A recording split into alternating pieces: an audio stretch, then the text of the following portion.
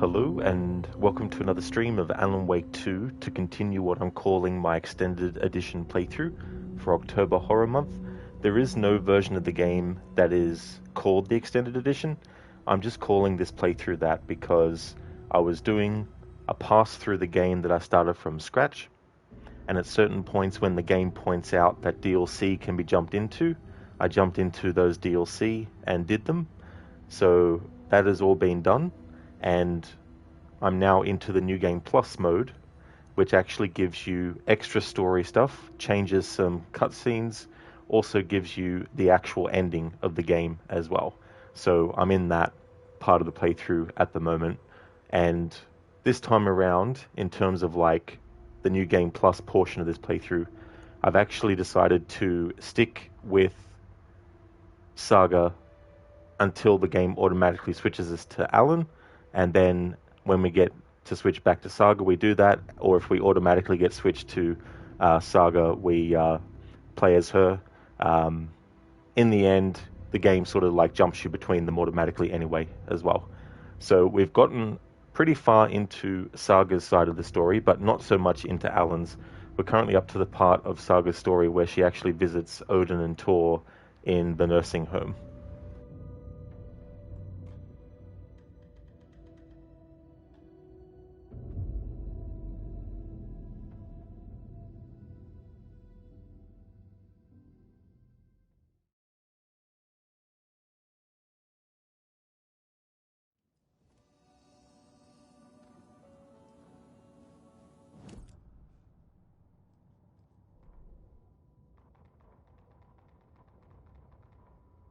The Valhalla Nursing Home, founded in 2014 for Odin and Tor Anderson of the Old Gods of Asgard fame for their twilight years. Built after the Return comeback tour, flip-flopped to be their farewell tour, cut short, canceled. As their agent, Barry Wheeler had managed to coax a few hit songs out of them before that. Balance Slays the Demon, a couple of others. The old men rocked like their namesakes. The backstage parties got out of hand. The air was thick with smoke. Wheeler squinted. His migraine flared, booze and drugs. A rock and roll cliche.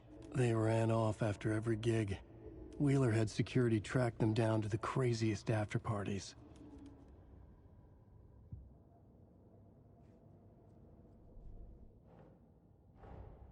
Tor and Odin might know something about the clicker. With Wake out of reach, this is my best lead.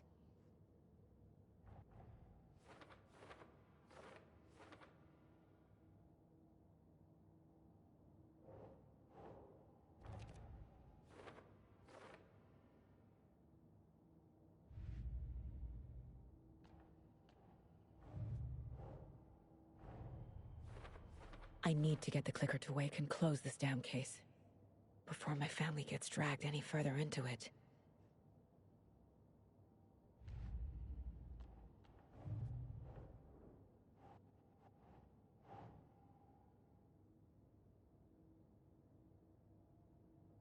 Yes.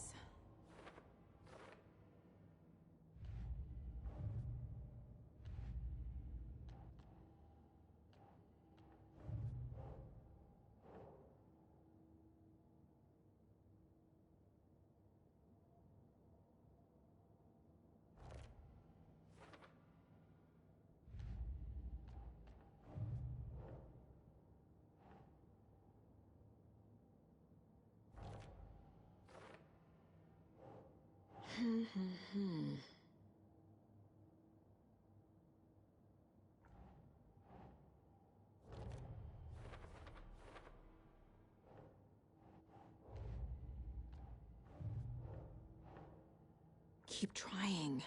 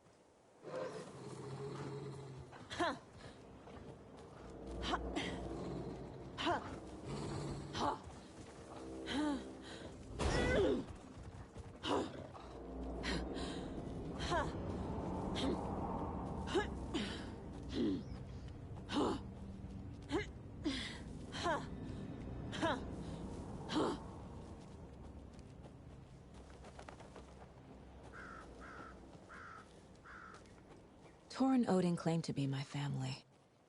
I know Logan and I never lived here. But I don't know enough about my family history to say they're not my relatives. Mom only ever said my grandfather was bad news.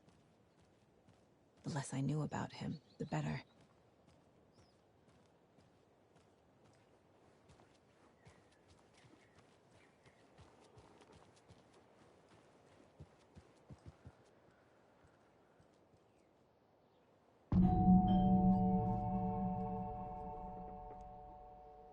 It's a little late for visitors, you know. I was just getting the... Oh, Saga? What's up? Hello, Rose. Thought I'd swing by, see the family. Not a bad time, is it? Oh, no. I was just, you know, tidying I'm so glad you're visiting again, Saga. But Odin and Tor can't see anyone today. I was just on the phone with Tor. He invited me over. Sorry. They had a little too much fun on our trip to Watery and need to rest. I need an excuse to get in and talk to them. That's too bad. Okay if I say hi to the other residents before I go? Sure. They always love visitors. Come on in. Not smart to be outside when the sun goes down. I love the architecture. I always dreamed of living in a haunted Victorian manor. You say that like it's your first time here. Here's some of our residents, or as I like to call them, our little Vikings. Look who swung by, everyone. Norman, clothes. Norman, we have a visitor. Where are your clothes?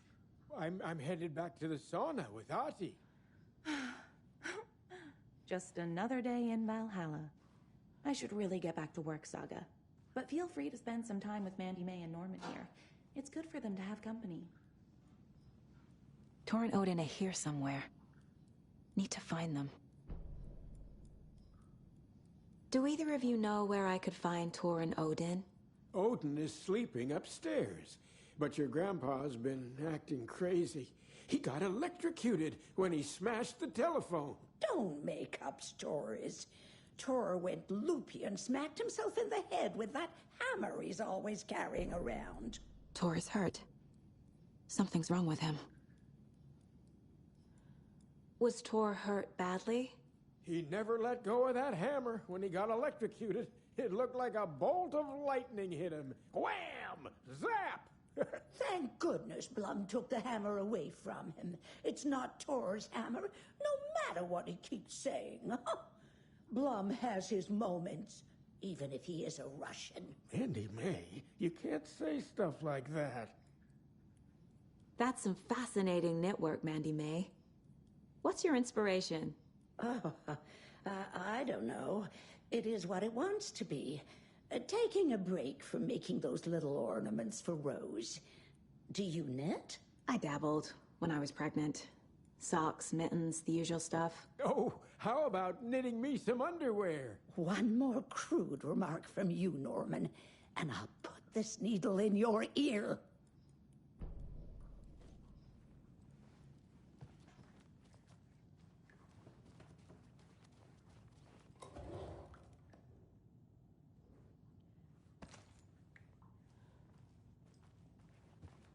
More of those kids' lunchboxes.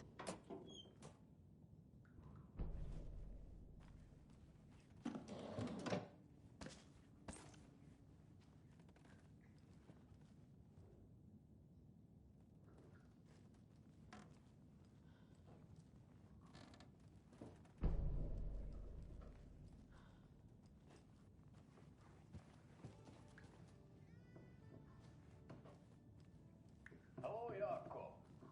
Looks like another perfect morning in paradise. I agree, Hilma.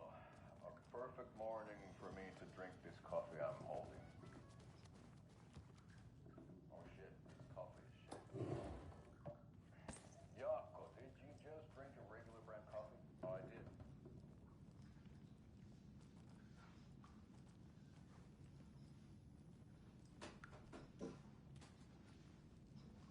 Ahti, this is your home. You don't need to keep cleaning. I'd take that mop away, but I know you'll just find it again. Kyllä. Mutta once after being told no.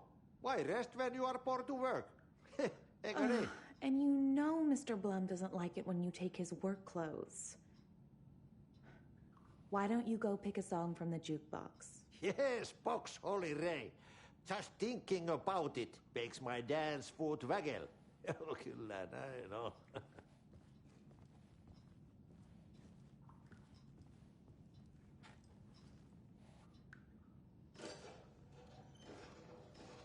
You said I'd been here before. When was the last time I visited? Let's see exactly what she thinks she remembers. Oh, it's been years. We were all so sad when you left. After the accident. Oh, fuck this. My daughter didn't drown. You're remembering wrong. She's at home watching Night Springs with her father. Mm-hmm. It's useless. I need to stop the story. Mandy May and Norman said Tor is hurt. Why didn't you mention that earlier? Oh, you mean the little bump on his noggin? It's nothing. The residents like to exaggerate. Uh-huh. I need to check Tor's room.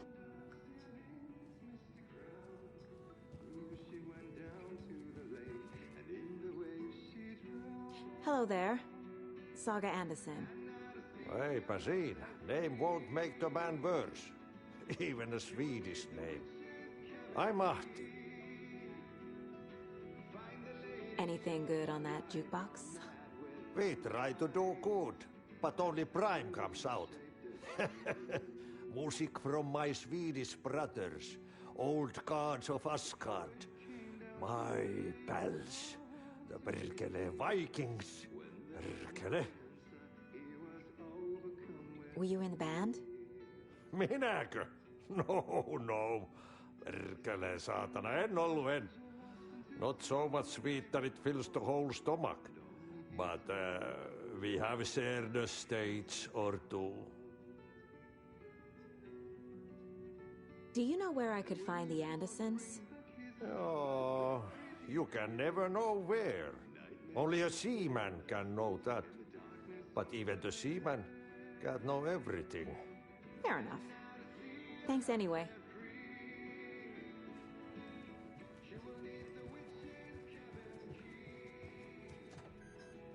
Sorry, Saga. That area's for staff only. What's in the wellness center? Oh, that's where we provide our health services to the residents. We have a rehab facility, dining area, and beds for special round-the-clock care. To stay young, stay limber.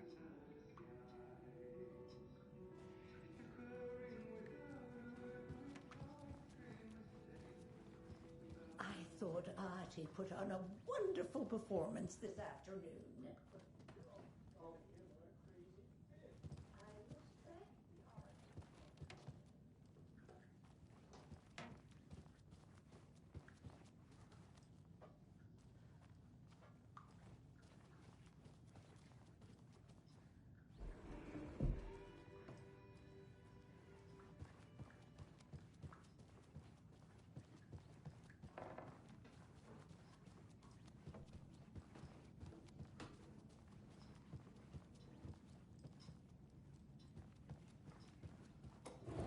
Rest easy, buddy.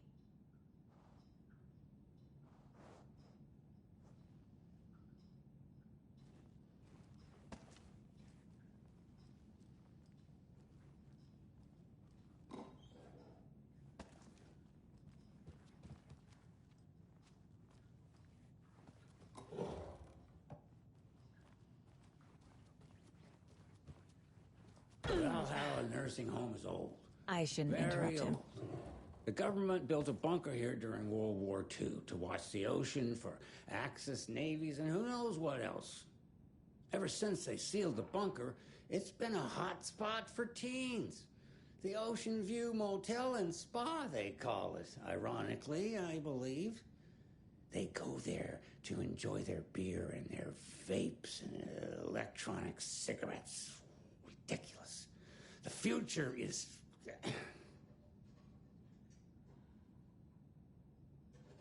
So, the teens would drink there, do other stuff that isn't appropriate content for you listeners at home, but the bunker has a tendency to flood, especially during the winter.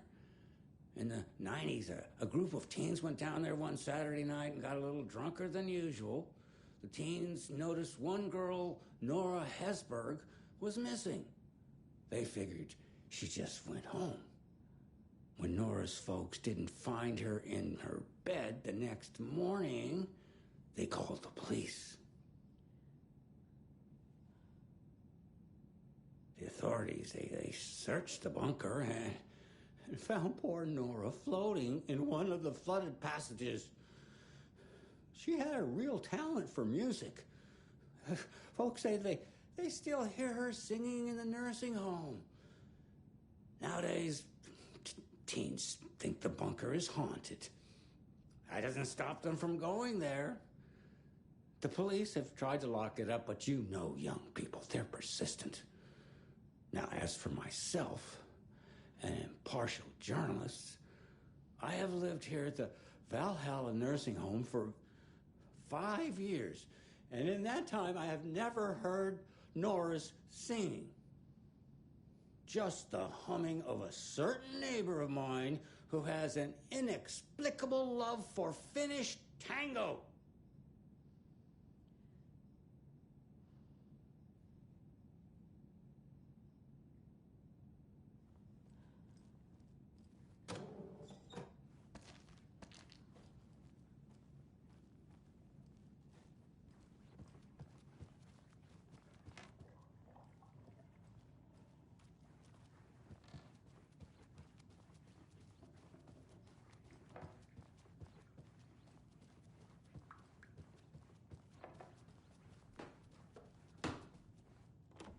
Getting in is forbidden, for your own safety.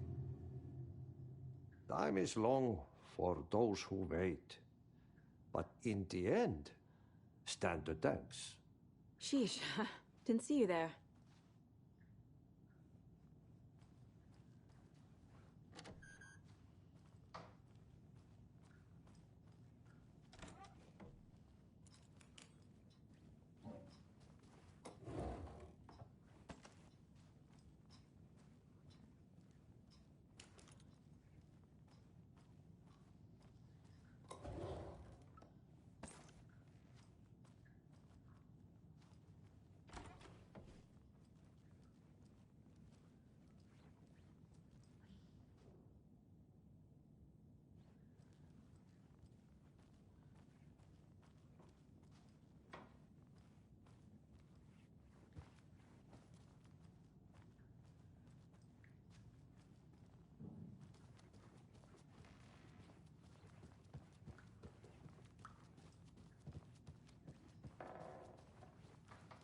This is Tor's room.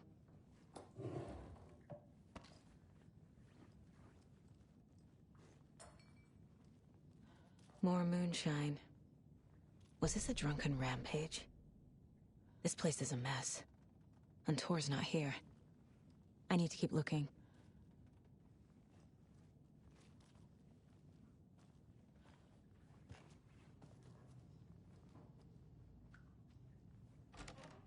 Excuse me, miss, but you don't see me barging into your room while you're performing mental and physical strengthening exercises, do you? I thought not. Sorry. Don't mind me. And now I have to start over. Odin's in bad shape. He was drunk and watery. Or is this something more serious? Can you hear me, Odin?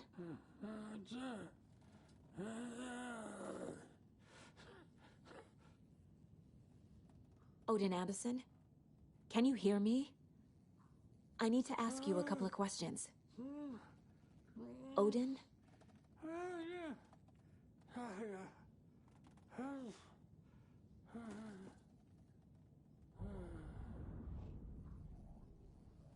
He's in no shape to talk.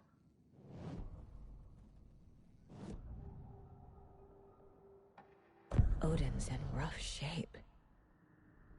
What happened to him? These are our twilight years. There's darkness in the water. We have our little tricks. And so do you. What's happening?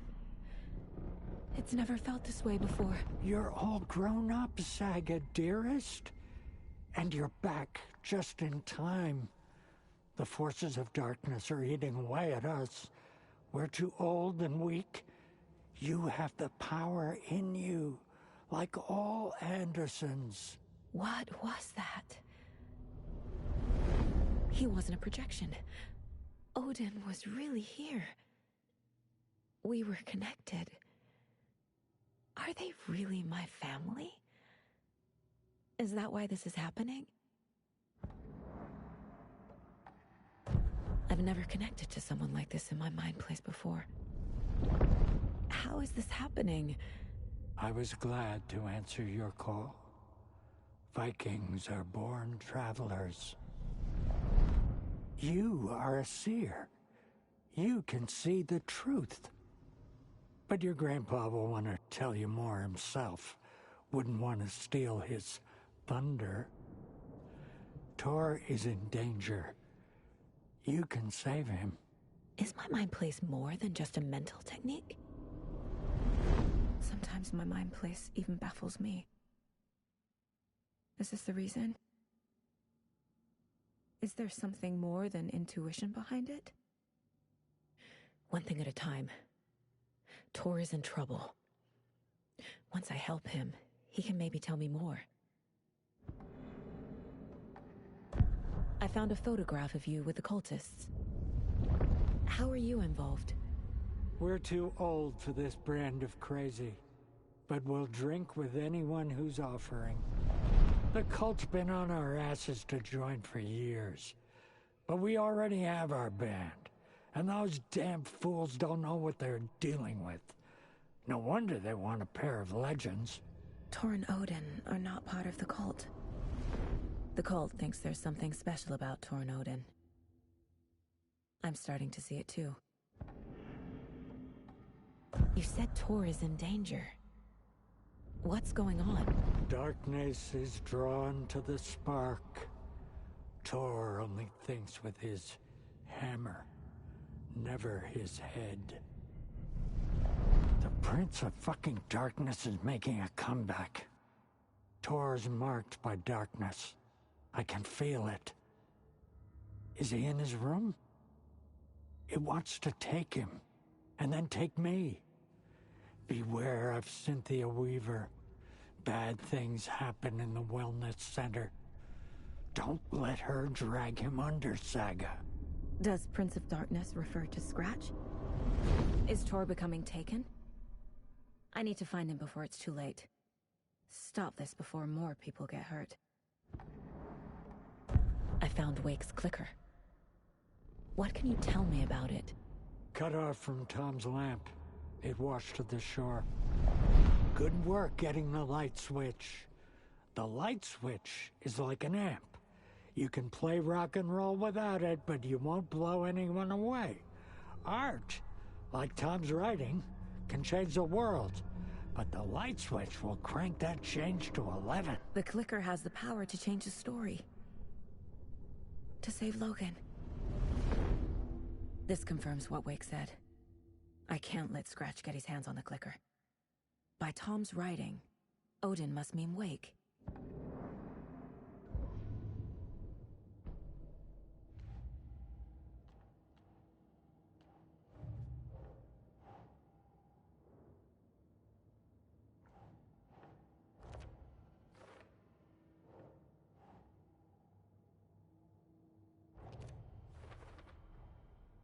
The clicker makes Wake's writing change reality.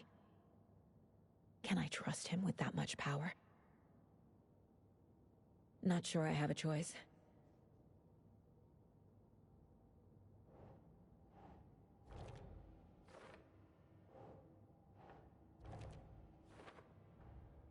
Tor is not okay.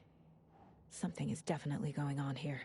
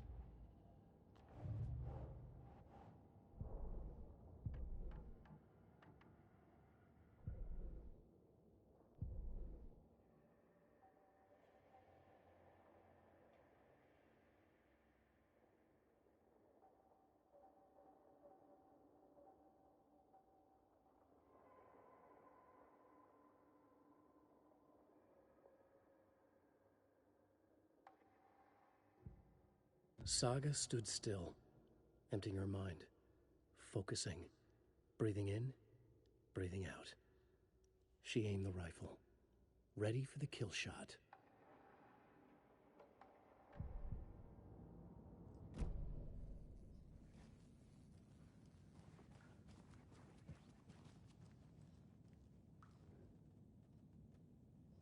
That woman in the painting looks like Mom. Was I born here? Or is this more of the story?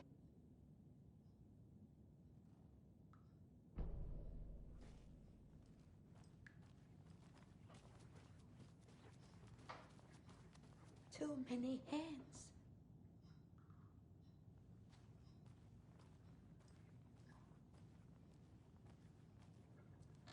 This will put a smile back on your face, my dear. Sorry? In a black void with no sense of up or down. She's one of them. There must be an overlap here somewhere.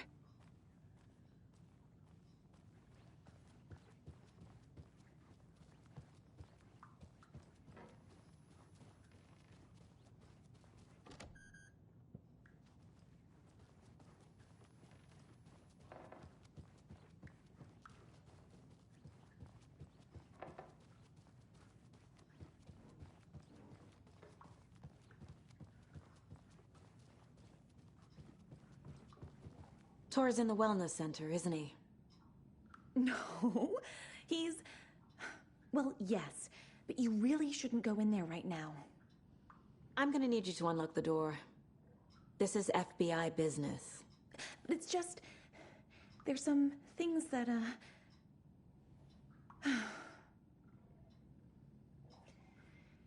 Yes, okay. I'll let you in. Thank you, Rose.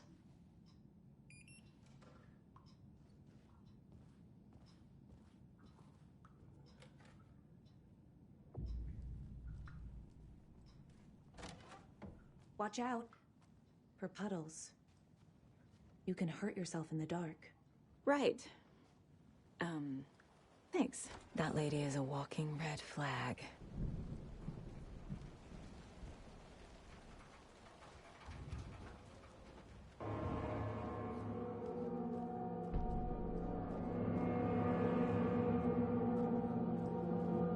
Dark. Empty. Be ready, Saga. Hello? Tor? It's Saga Anderson.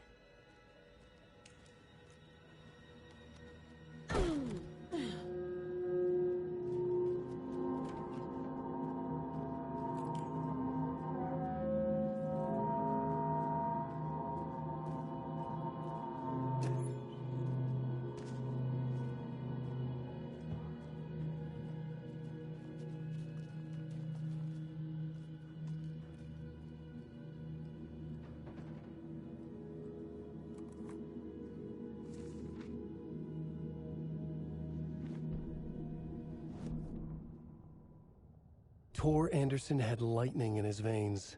This was rock and roll, baby. That Weaver girl had cast a spell on him. Tor would do anything she'd ask. Tor deserved this. Tor wanted this. She wanted the song. A gift. He had to get it for her. Afterwards, it was too late. Tor swung his hammer in frustration. The spark was gone. Black liquid clogged his mind. A bad trip. Tor fought it. He was strong. He'd never be taken. But the darkness could still drown him. Tor needed to warn someone. It was all happening again. Tom was back. Coming back. Tom would need help too if he was going to make it. But the brothers were too old to stop at this time. Tor had called someone. Someone who could help. The name escaped him. Drowned beneath dark water.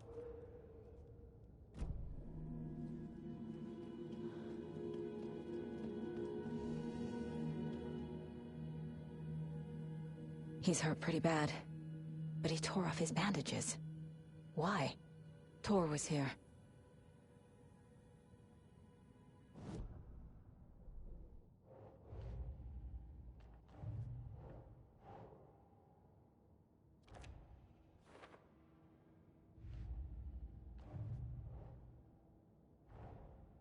Odin said Tor needs help. But from what? Is he turning into a Taken?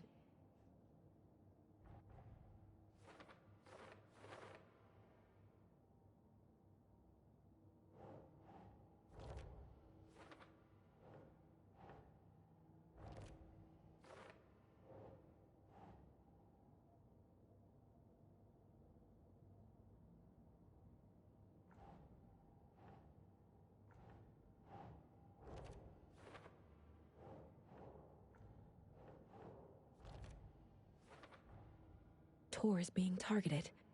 He needs help.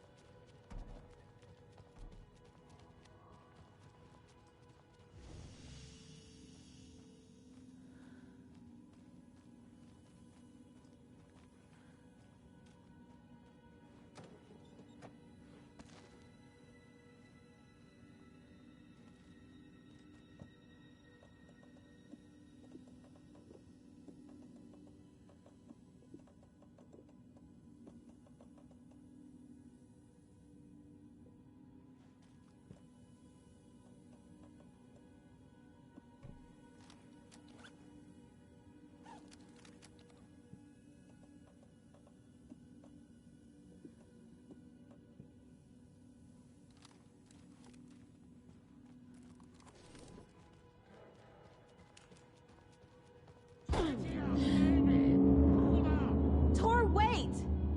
It's me!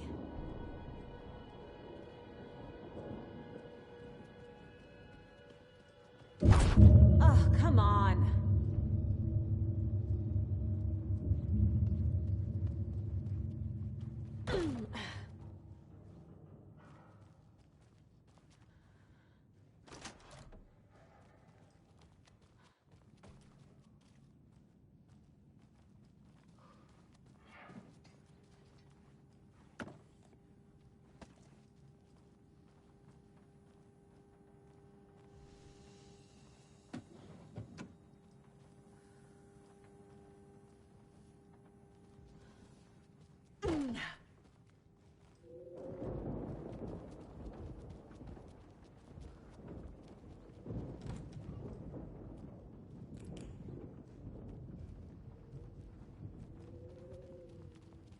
A security computer.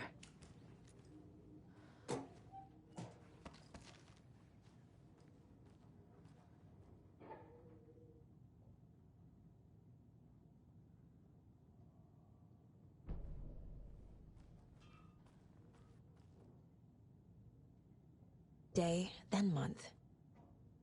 He uses European formatting.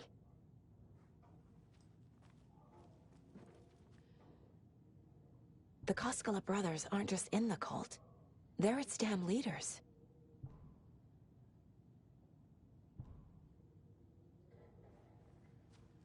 Needs a password. And a warrant, technically. But hey, desperate times.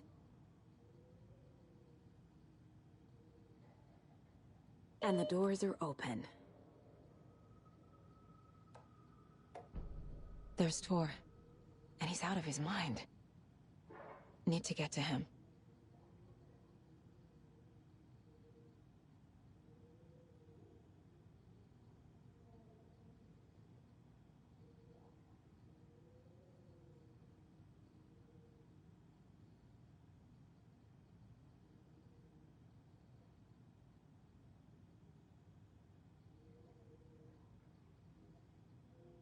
Hey there, Nofri.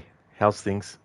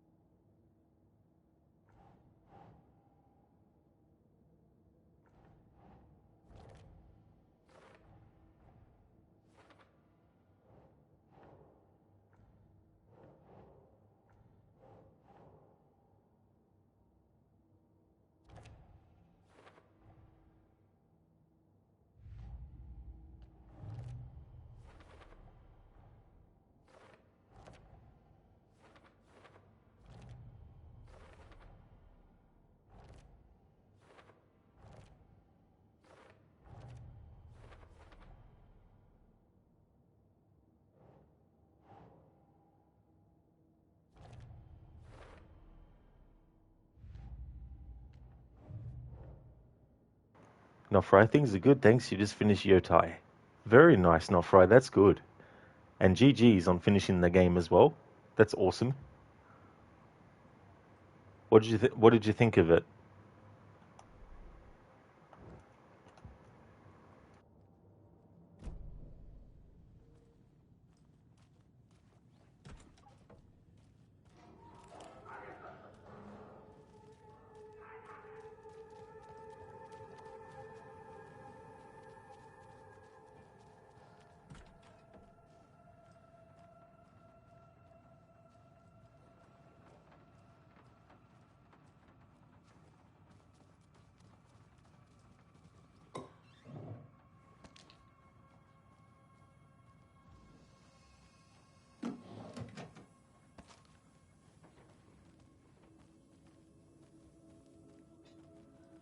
Nofry, it was pretty damn good, in your opinion? Oh, nice, that's good.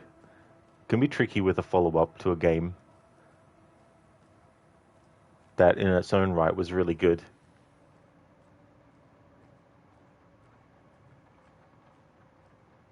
Plus also, if you're playing as a different character too, like I know games like in the Assassin's Creed series where you had Altair in Assassin's Creed 1, and then when they did the sequel, instead of being Altair again, it was Ezio, you know.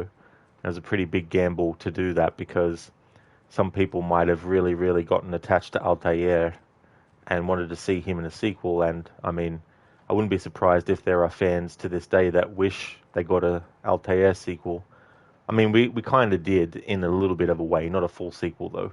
In Revelations, you have those Altair parts of the story.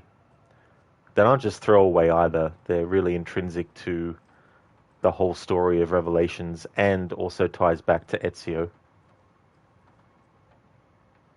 And then you get games like Red Dead Redemption 1, where if you played that and really got to know John Marston a lot, then when you get to Red Dead 2, it's like, here's another character that you need to, you know, play as. It can be pretty risky. Dr. Darling, Rod started the stream before you were awake again. Exactly. That was my plan since I was born, to make sure that on this very day, I started my stream before you were awake. Just kidding. Or am I? No, Fry, they definitely took what Tsushima did, but made it better. Oh, good. Yeah, that's the other thing too. If there's something that is in the previous game that is really good, it's definitely good to just carry that forward and continue that into the sequel. Build upon what made the first thing really good.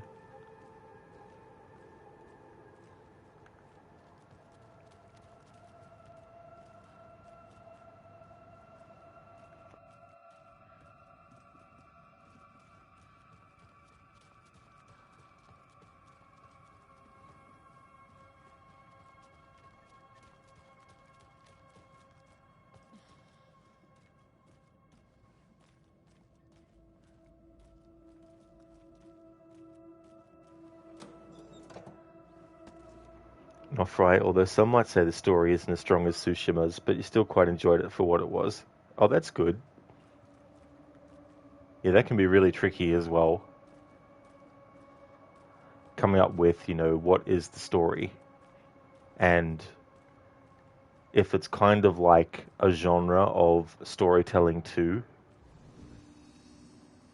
then it's like, how do you actually give people what they expect from that kind of story and do it in a way that is going to be as good as what came before? Even, you know, sometimes it can be better as well.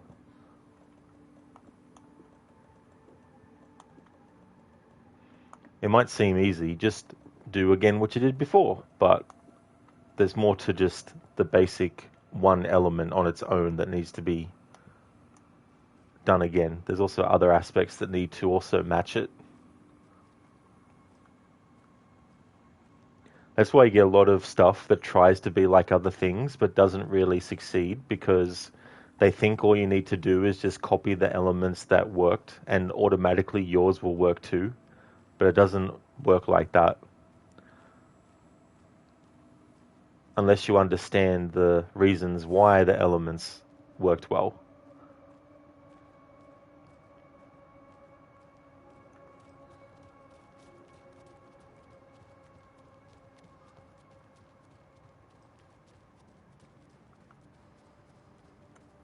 Not Fry, the combat was just as good, if not better, than Tsushima, and the world was way more open than Tsushima. Oh, was it? So, do you have like a lot more sort of like of the game world to explore? You mean like is because I don't know about the size of like the island. I mean, I'm assuming it's another island. That Yotai is another island, or is it part of the mainland?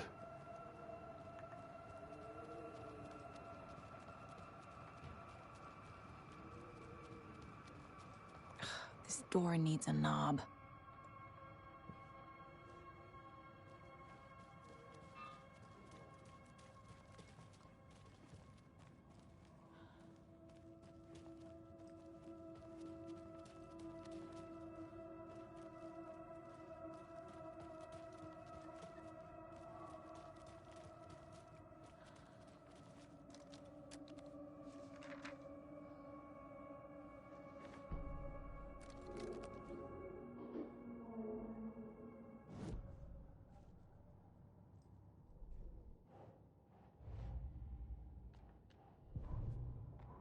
Gale Barrows stared at his chest x-ray.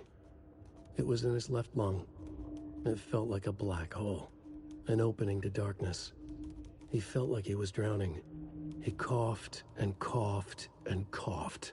So hard his whole body and soul felt twisted and mangled, upside down and inside out. With every cough, the black hole grew bigger.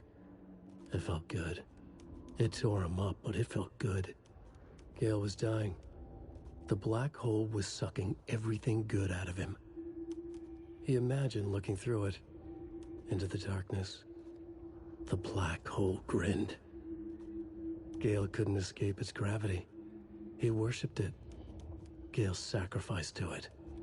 In blood.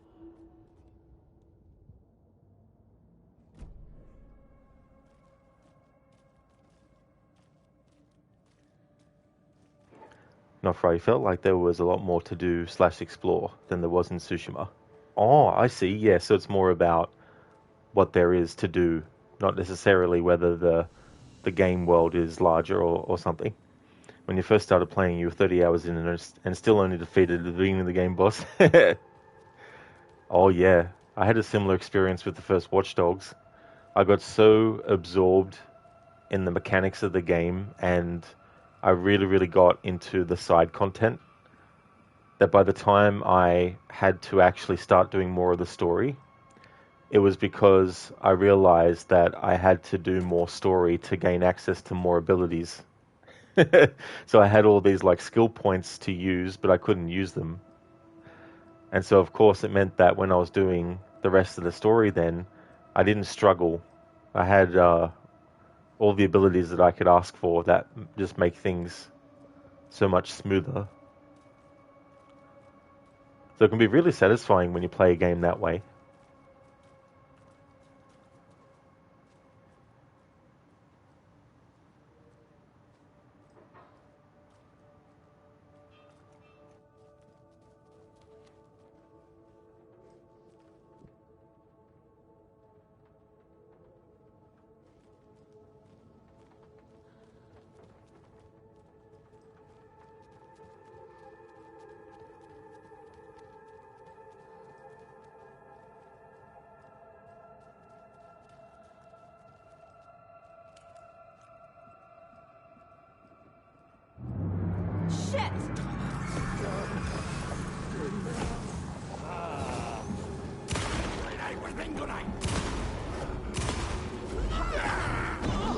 I hate that, man. I dodged that before you even threw it.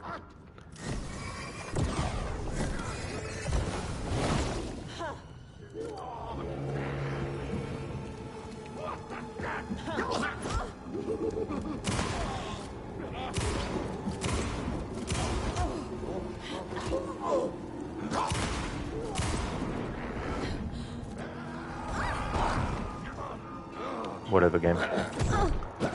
This is why first game's combat is far superior.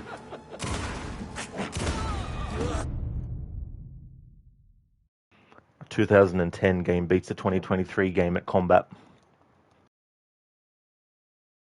And the doors are open. This is what you get too when you try to just copy Resident Evil remakes. I swear though, it feels like in the Resident Evil remakes, the characters switch quickly to their weapon, and then you can aim quicker and then shoot quicker before the enemy actually can react. The games are a lot more responsive to the player's inputs and quick to recognize the inputs. And also, it seems like it's pretty good to exit out of animation cycles when you're being attacked by enemies, because it's a video game. It doesn't have to be 100% realistic. In real life, you have to fully do the process of reloading your gun, but in a video game, you shouldn't have to wait for the animation to finish. You should be able to just cancel out, and the game should automatically fill the rest of your, gun with the bullets that you need. Shit!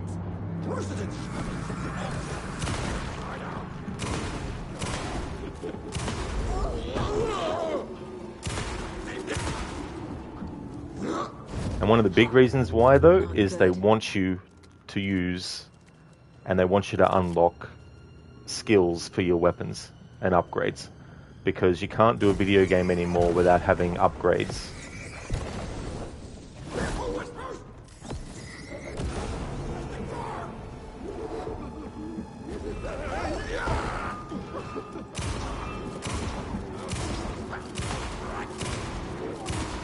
Plus you have bullet sponges as well that take 500 hits just to kill.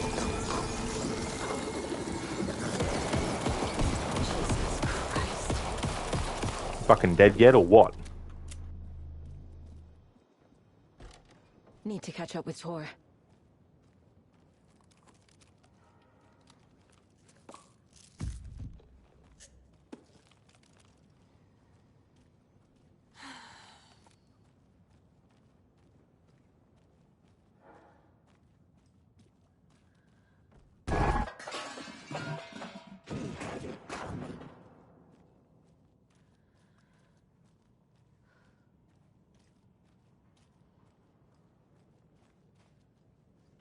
Nofra is a really good game, definitely recommend, and we'll for sure be doing a replay in the future. That's cool. It's good when you know it's a game that you want to replay. Might also be some stuff that you pick up that you didn't notice before as well. That can always be fun too, recognizing something new that you didn't notice before.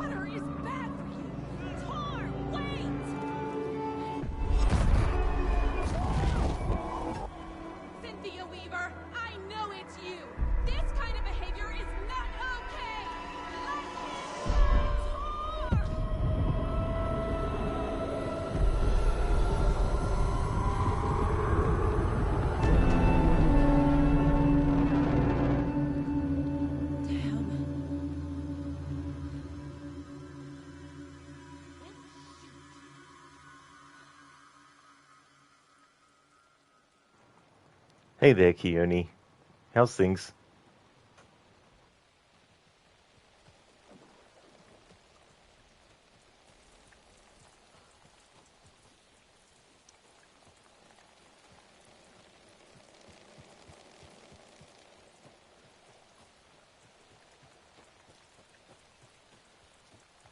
What was that?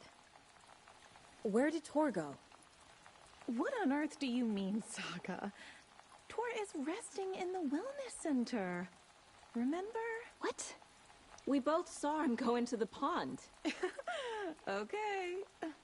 Are you fucking with me, or is this the story again? Now. Let's cool it with the language. She's clearly lying to me. Why?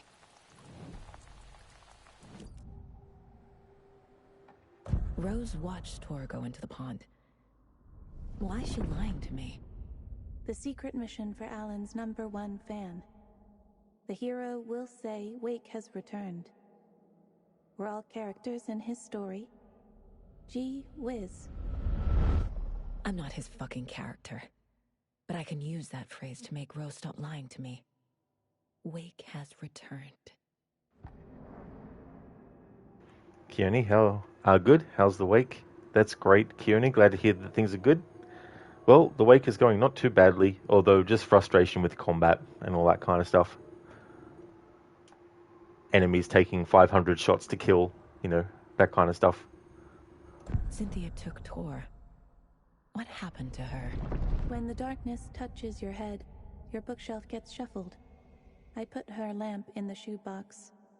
What do you call a lamp lady without her lamp? Is Rose talking about Cynthia or herself? Or both?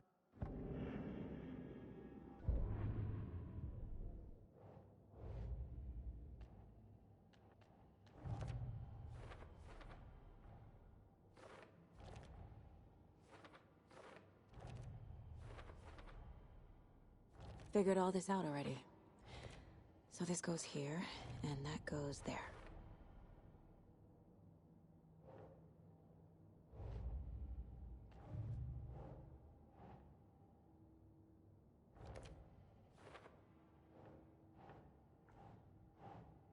Nah.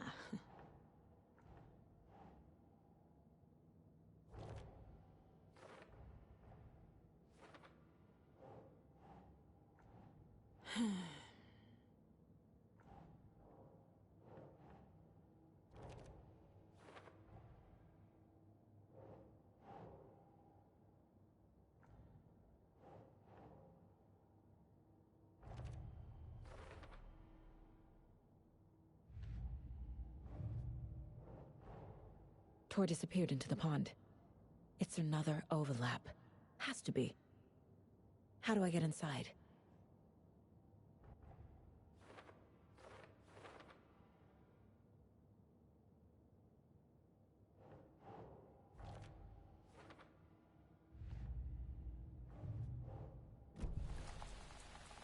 Rose. Wake has returned. Oh my God. You're the hero! You're here to save Alan! I feel so silly for trying to keep you out of the wellness center. I locked Torringale in there after they lost it, and I didn't want you getting hurt. Before I forget, here's the page Wake told me to give you. Oh, and you'll need my keys to get around.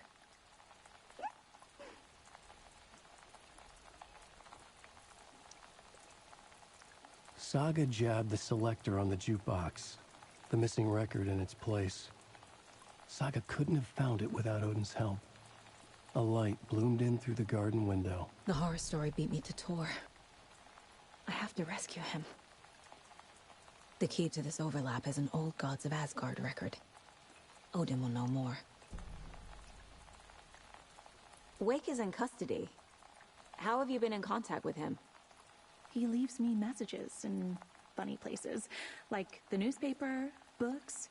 Once he even wrote to me with a cloud. If it's something really important, he tells me in a dream. Okay. And what does he say to you with these clouds?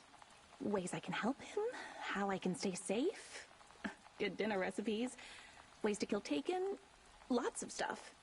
I've been finding some pages of writing lately too, so he must be working on a new book.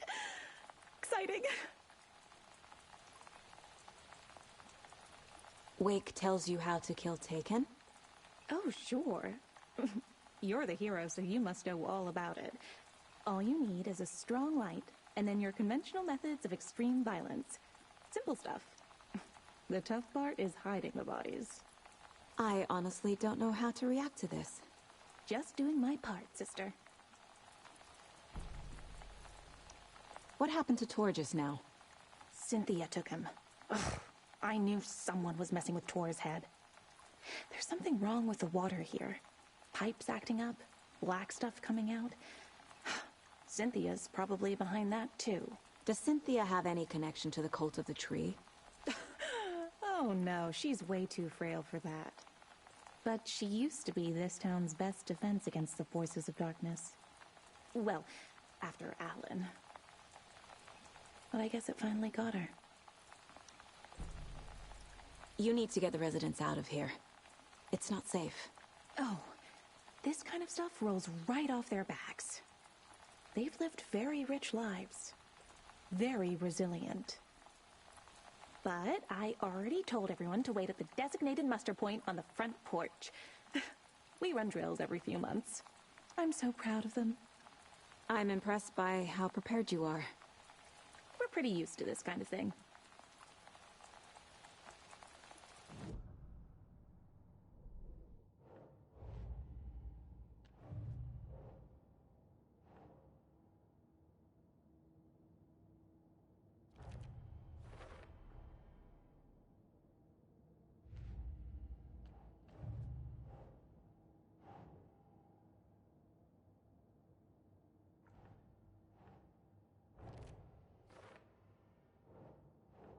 Think. The page says the record will open the overlap. Or is the page predetermining it? Am I just playing into the story?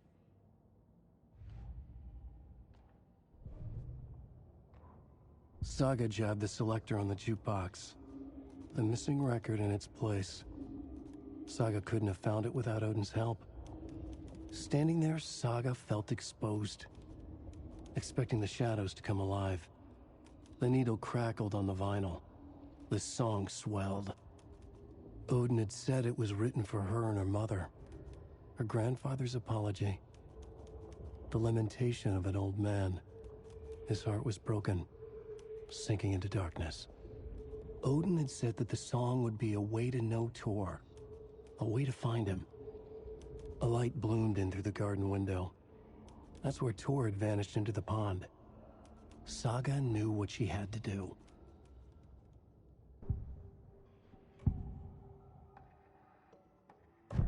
The page mentions a missing record. Do you know where it is, Odin?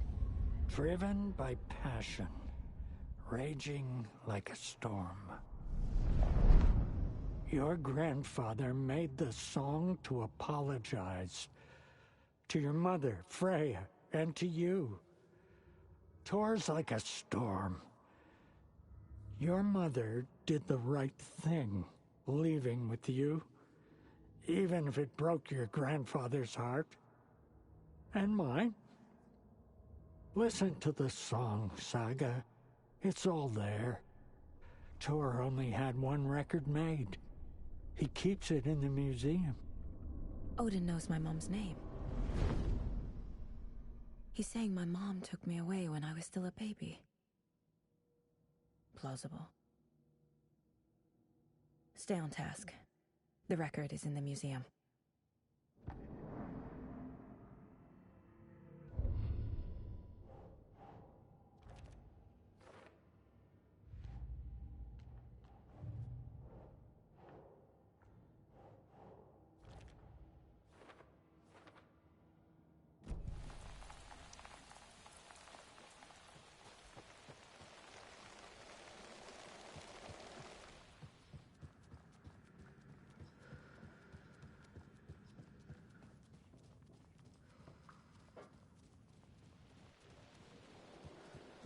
Hey, Saga! Welcome to the emergency muster point!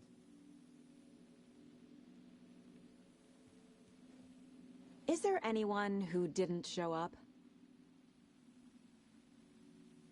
A few. Artie, Gil, Cynthia. If they aren't here by now, then they aren't coming. It's important to be punctual. On that topic, I'd like to point out that our nightly decaf coffee service is almost half an hour behind schedule. Have any of you noticed anything odd about Ms. Weaver? Just that Tor won't leave the poor woman alone. That brute wants one thing, and one thing only. Cynthia's gotten downright bossy. Take a swim in the pond, Norman. Drink some water, Norman. Well, no one tells Norman McDonald what to do. You all should stay out here a while. Until it's safe. I'm happy to get out of that house. Isn't it strange that I've lived in Bright Falls my whole life and I can't remember this building? The house has always been here, Norman.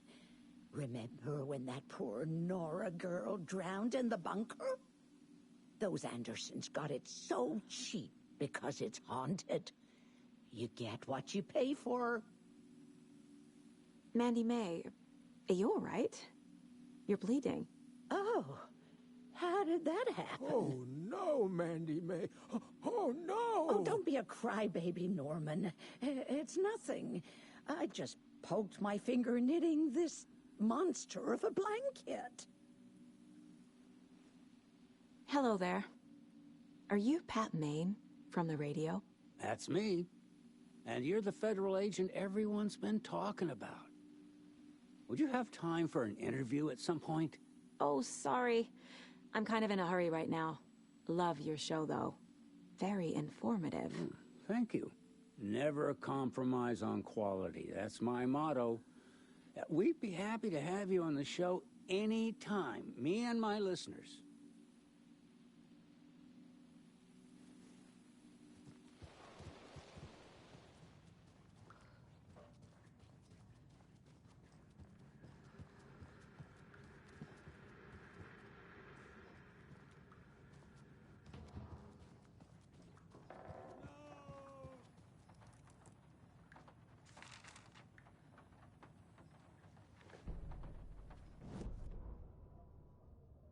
Odin Anderson stirred in his bed, his vision hazy, smudged. He felt weighted down by an ocean of dark water. Through the haze, he made out Saga. Odin felt useless.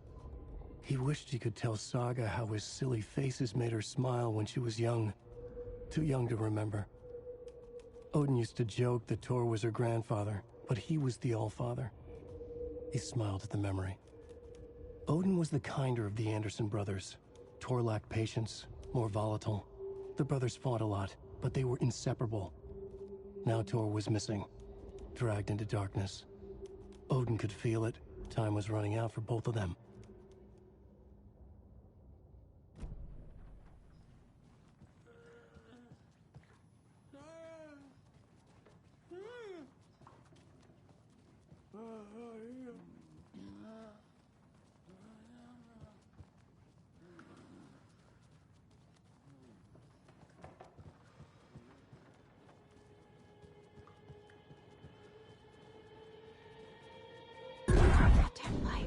No use crying in the dark place.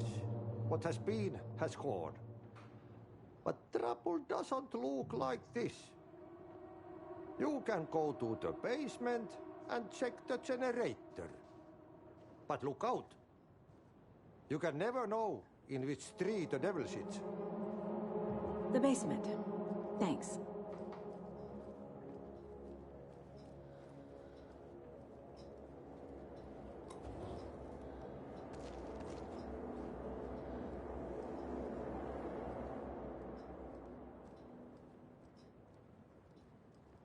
Do you know anything about the Cult of the Tree?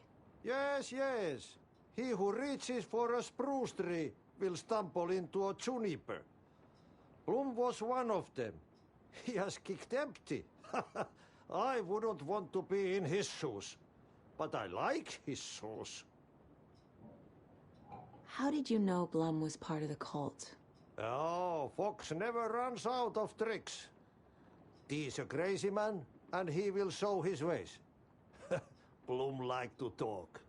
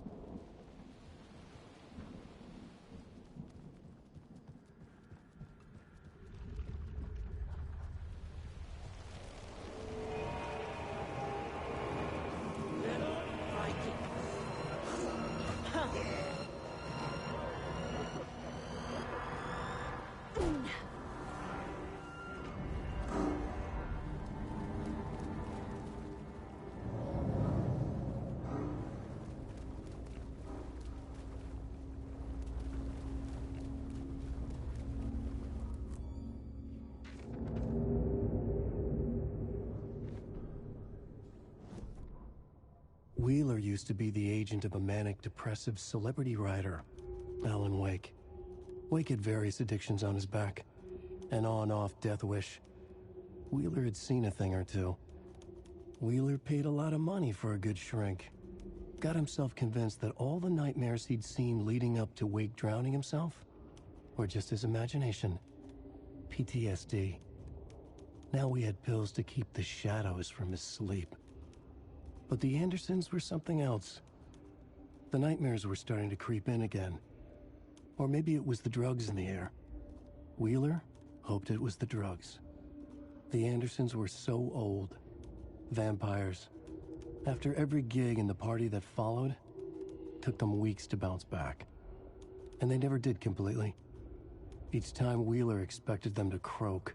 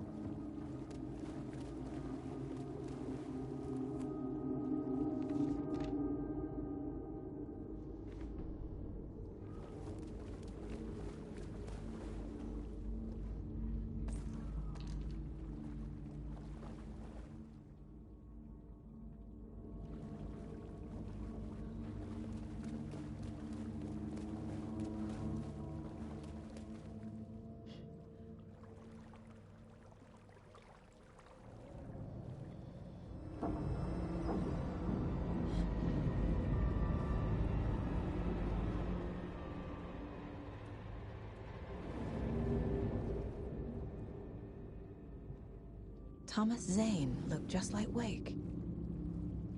Is this why Odin keeps calling him Tom?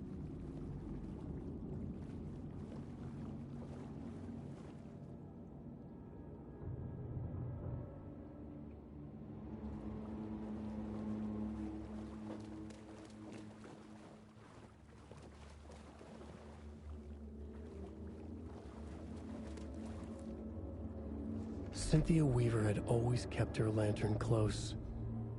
Someone in the bathroom with her. In the dark. Dark water pressed itself into her. She screamed.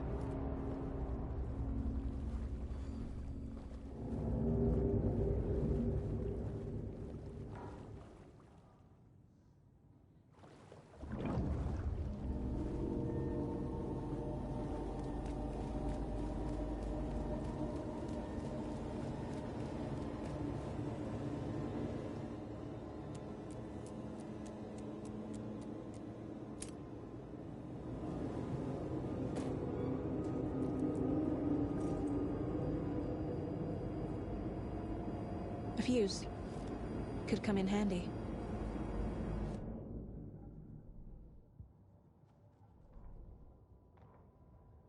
Cynthia Weaver hated being old. She'd been a doer, a fighter. Now the bathroom frightened her, afraid she'd break her hip, like Norman.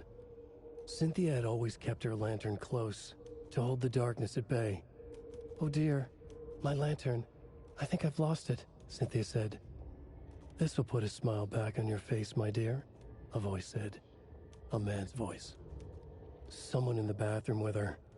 In the dark. The light bulb had blown. She meant to replace it days ago. How could she forget? She had slipped getting out of the tub. She lay in the tub now. She lifted her hand. It looked wrong. Too many hands. In a black void with no sense of up or down, she was underwater. A dark shape pushed her down. Dark water pressed itself into her. She screamed. It came out in bubbles. Emmett Elwood had had enough. All his life he'd been surrounded by the same small-minded, impolite, ignorant people in town.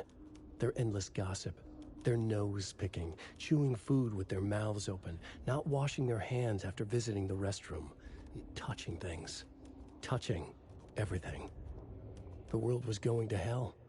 He'd watched day after day how all the nice things in life in Bright Falls were spoiled and ruined forever. There would be a just and terrible reckoning. Emmett had imagined many times how he'd make them pay. He had lovingly tended his anger, made it grow hotter. It was out in the open now.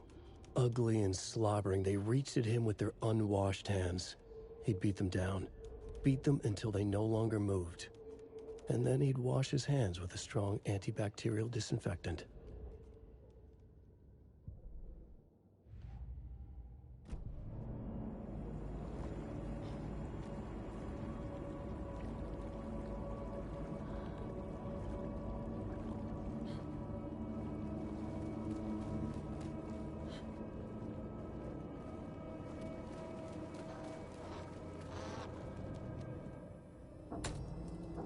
There. Power's back on.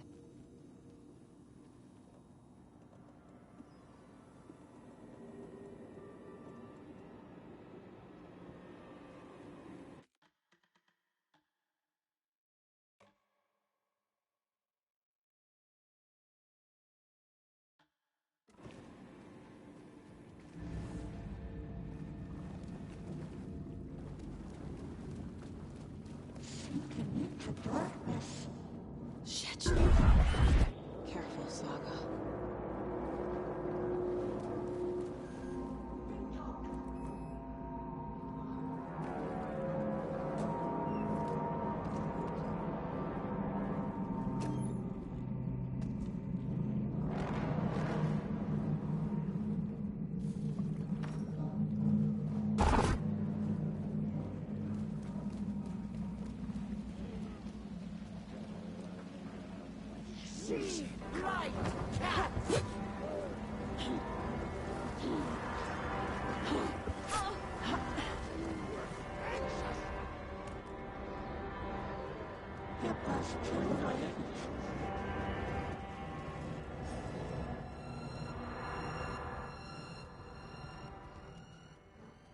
She was underwater.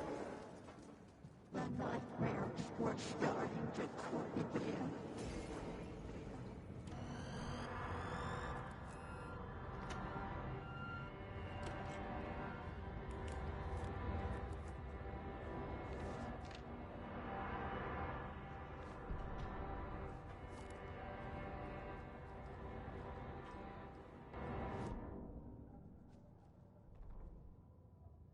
Wheeler set up a foundation with the sales of their greatest hits album.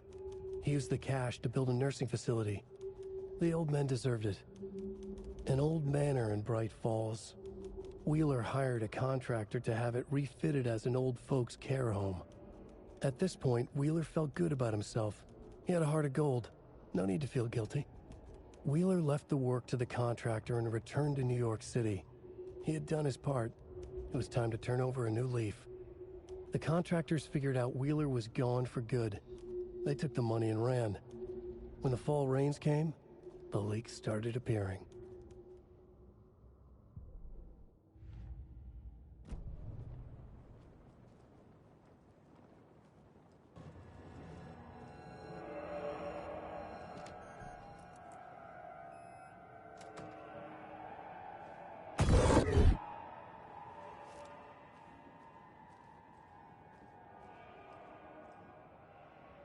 Tor's a romantic, huh?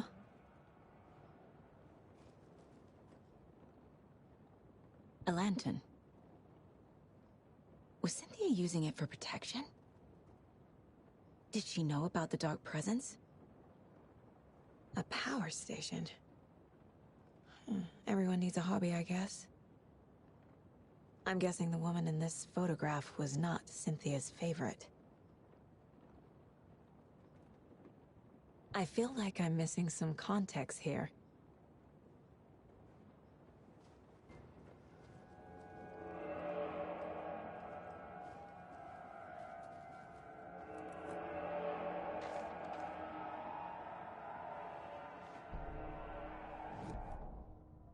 Lost on the shore between the forest and the ocean, the owl and the...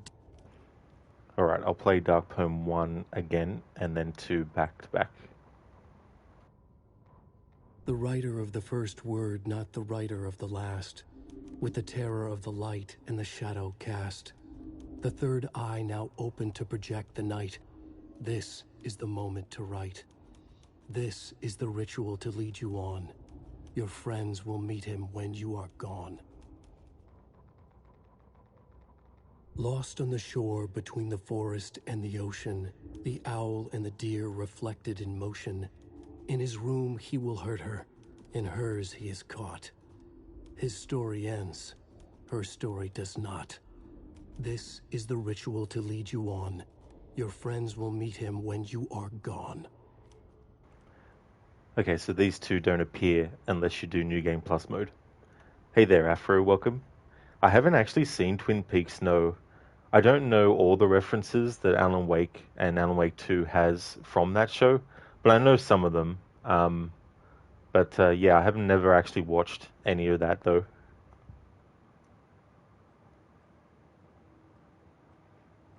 I like how Mirror Peak is basically their version of the title Twin Peaks. You know, things like that. So I'm aware of that stuff, but haven't actually seen any of the show.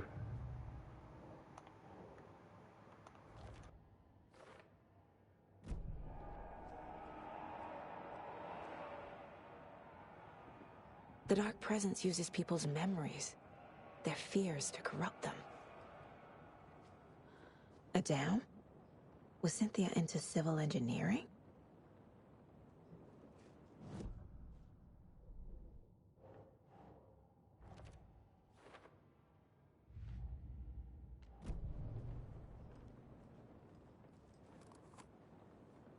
Cynthia would deal with the nasty Anderson fellow, Tor, always poking people with his hammer. He had it coming.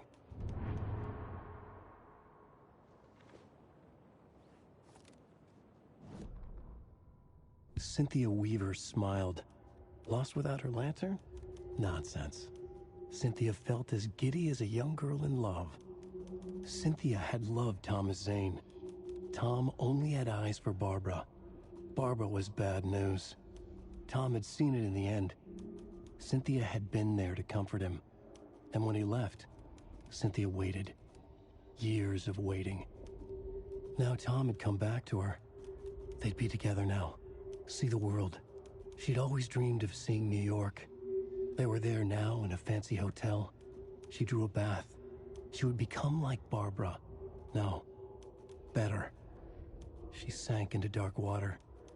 Into Tom. Tom had enemies plotting against him. Cynthia would deal with the nasty Anderson fellow, Tor, always poking people with his hammer. He had it coming. Anything for Tom.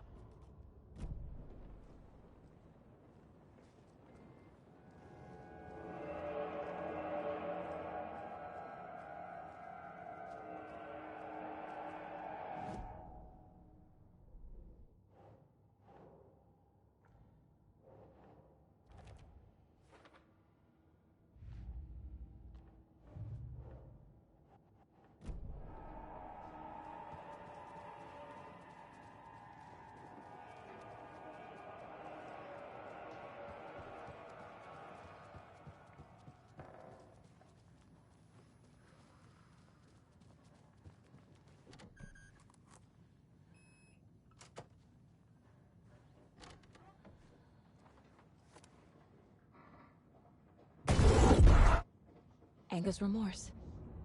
This is the one. But it's gone. Cynthia has the record. She will tell me where to find it.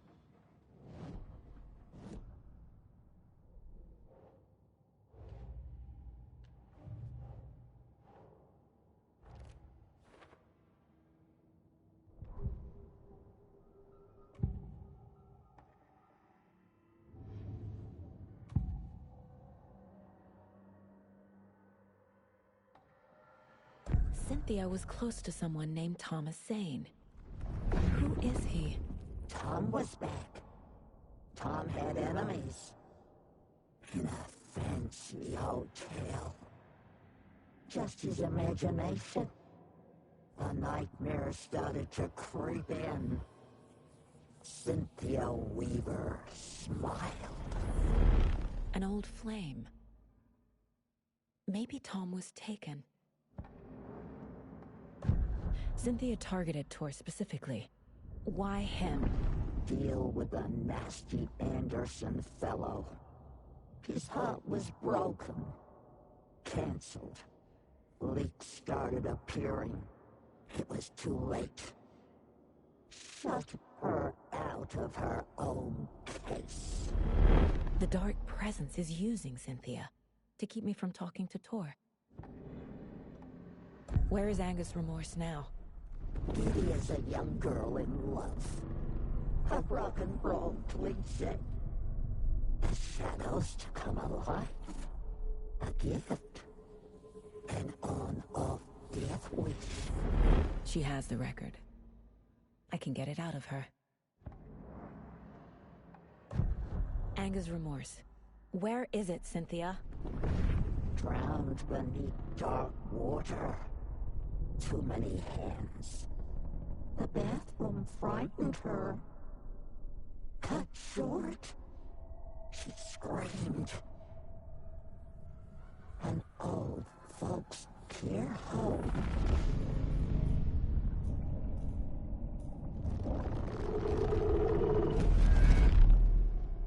The Angus Remorse record is in Cynthia's room. In her bathtub.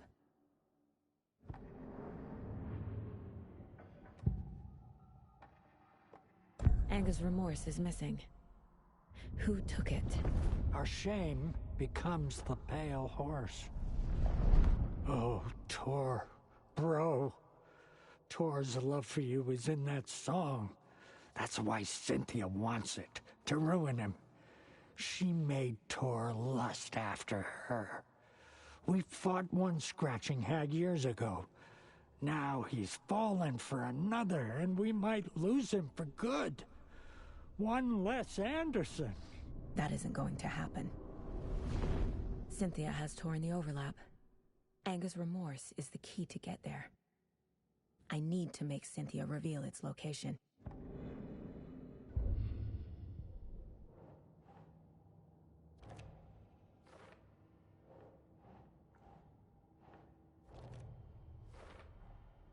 A bathtub, a pond, a lake. There's a theme here.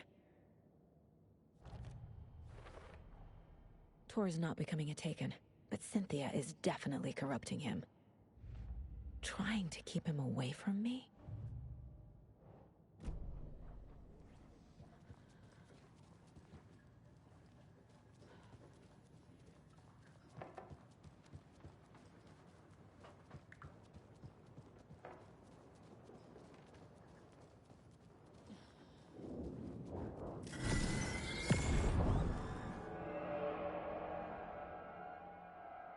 Angus Remorse by Old Gods of Asgard. I need to play it in the jukebox. The dark water pressed itself into her.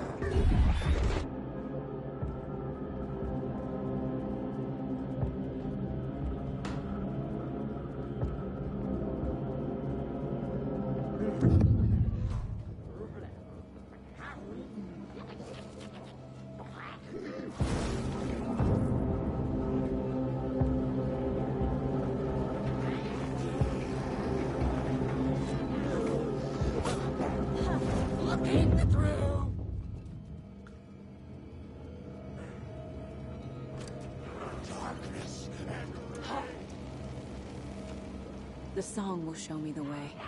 The overlap is at the pond. Fuck. Here we go again.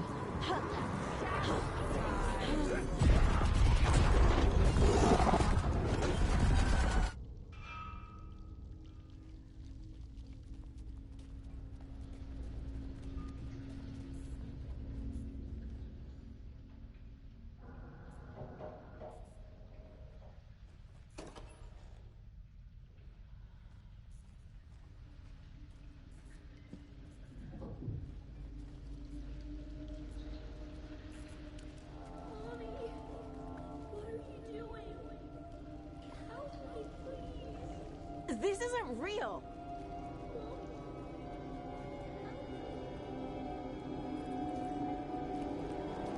Fuck this place!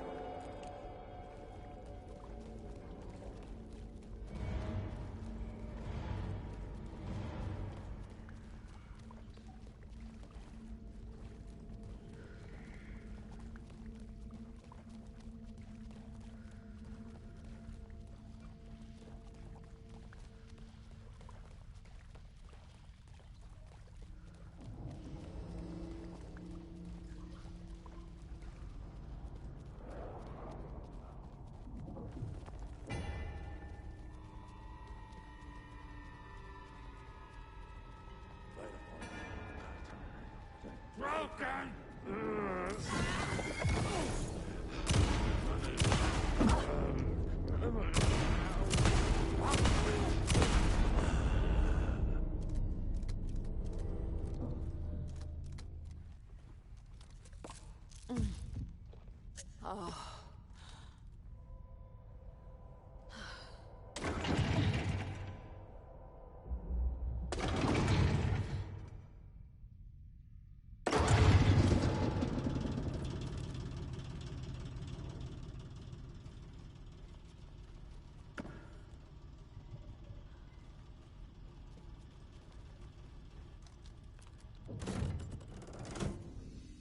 The wall just disappeared. The light did that?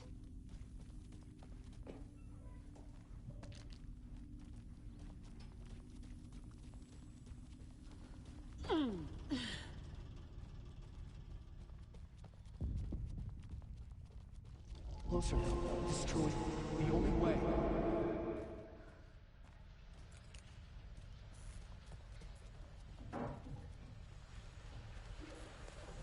It's a loop, like the others. I need to reach the center.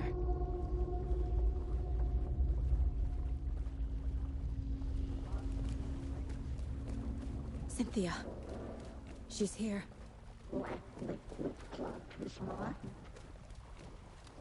A dead end.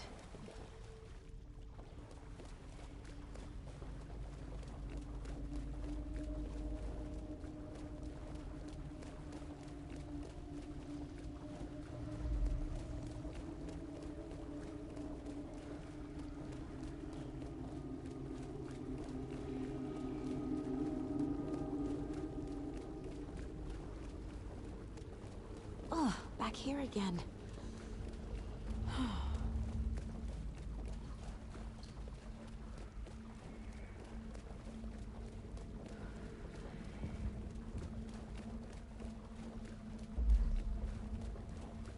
I keep ending up back here.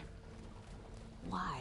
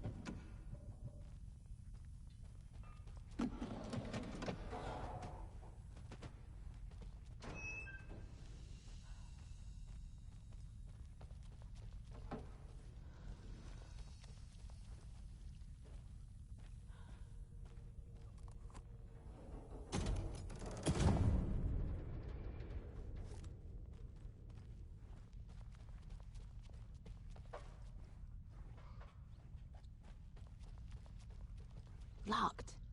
The key has to be nearby.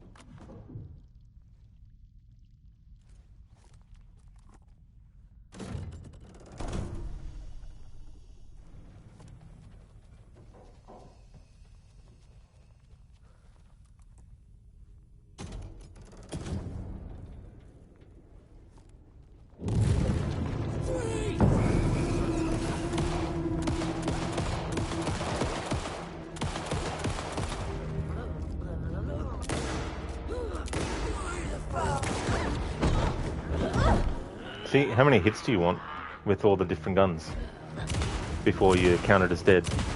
You know what I mean? All of them, I guess.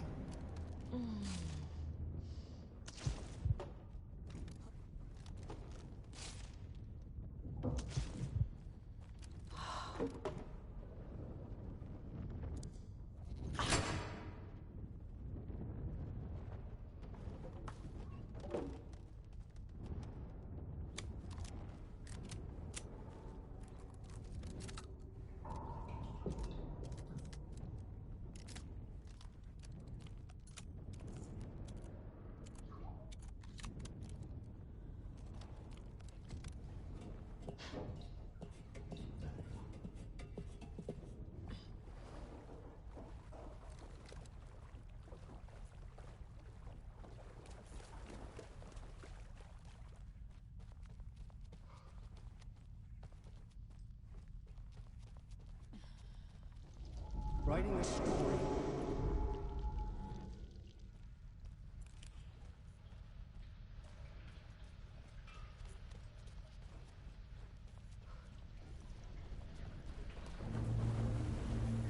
Back again.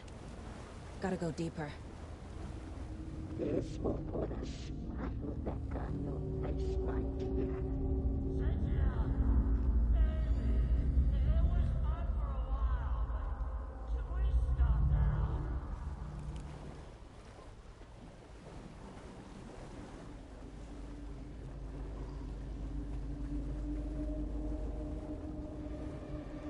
Hey there, Vegas. That's a great quote from Commando. How's things? Tor! Where are you? Can you hear me? It's so dark. Oh, I'm sorry, kiddo. The hag tricked me. Tor, I'm here! I'm coming!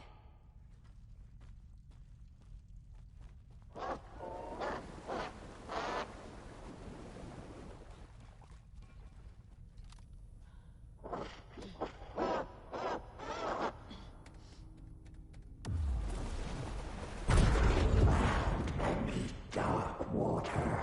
You took Tor. I'm here to take him back. I need to get the lights on to reach him. Saga. It's so damn dark down here. I'm underwater.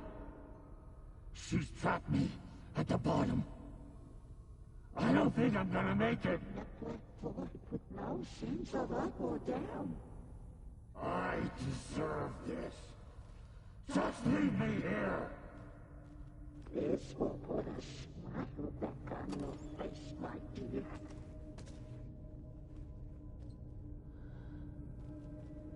This is it for me. Victory? Joe! Where are you? It was too late. I can't see a way out. I gotta get out of the water. I was trapped in a forest storm, but I fought it long. She got me good. Prepare it coming. I'm lost. The brothers were too old to I can't stay in the water. I pushed her down. Shit! Saga gets slid into a nightmare. There must be a way to get the power back on. Shit. Where'd she go?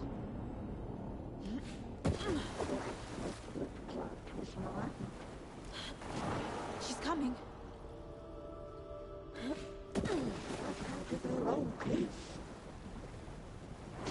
I can't stay in the water.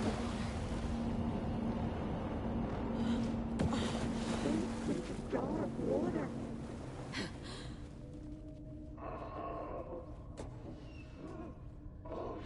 Dark water pressed itself into her.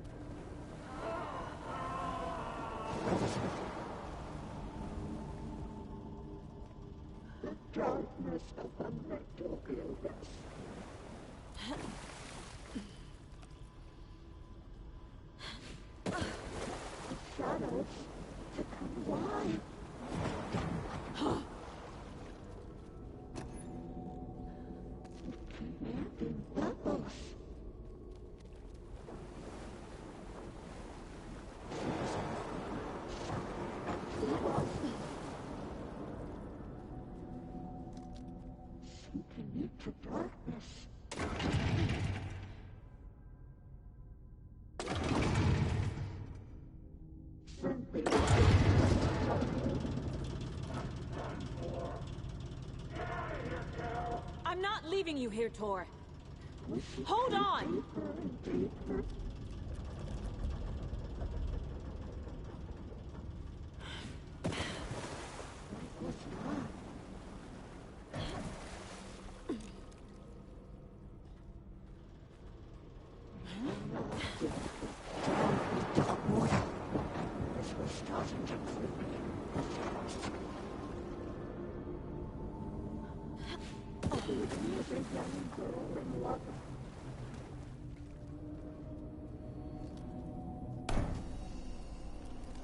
It's cold. Dark. I can't see a goddamn thing. Tell Odin. I'm sorry I fucked everything up. You can apologize to him yourself. I'm getting you the hell out of here.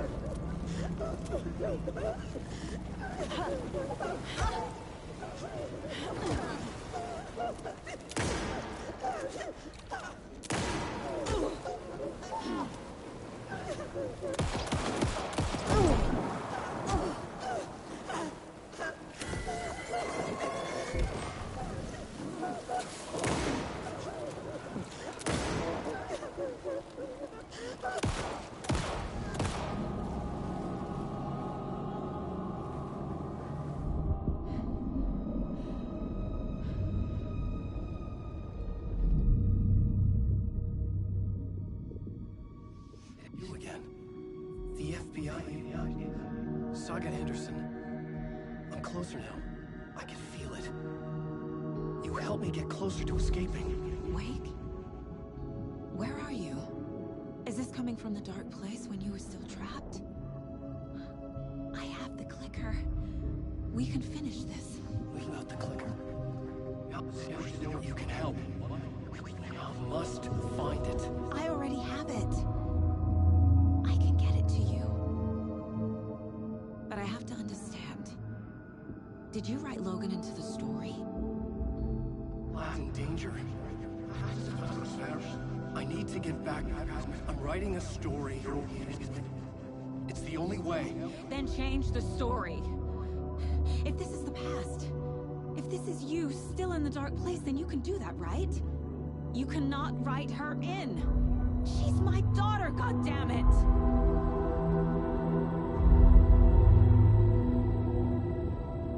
Logan is in the story. I can get him to change it. I have the clicker. I'll make acknowledge it now. He had no right to do this to Logan. To my family.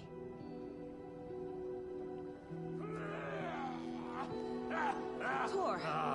Oh, fucking hell. Are you okay? You took your sweet time to come save your grandpa, huh? Nice attitude. A family trait? You're right. Sorry. Thanks for helping out an old bastard like me. That's my job. Now, I've got some questions for you. Of course you do, sweetie pie. And I got answers.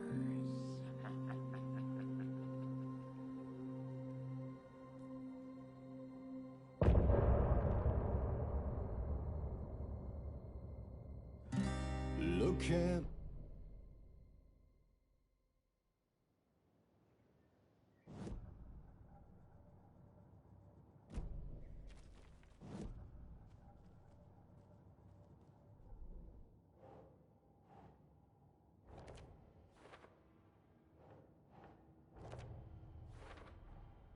Overlaps require pieces of art to enter.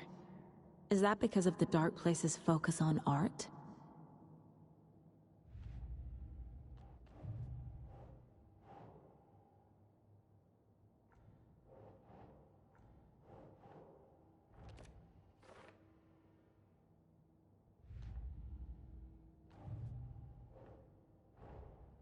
Tor is here, in the overlap. Gotta find him and get the fuck out.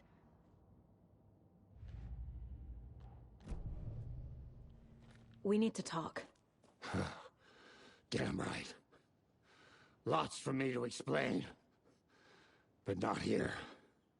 The night's got ears. We can have our talk in your head. You have a room there, right? How do you know about that? I'm your grandfather. What don't I know?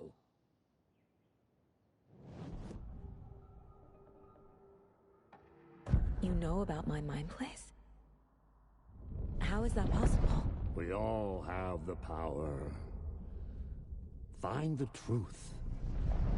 Damn right I do. Odin already told you you're a seer. You can gaze into their heads, see the truth. See past the lies. Past this bullshit horror story. Us Andersons aren't bound by it. You can fight it. Don't be the story. Make the story. It's true. I am a seer. I have a power. My mind place is more than I thought it was. This isn't my intuition. I'm seeing their thoughts. Is this why I know the truth about Logan? While everyone else forgot? You got the power.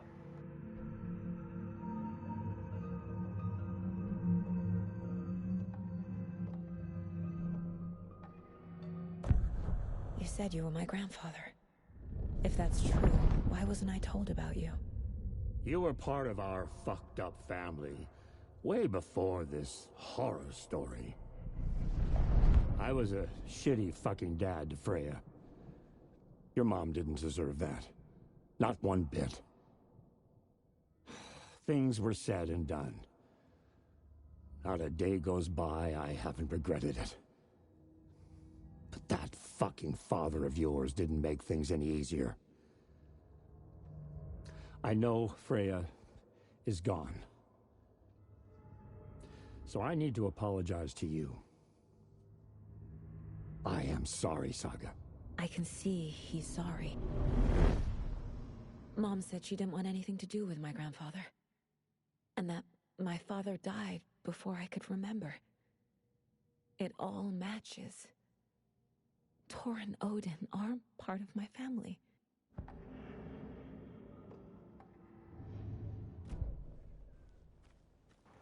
There's some weird graphic that keeps interfering with stuff. It's like a pulsating kind of like thing in the image.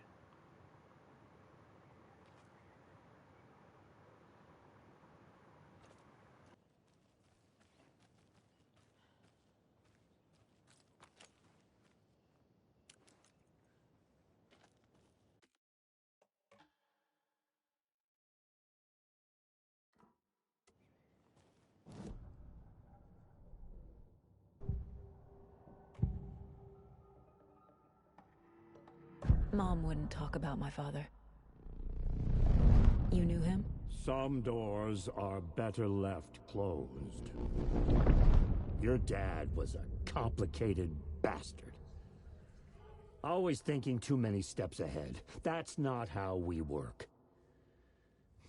There was trouble, and then he was gone. I didn't handle it well. Freya didn't want anything to do with me after that.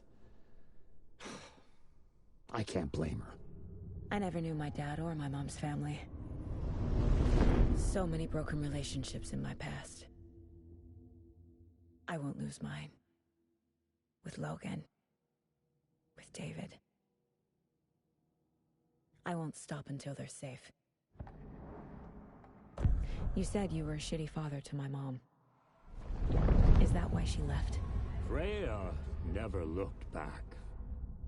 My girl was strong. Freya always thought our powers had a dangerous side. Odin and me did fuck with things that should not have been fucked with. Your mom had common sense. She raised you right. Kept you safe. I'm not surprised she didn't tell you about the Anderson power. She was always protecting me. Whenever I told my mom about my mind place, she called it make-believe. I wish she'd been more honest with me. At least towards the end. I have the clicker. Can I use it to save my daughter? An amp? Get your guitar roaring, and your drums crashing. Blow reality's eardrums. Just the light switch isn't enough. It's Tom's story we're dealing with, so he's gotta be the one to rewrite it. After that's done, he can flick that switch to bring the whole thing home, baby. I can't use the clicker without Wake. Tom, meaning Wake, he needs to rewrite the story first. I can't stop the horror story without him.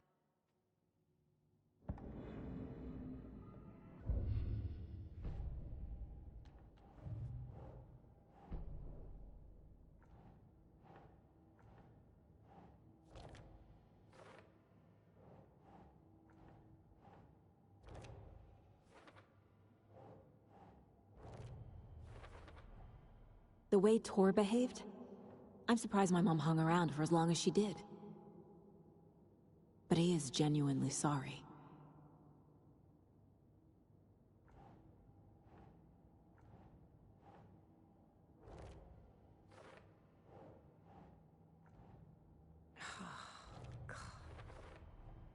Tor and Odin can actually speak with me in my mind place, thanks to their own powers.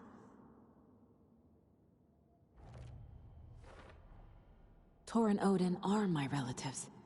The evidence fits with what I know is true. It's a lot to process.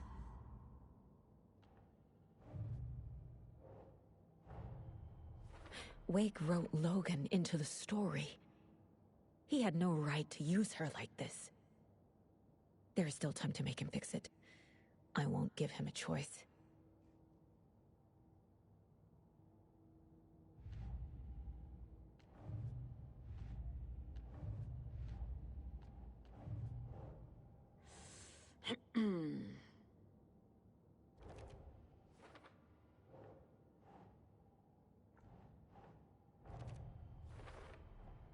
Wake needs to be the one to rewrite the ending. And I'll need to keep an eye on him.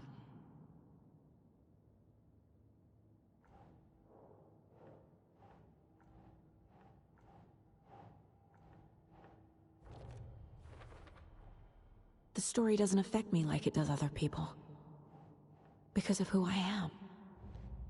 Because of my family. Thanks for telling me this, Tor. I need to go find Wake. To stop this. The old gods of Asgard will be ready to help. Me and my bro will bring the rock when you need it. Remember, your daughter is alive. Just kept from you by this bullshit horror story. I needed to hear that. Thanks, Grandpa. Don't worry about me, kiddo. I'll drag my sorry ass over to Odin.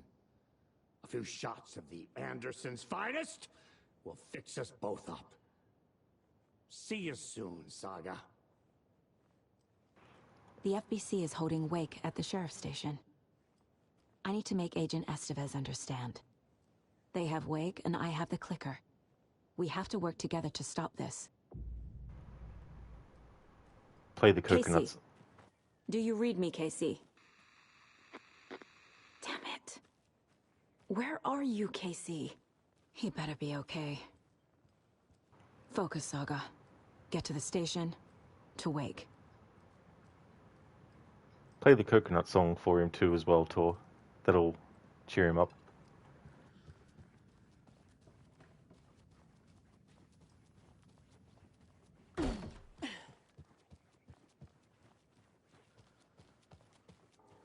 Alright, now that it's saved again, let's load to hopefully get rid of that effect that's been glitching on the screen.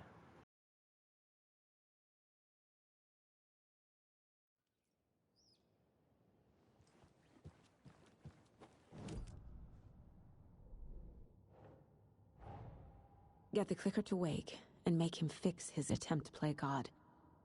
That's the plan. But the FBC have him.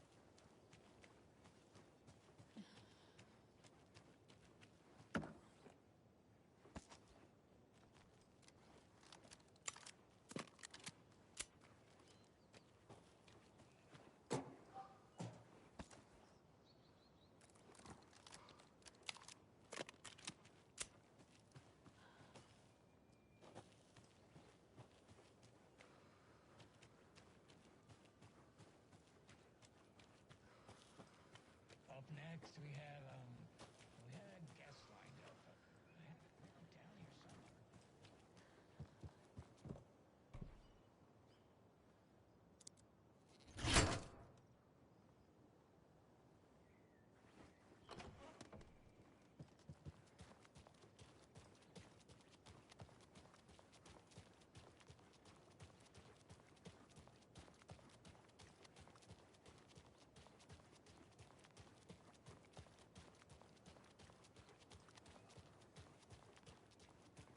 Those people just burst in here and expect others to clean up after them.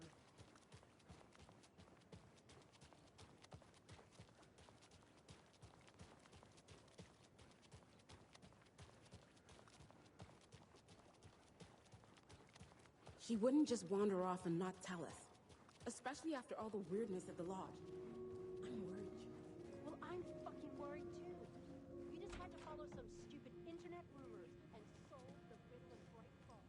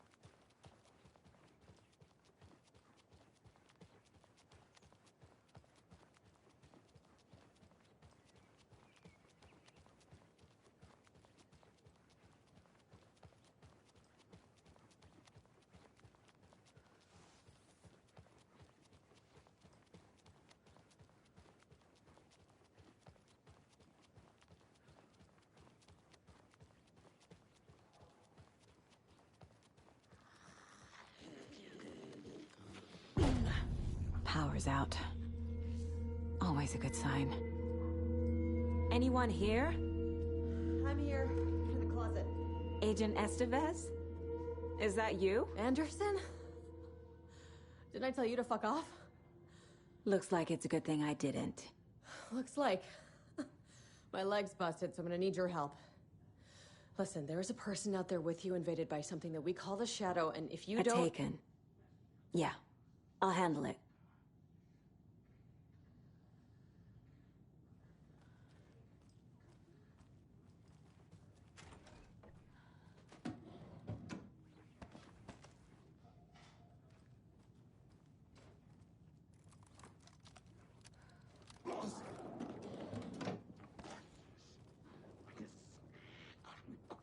Crack her skull. Need to find the key.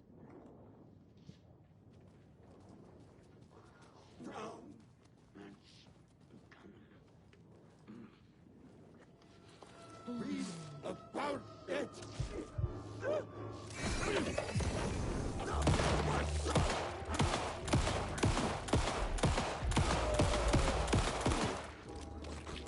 Logan!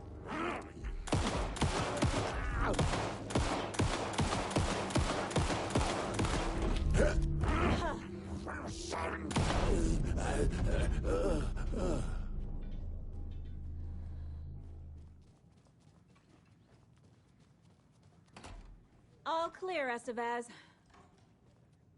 That leg doesn't look good. Feels even worse.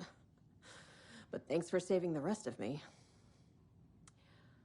We should talk. Have you found my partner, Agent Casey? Yeah, we found him. Out in the woods.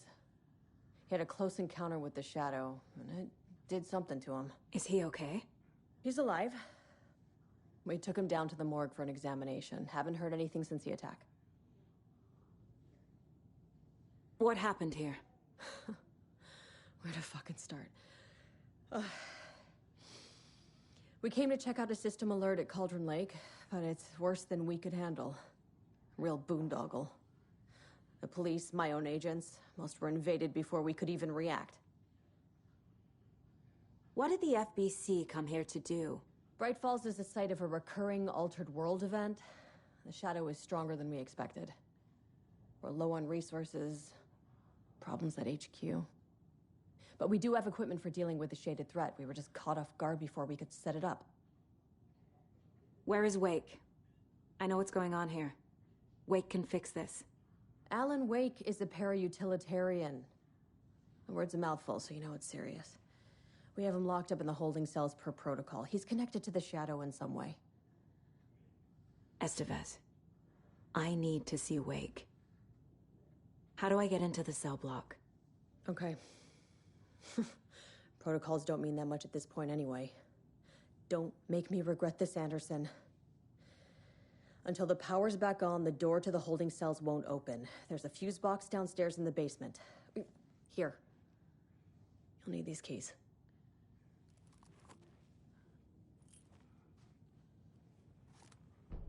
Back into the morgue, huh? Fantastic.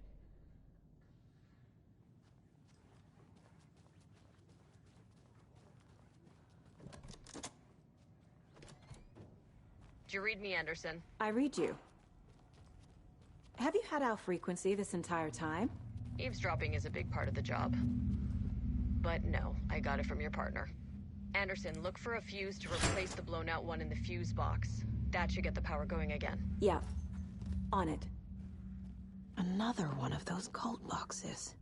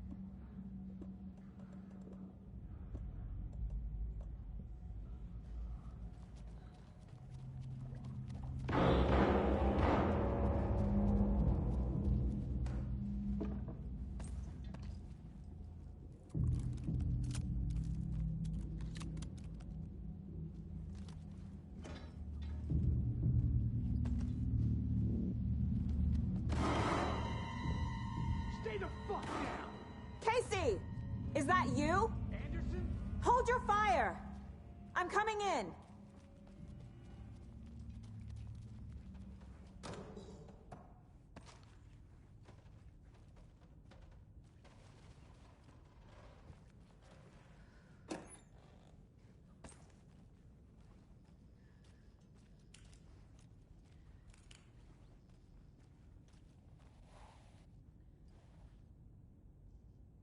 Hey, Anderson. Like what I've done with the place? Could use a bit more light. Funny.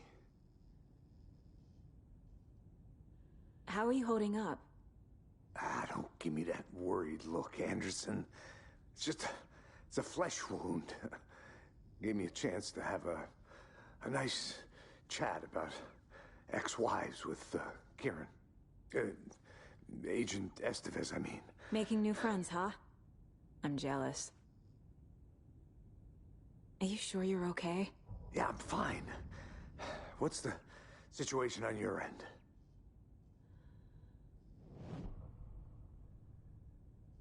What happened at the hotel? Wake was telling the truth about the cult being after him. That thing, the dark presence, it's real too. I saw it. A fucked up monster cloud.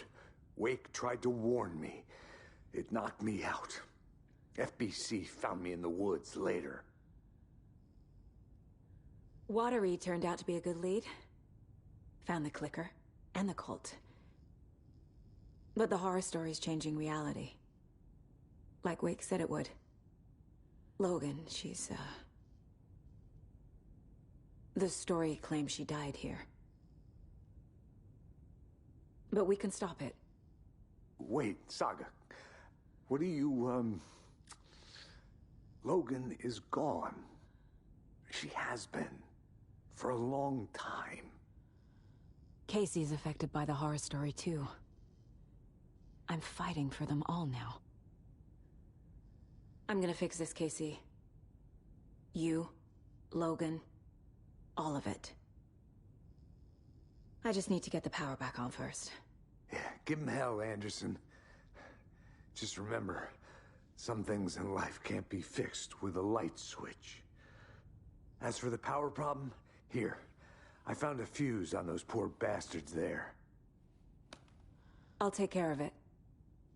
Stay put, Casey. I'll let you know when it's safe. I'm not going anywhere.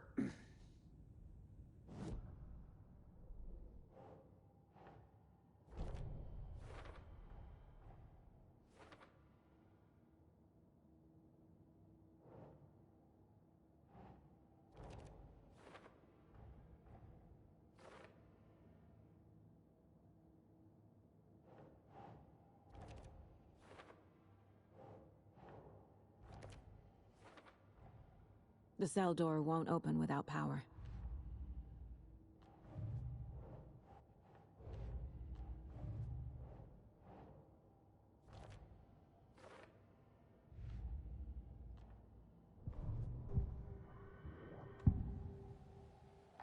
I can tell something is wrong.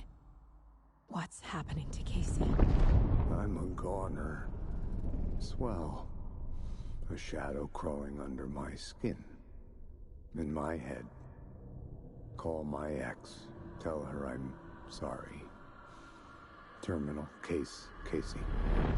Something is wrong with him. He's hurt worse than he says. He's scared.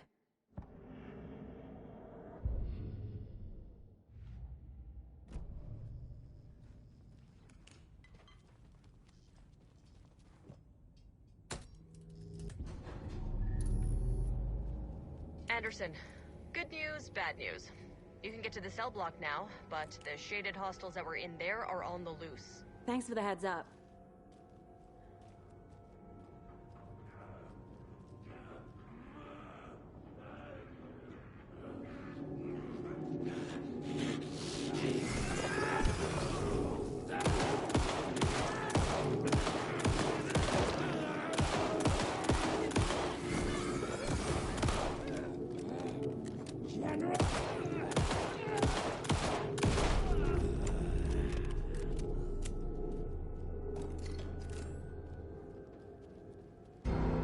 More coming down.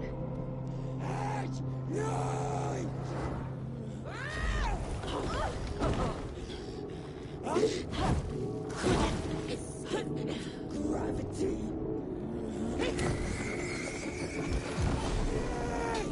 Today would be a good game to recognize my input.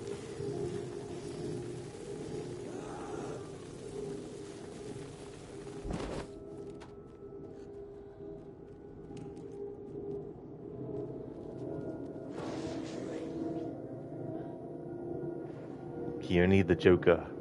Could you imagine the Joker possessed by like some entity? I mean, on some level, you wouldn't actually be able to tell the difference.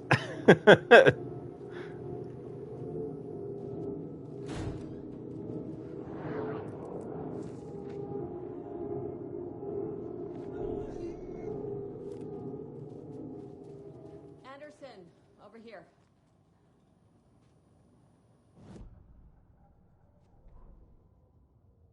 Dr. Jules Marmont sprinted down the corridor, his lab coat fluttered after him.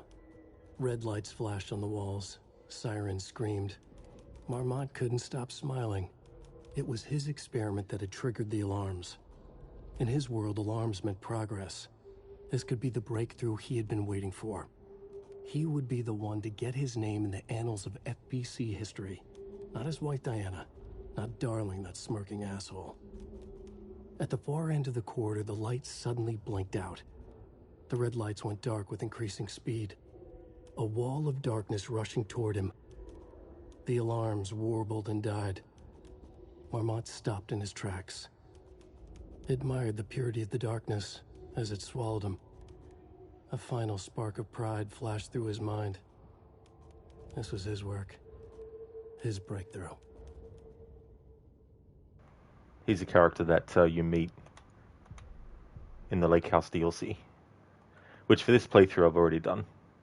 So in this new game plus pass through, I'm not going to worry about it. No point doing it twice.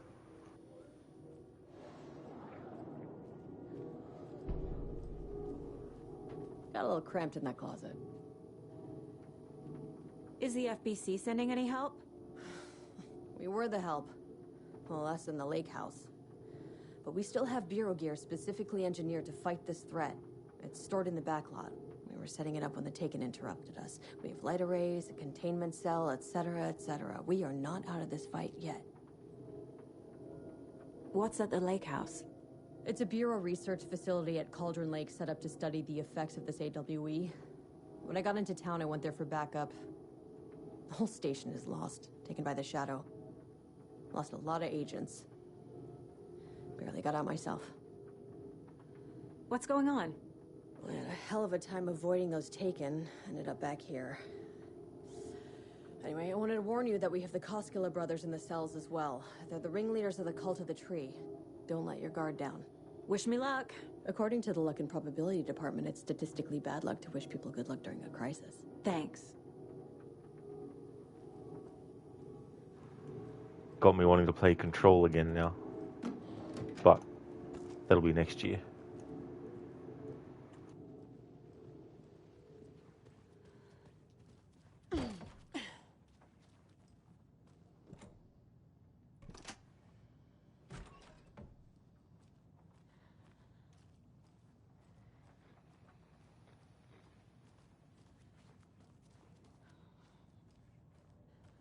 Saga! Fucking FBI, FBC, you government fucks all fucking this up for us! Let us the fuck out! You're the leaders of the cult. You're not going anywhere. Wake will ruin everything. Get rid of him, Saga!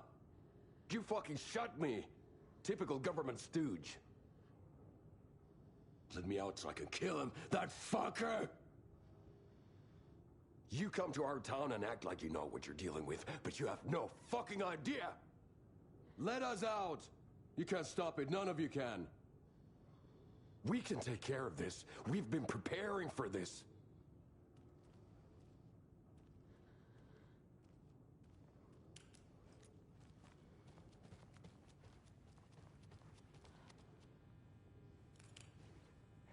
Saga, do you have it?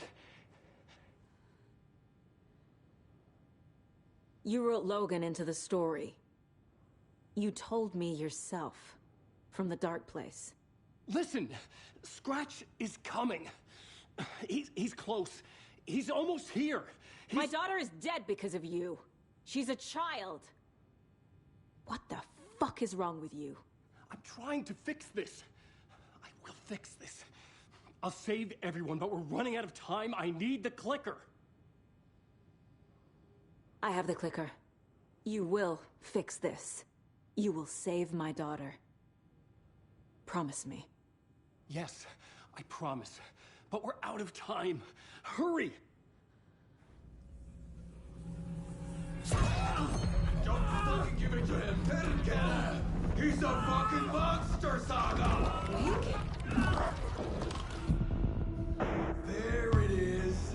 We've been waiting for you, motherfucker! I'm gonna fucking destroy you!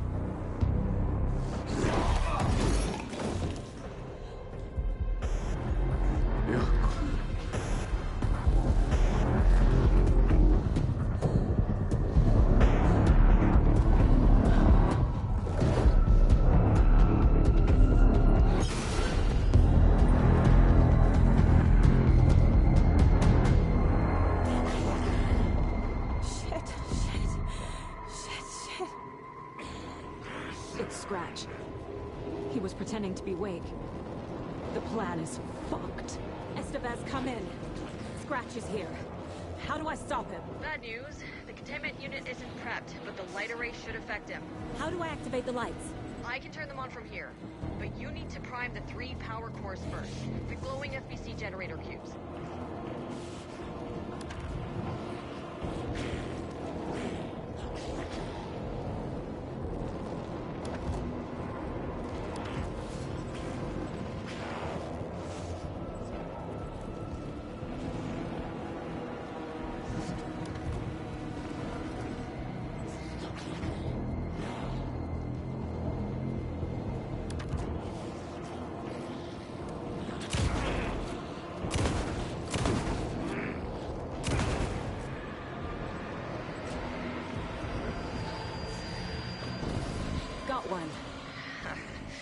go.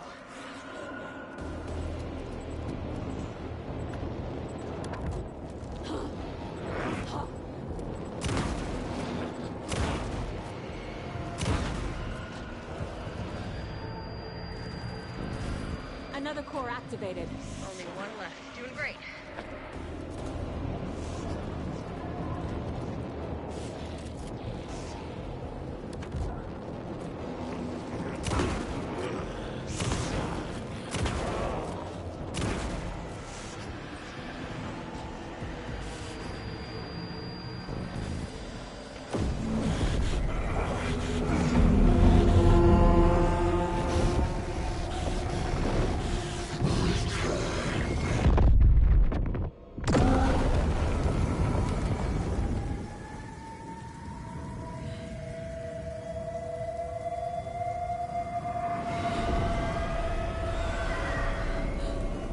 Scratch was here. He'll be back. What the fuck do we do now?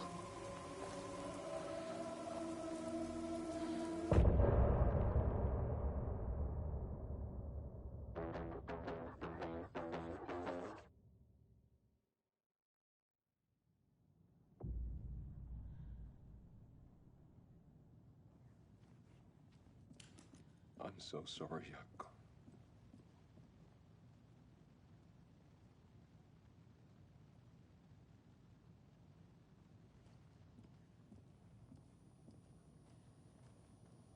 I'm sorry about your brother, Ilmo.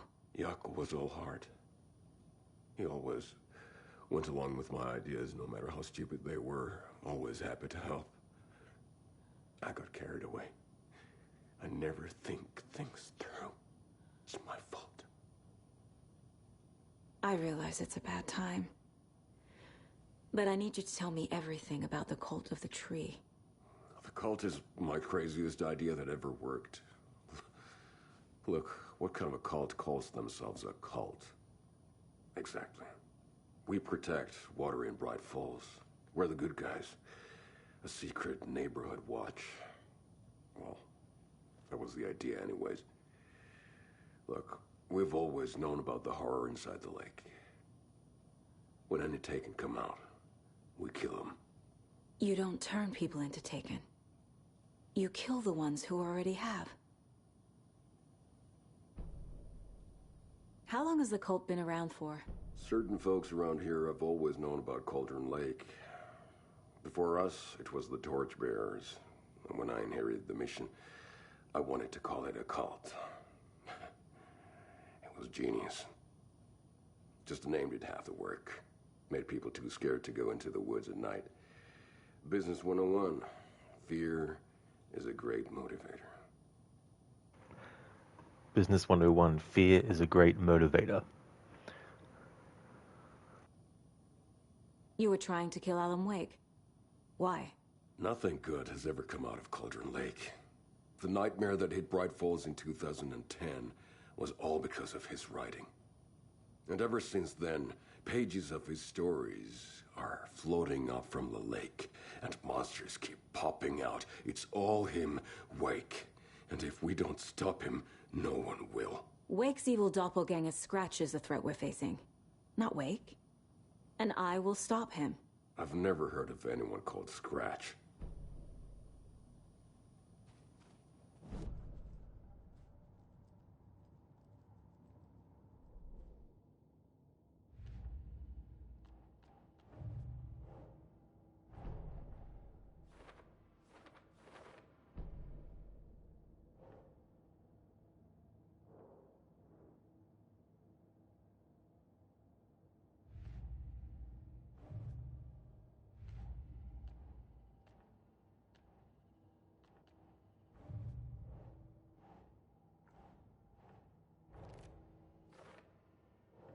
Hmm.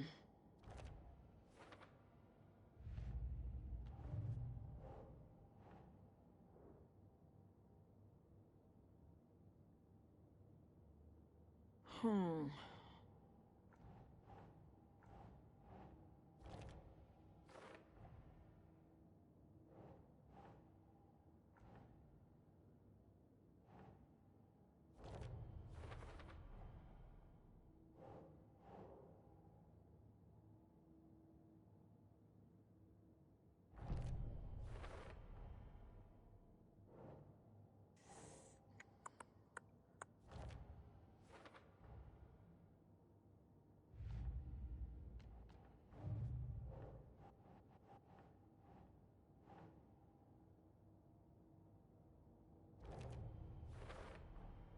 The dark presence is vulnerable against bright light.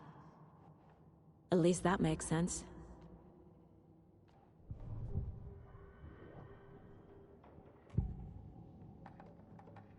Ilmo said the cult kills Taken. Is he telling the truth? Surplus deer masks buy in bulk. We've got a floater, a Taken on the shore. Call the gang Yako. We are going hunting. Cult of the Tree. Keeping the town safe since 2013. Ilmo is telling the truth about the cult. They really were fighting the Taken. We're on the same side. If the cult is killing Taken, then why did Nightingale turn into one? Private party. Invitation only. Wrong time, wrong place. Time to go, Yako. A job half done isn't done at all. Nightingale became a Taken because the Bookers interrupted their ritual.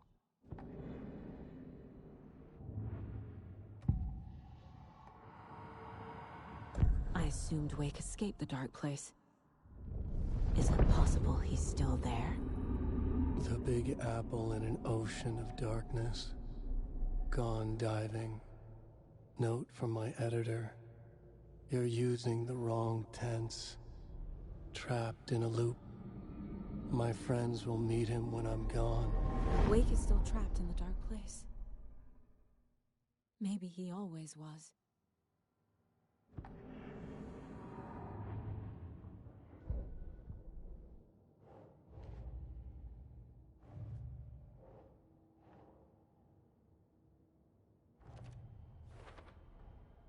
Wake is trapped in the dark place. He's been reaching out, communicating with me in the overlaps.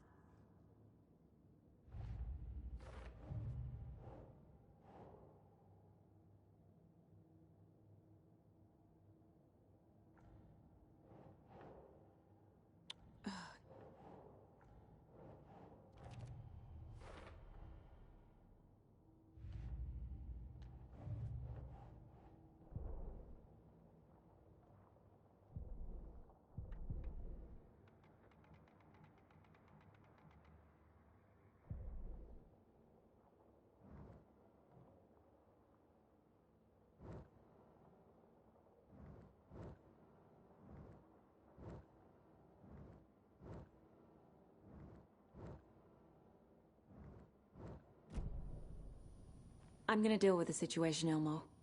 But the town will need protection until we sort this out. I could use your help. Right. Right. I'll round up the gang. Whoever's left. We won't let these fucking monsters hurt any more of our people. We'll do my brother proud. Thank you, Ilmo.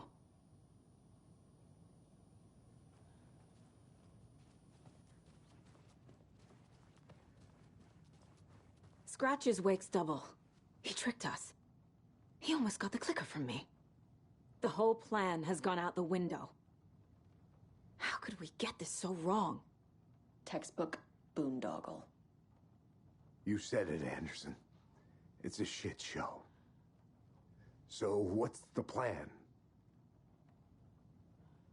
So the Cult of the Tree actually kills Taken. They were on our side, even if their methods are misguided and criminal. It looked right from where we were standing. Nothing's what it seems in this case. Too many stories contradicting each other. Too many versions of the truth. We have a lot of catching up to do after this thing is all over. Everything is different now. My family, me, the whole fucking world. I'll buy the coffee, Anderson. Partners to the end. This case is one for the books. I see what you did there. Scratch pretended to be Wake to trick us. He almost won me over. I should have trusted my gut. Had a bad feeling about him when we found him at the lake. When that insane monster cloud came at me in the woods, I saw a face inside it. Wake's. I think he was always a monster. Always Scratch.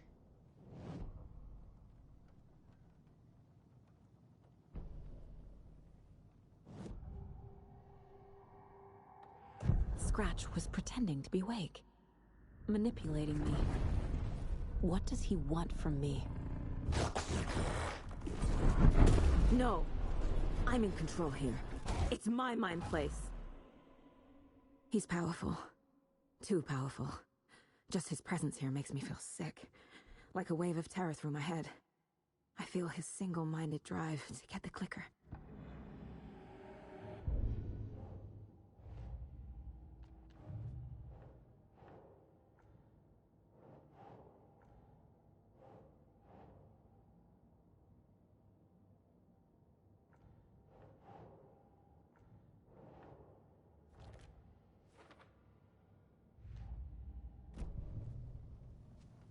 The FBC usually handles stuff like this, right? Any thoughts? Hold up. You brought a paranatural object in here without telling me and then almost handed it over to a hostile entity? I didn't know if I could trust you. That was a mistake. So was believing Scratch. But it's not too late. I just need to understand more. You got that right. Let's start acting like we're on the same side, yeah? The horror story's changing reality. It made it so my daughter died here, even though she's supposed to be back home in Virginia. Do you know if that's... AWEs are localized distortions of reality. The area outside town might not be affected. Sometimes they expand, sometimes they fizzle out. If we can make sure it's the latter, your kid might be fine. So tell me what I'm missing. The FBC must know something. Good news, we have Bureau intel on all of this.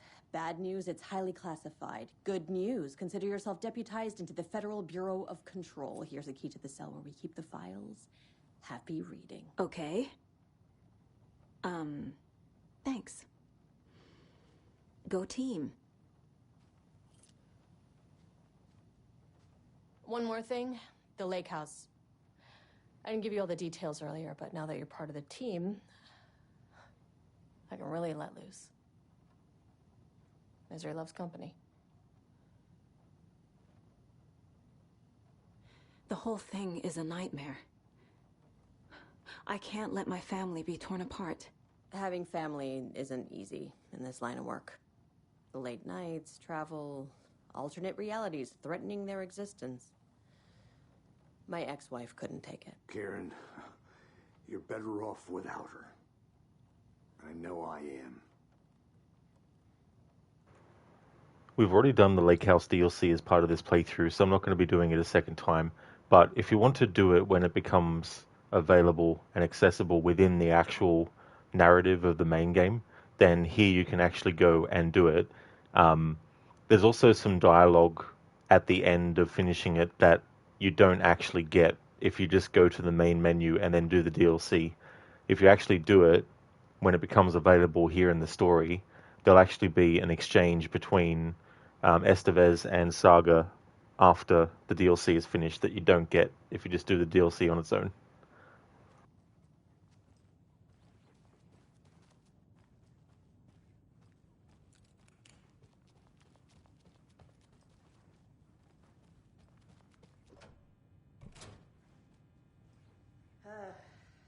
This is the kind of case my ex hated. The ones that might kill me. That's funny. The cases that might kill me were my ex's favorite. Wake isn't the first person the Dark Presence disguised itself as. The cult didn't trust Wake. Or is it Scratch?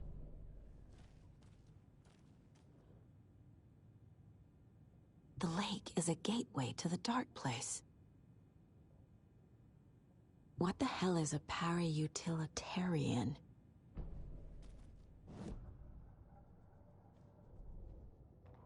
A pale balloon in the sky float and sink. Alright, so now we have Dark Poem 3. You don't find these unless you do the New Game Plus mode. The writer of the first word, not the writer of the last. With the terror of the light and the shadow cast. The third eye now open to project the night. This is the moment to write. This is the ritual to lead you on. Your friends will meet him when you are gone. Lost on the shore between the forest and the ocean, the owl and the deer reflected in motion. In his room he will hurt her, in hers he is caught. His story ends, her story does not. This is the ritual to lead you on. Your friends will meet him when you are gone. A pale balloon in the sky float and sink deeper. Night springs when bright falls for this sleeper. The surface disturbed, the reflection now a traitor. In the cavity of the skull, turned to a crater. This is the ritual to lead you on. Your friends will meet him when you are gone.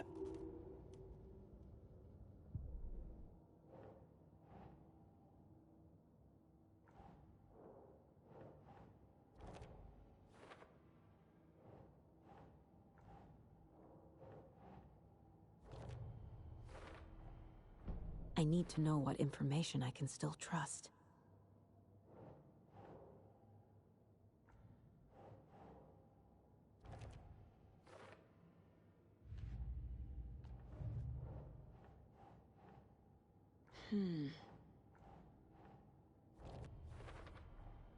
The clicker amplifies any changes to reality suggested by a piece of art. Makes them permanent.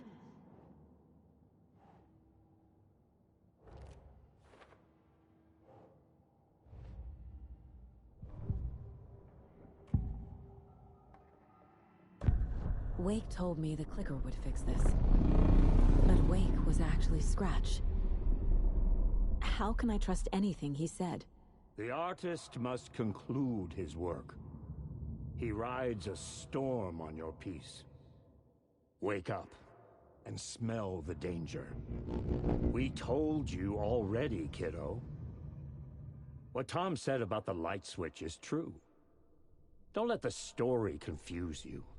You need him to write the ending you want. The clicker can make that ending come true. But we don't have Wake. Everything we knew about the clicker was true. He wasn't lying.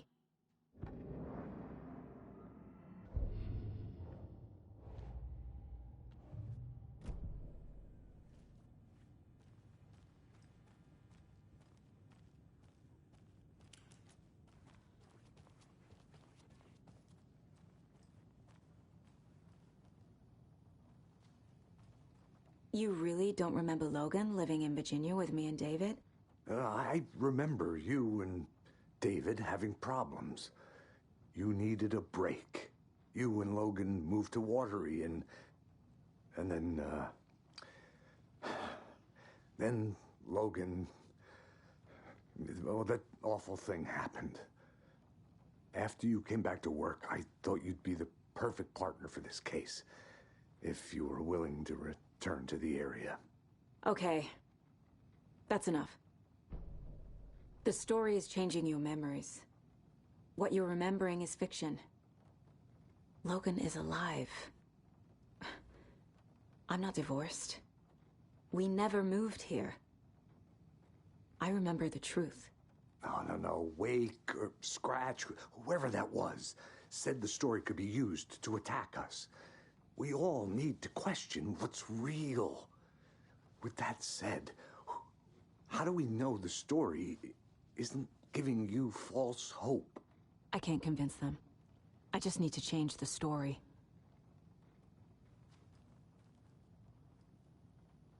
Scratch told me the clicker can be used to change the story. Does that match your understanding of this thing? Yeah, the light switch is a paranatural item, maybe even an object of power.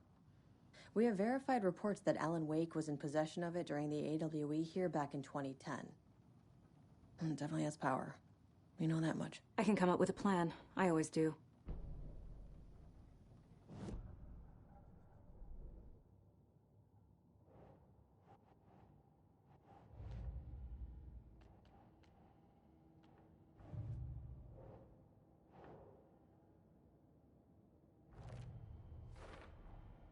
I never did any of these things.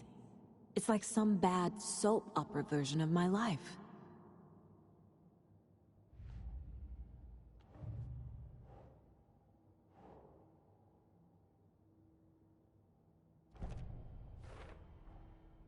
The clicker can fix this. But I can't use it without Wake. Tor knows about this stuff. Maybe he can help.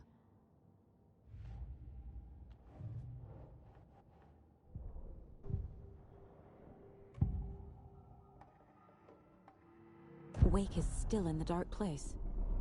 How do I get him out? We live and breathe rock and roll. From the silence of screams, from the fever of dreams. The clicker can amp up other works of art, not just Tom's writing. Anything created with passion. The dark power of the lake will make it creep into reality. But if the holder of the clicker believes in the art, they can make it all come true in the flick of a switch. I can use the clicker without Wake. Only Wake's writing can change the horror story. But I can use the clicker to change something else. Like getting Wake out of the dark place.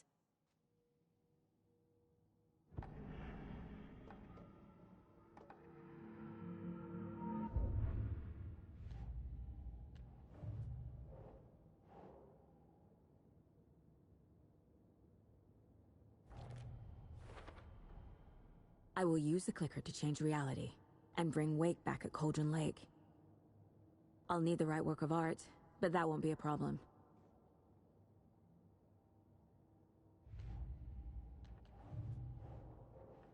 I've got it now. I just need to tell the others what to do and fix everything. For good.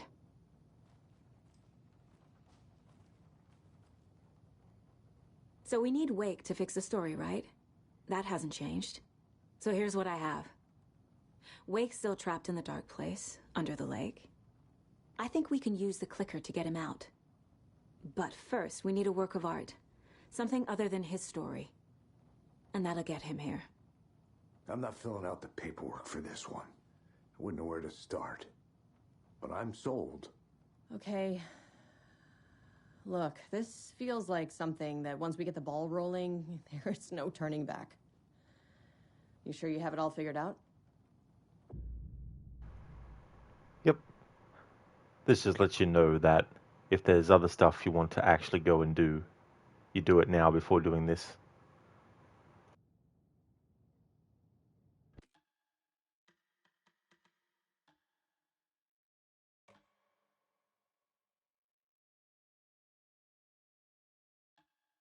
I'm ready to head to Cauldron Lake now.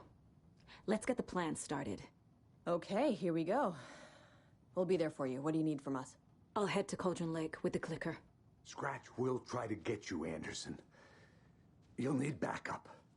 I can tell there's no talking you out of coming, Casey. Estevez, is there a way to get that light array to the lake? Oh, I've got you covered, so good news there. And we'll bring our mobile containment unit. It's specially built for entities like Scratch. And this work of art, Anderson. What's the plan for that? I'll make some calls on the way. Just meet me at Cauldron Lake.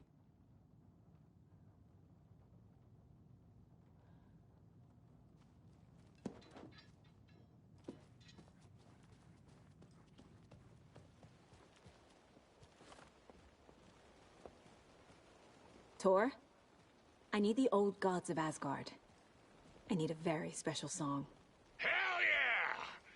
The tour bus is already loaded, and we've said our goodbyes. Ready to hit the road, just like the old times, baby. You saw this coming, huh? Of course. I need a song about Alan Wake. About bringing him out of the dark place. A rider. A lake of darkness, bringing him into the light. It writes itself. I hope they've still got it.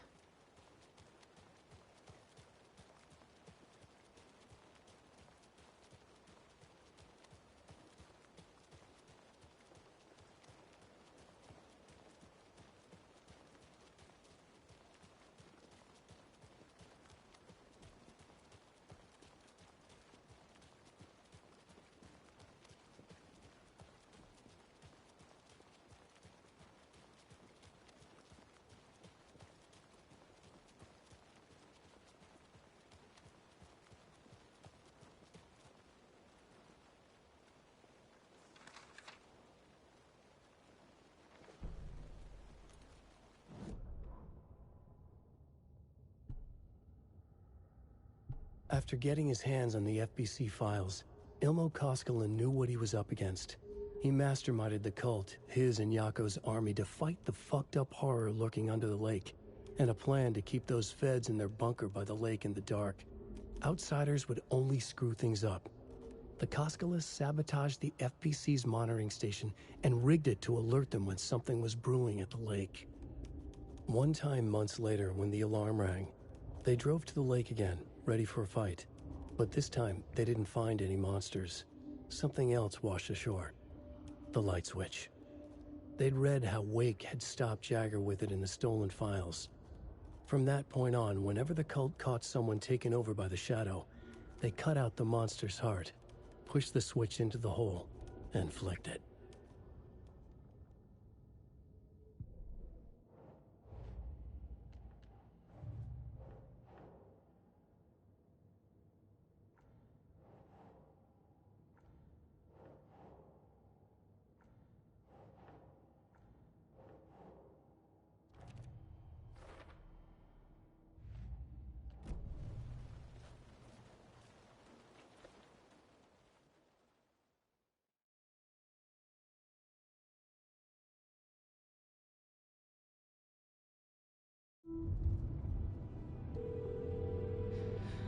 Pick up. David, please pick up. David. David! It's me. Where have you... Stop. For once, you need to listen. You left me. You took my daughter away from me. Then you let her... She's dead because of you. And I don't ever want to hear your voice again. Stop calling me. David! Jesus Christ. It's getting worse. It's spreading. I'm running out of time.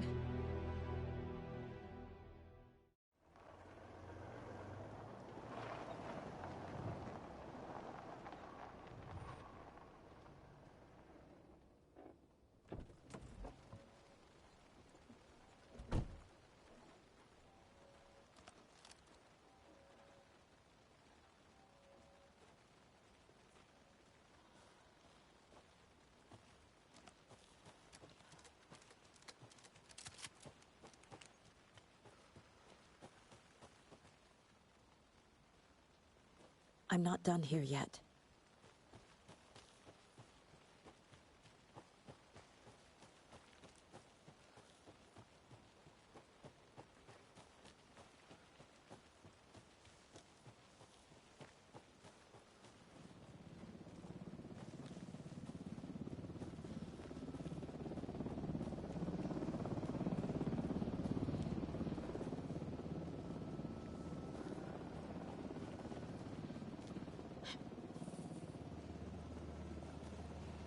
We're incoming with the lights, Anderson. Where do you want them? Set them up on the shore. We need to be ready if Scratch shows up. We'll be ready. Estevez out.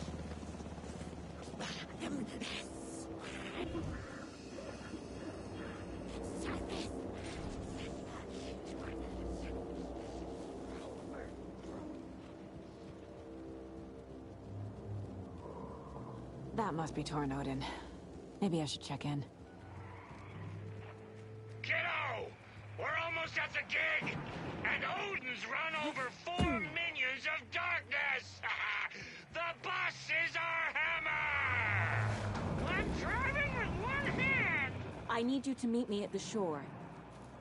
Is the song ready? Almost! Odin's got a killer chorus! Crow, tree, tree! What tree? There's no tree in the song! Who the fuck puts a tree in the middle of the road? We're not on a road! Drive carefully, Grandpa. Pedal to the metal, bro! Metal to the pedal! Yeah!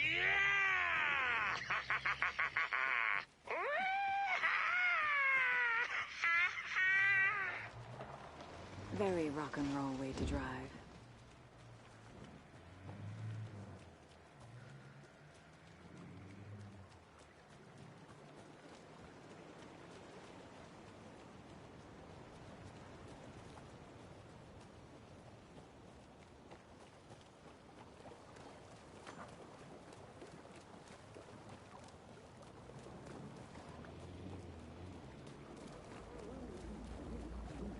The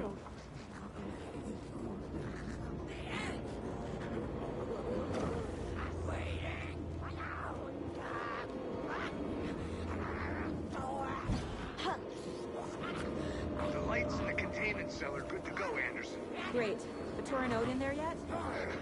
The two golden oldies, they're here. And they bought moonshine. I love them already. They're a lot. You wanted to know what art we would use? Well, that's them. I'll be there soon. There's something written here. A poem? Or a riddle?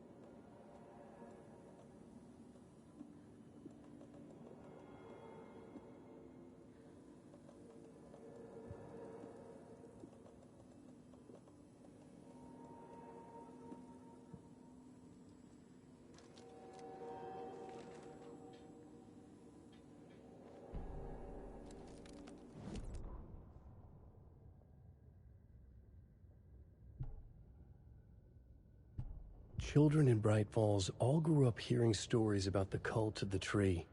Feral maniacs living in the woods. Satanists chanting, "We watch in the night," as they perform blood sacrifices in the forests.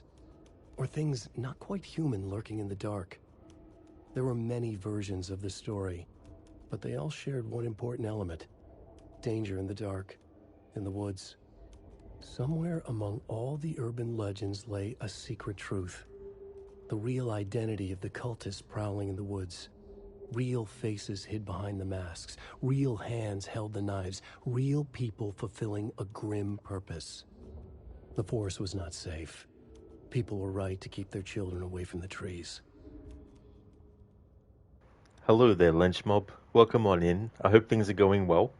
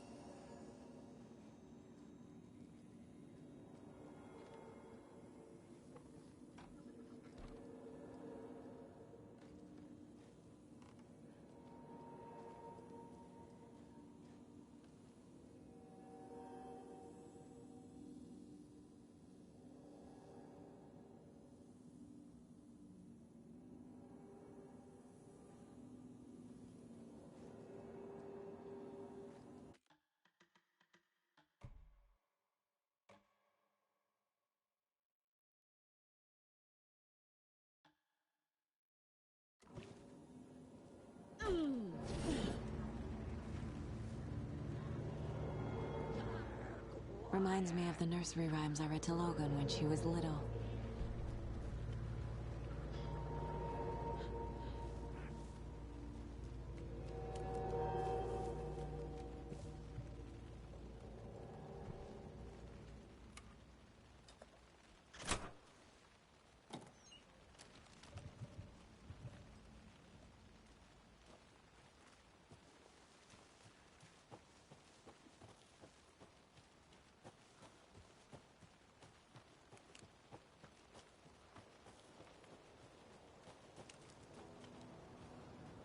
One, two.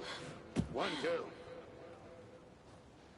How you feeling tonight, Cauldron Lake? Been a while since we played on this shore.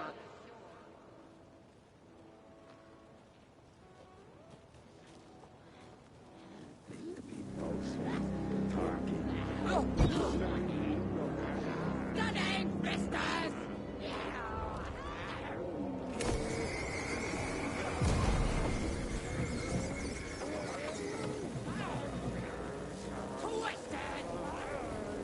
Testing. Testing. Gonna need more reverb. I'm getting no bounce out here. Crank it up to 11.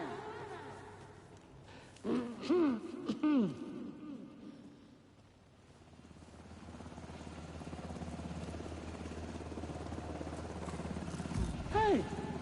Where are my chimes? I threw them out. Chimes are not rock and roll. Yeah, they are! If you know how to use them.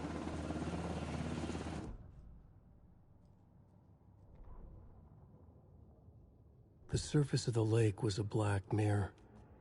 The upside-down reflection identical yet darker. A window into a darker world than ours. A doorway. A hush so profound it rang like a scream. As if the last echo of the terror had just died. Inside the steep cliffs of the caldera, everything echoed. An echo chamber. Like a fractured skull. A shadow fell on Cauldron Lake. Something of impossible scale loomed over it, blocking the sky. Ati, the janitor, leaned close. Took a hold of the rim of the crater. Lifted up his janitor's bucket. The water sloshed. Swirled inside like a vortex. Gently humming a tango, he poured the water on the attic floor.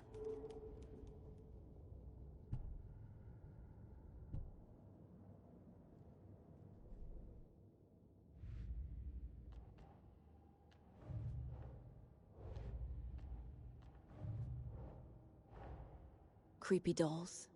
Mysterious. Not concerned about that part of the game.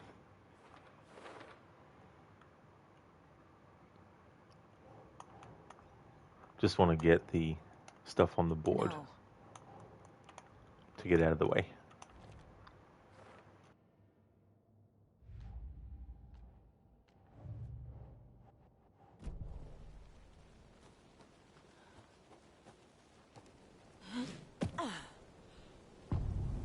Hey!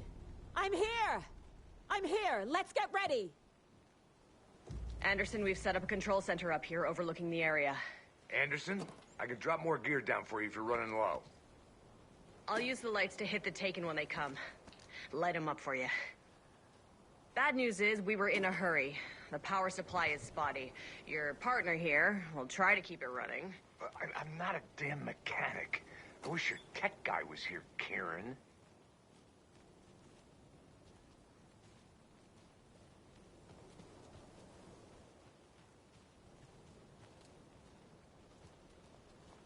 Kiddo, we're ready to rock and roll. Just say when.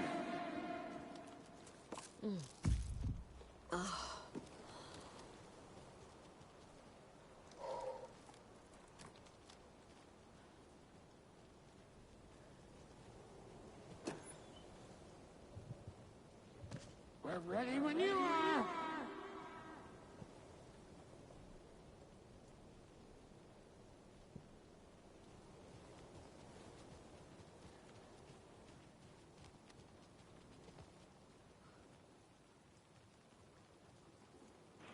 Lynchmob, this game's controls felt like Resident Evil 2 Remake so far from what you've seen and played from it. That is true. It's been a while since I played the remake of 2 or 3 and 4, but We'll play this at maximum volume.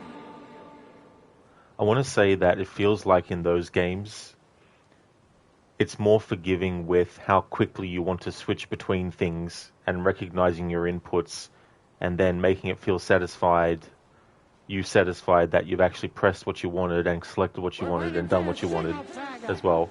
This will be a show for the ages. But it definitely plays like those remakes for sure. They definitely were heavily influenced by those remakes. In some ways, I understand why, but in other ways, it kind of makes the combat... Just like old times, right, bro? Fighting the forces of darkness with heavy metal! Makes the combat too erratic. Like, it's just all over the place. Plus, if you're backed up against something and you're trying to aim and shoot, the camera will move forward, so you can't even see where you're actually aiming and, you know, all crazy.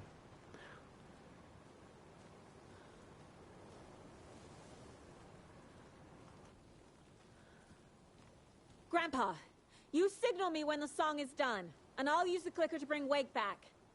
Hit it! Hello, Cauldron Lake! Great to see so many federal agents here tonight. Prepare to experience a soul-searing, mind-frying act of black magic and sorcery! This song goes out to our favorite tortured writer. Let these sweet tunes guide you out of the darkness.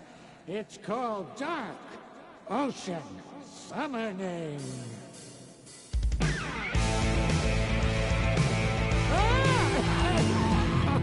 Hey, you're making me look bad in front of Saga, bro.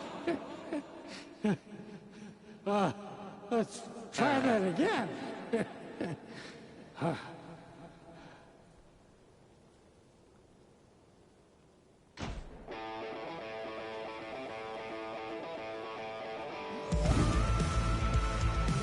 This song is great, but I usually tune it out when I'm playing this combat section because it's too frustrating. Natural crimes happening right now. It's fucking awesome. I want a t-shirt. The show's drawing a crowd. Take an incoming, Anderson.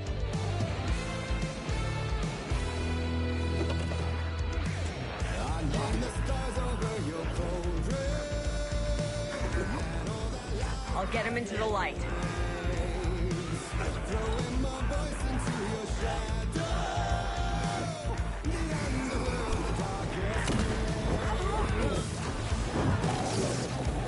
They're coming.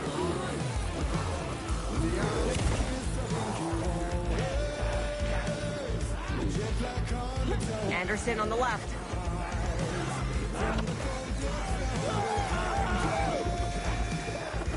I got him for you, Anderson.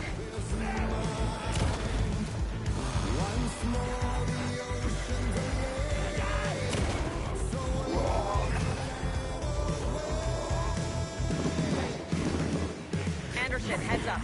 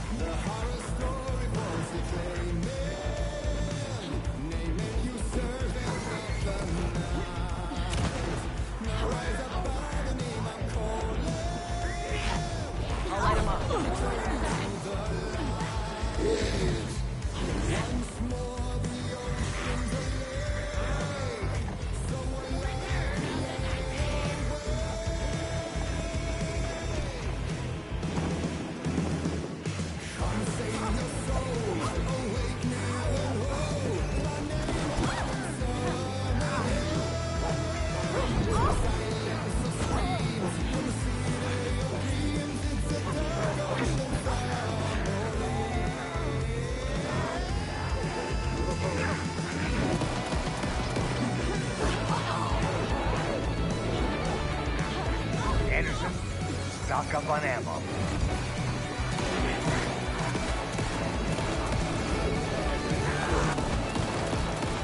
I'll blast him with the light.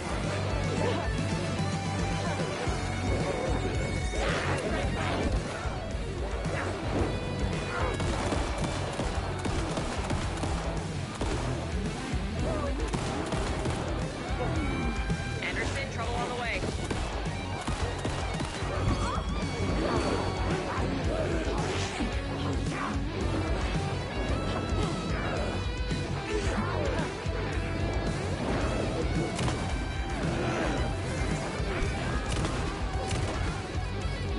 There's more ammo waiting. More taken on the way.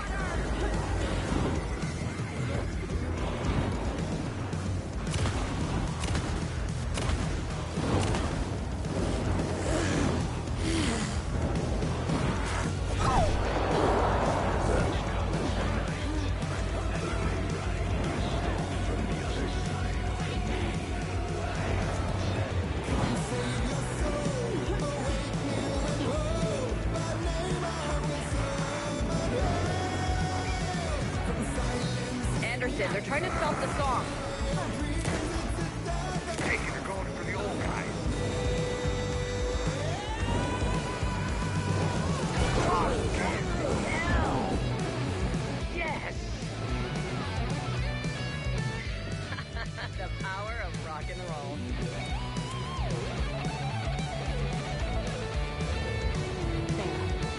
Connection to the darkness. That's the place to use the cleaner.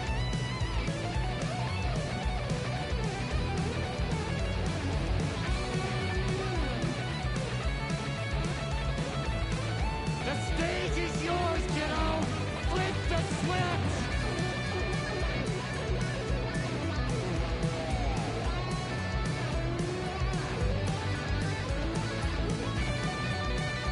Use the clicker now! Make it come through!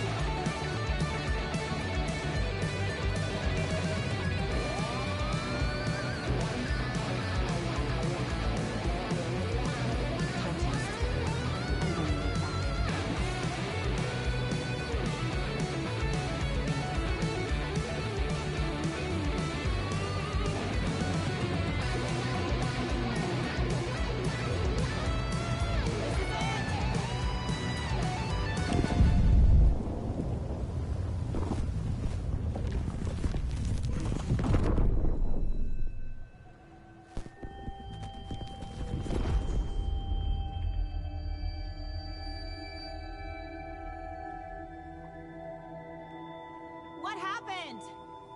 Why didn't it work? I did everything right. Art to bring him back? Clicker to make it real? So where the fuck is he?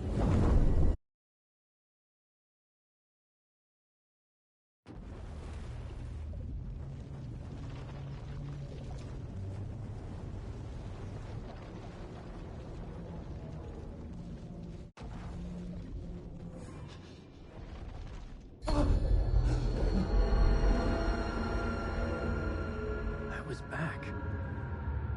I wasn't able to escape. A dark presence had stopped me.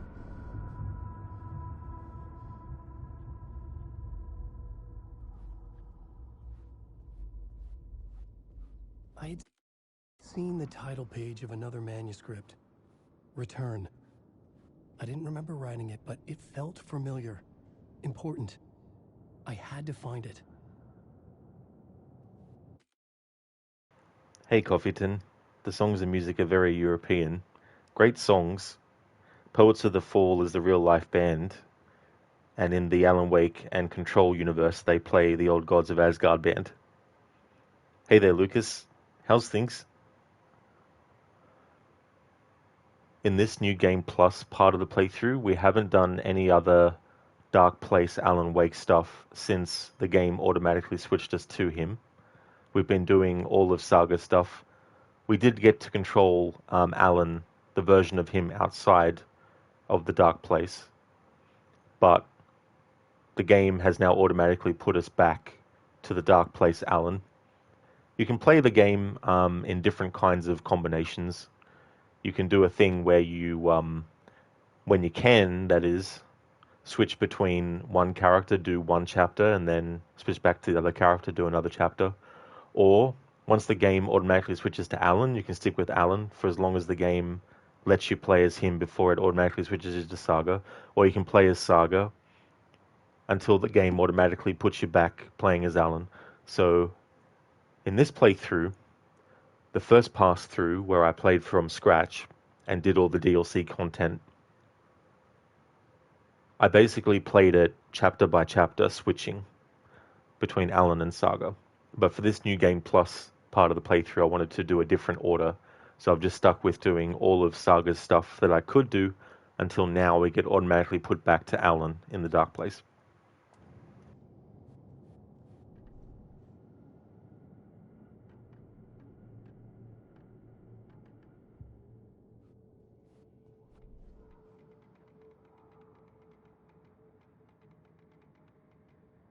The writer.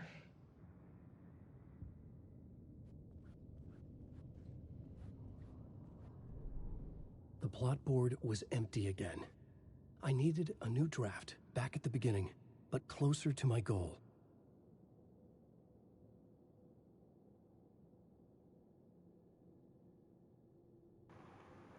Okay, so essentially, Alan wrote one draft of a novel called Initiation, but now he's starting again, doing a second draft. Part 1, we sing The Slaughter. The last draft of Initiation had brought me to my writer's room, but not the one where I was writing now. A different reality, a different time. I had died in the end, again. The Dark Presence had killed me, but something had changed now. My memories of what had happened were not eaten away. There'd been another manuscript there. The title page read, Return. Had I written it, but then forgotten about it? It felt important. It was important.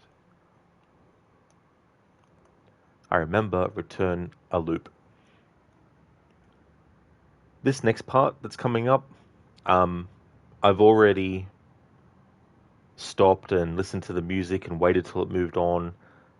This time around, for the New Game Plus mode of the playthrough, I'm not going to stop. So just a heads up, I'm not going to, quote-unquote, wait for the music to play out in full at each part before we move on. I'm just going to basically breeze through this whole thing.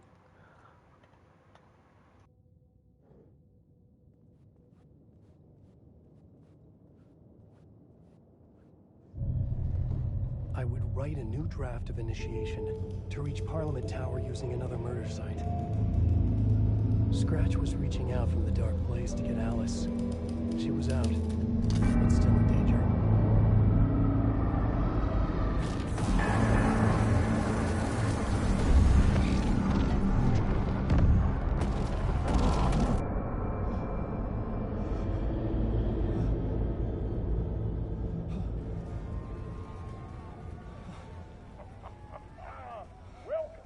Welcome. Our guest tonight is Alan Wake.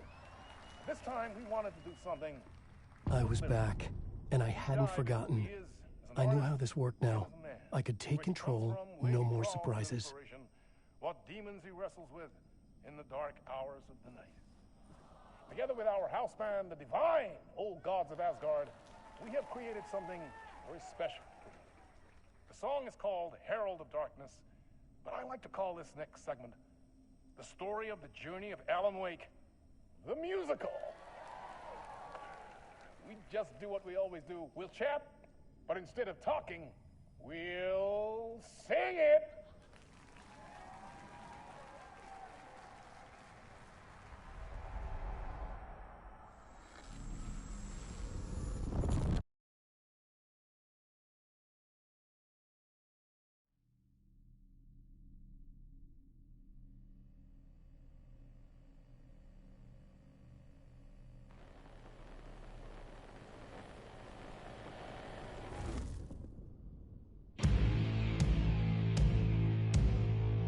What the hell?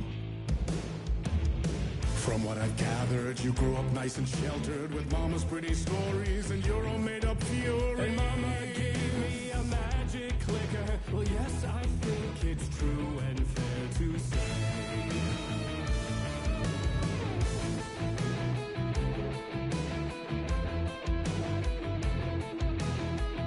There will be moments where I'll have to stop and wait for stuff, but I've already covered this in a more quote-unquote in-depth way.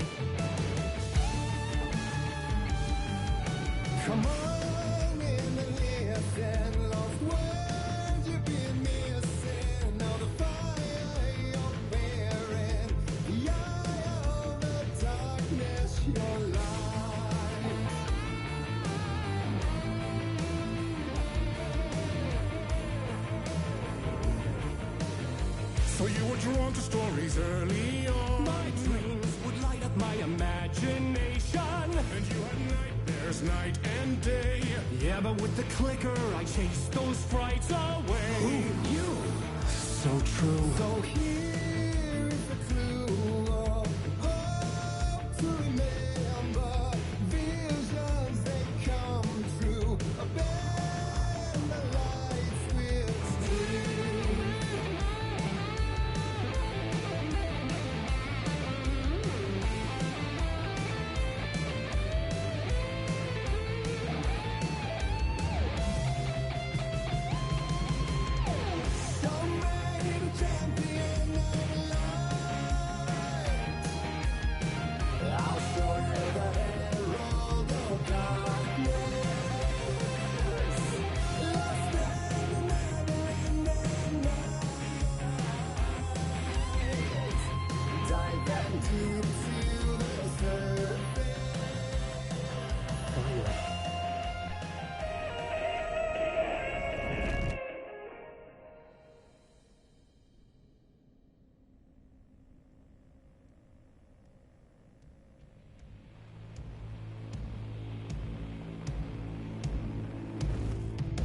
And the award goes to Alan Wake. And all your stories of crime and chilling thrillers of hard-boiled killers became bestsellers. It was all too much, I had to get away.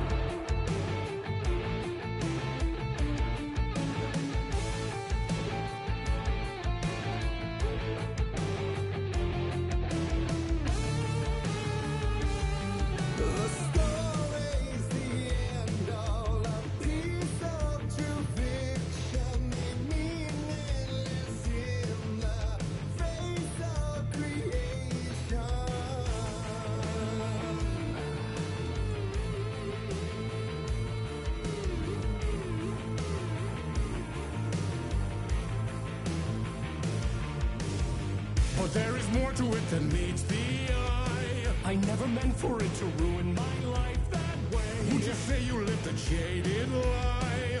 Dark shades could never save the day. So sad, but true.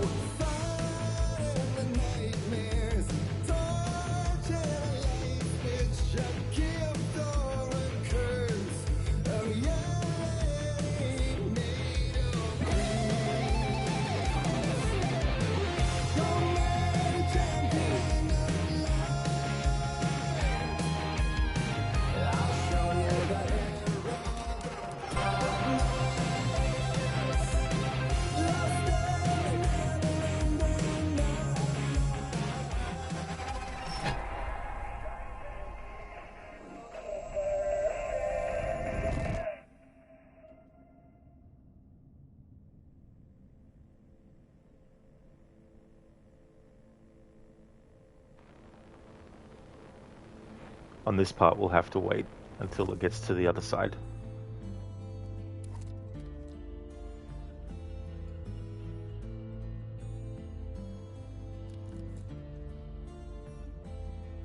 he could write a new story like Tom Zane before him, and maybe they'd be happy once again. Just one shot, one more chance for him to save their marriage, away from the city, a romantic getaway.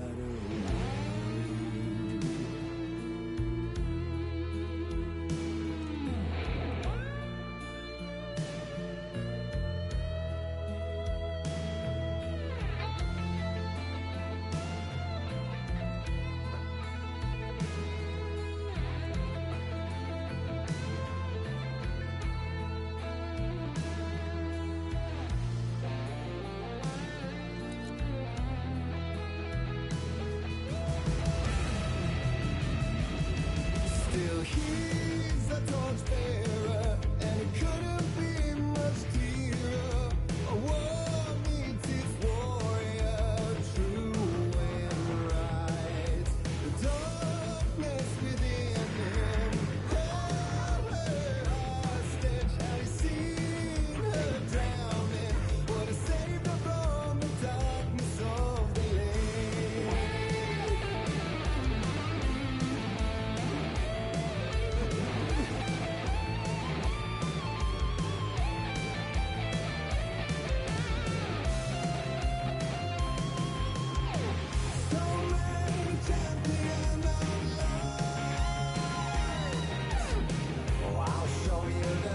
If you want to play this part and actually be able to listen to the music and enjoy it in a way that doesn't rush through it, it's probably better to play this on story mode.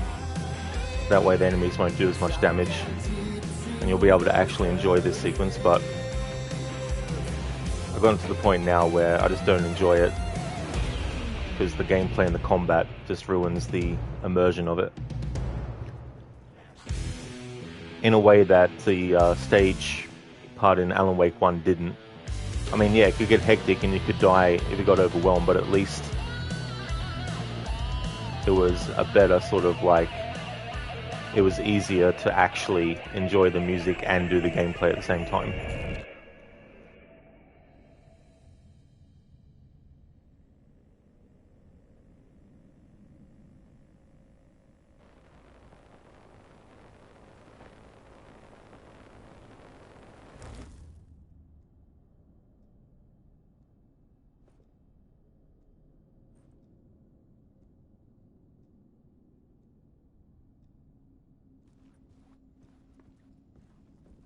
That was pretty good. The song's great and the visuals are great and all that kind of stuff, and how they actually pulled it all off is just really well done.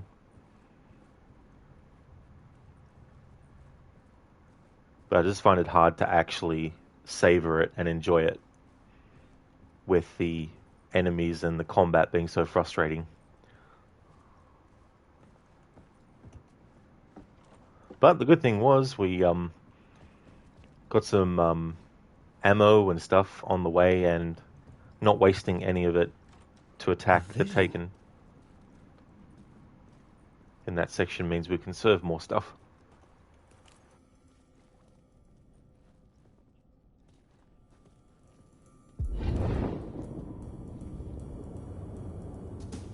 I mean, yeah, it's not over yet, but... Such a dark place, am I trapped in here? Is this real? I cannot remember. There was a manuscript, it held a key. A vicious cycle I must not surrender to. Echo seems to seek out again and again until I figure it out to bring this song to its end. The song, Childhood. I was trapped in an Old Gods of Asgard musical, reliving the trauma of my nightmare-filled childhood. Rise to fame. I was trapped in the musical, forced to face my issues and failings, unable to cope with my seemingly perfect success story. Bright Falls. Trapped in the musical, I returned to the events that had led me here.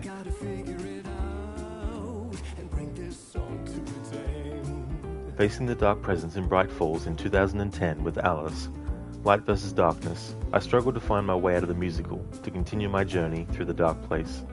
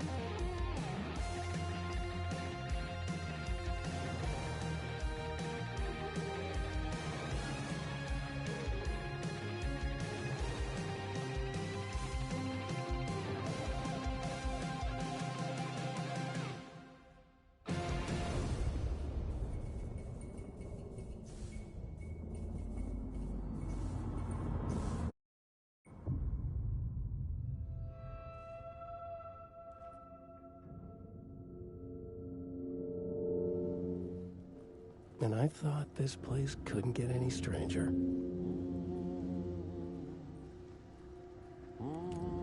Champion of light. Catchy, right? Herald of darkness. Lost in the...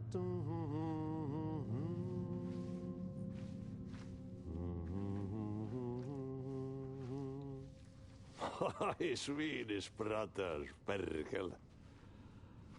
Ai, että nyt on kyllä, joo. Laitto pojat jenkkakoneet soimaan. Atana.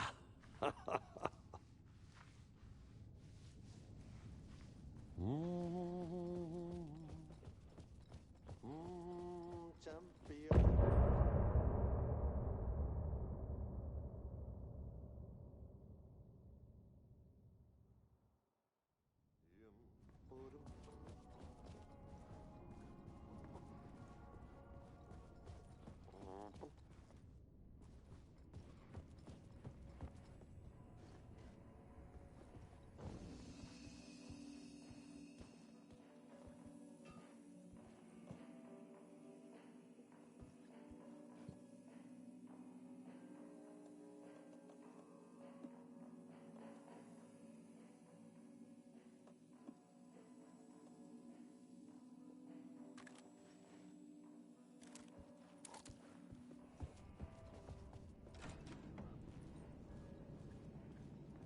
It was all about me. This performance the Dark Place was putting on. But I had no control over it. I knew how utterly lost I was.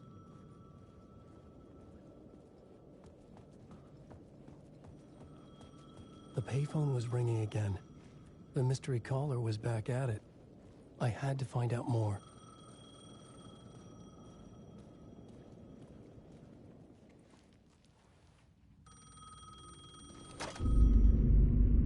Alan Wake? Do you know who I am?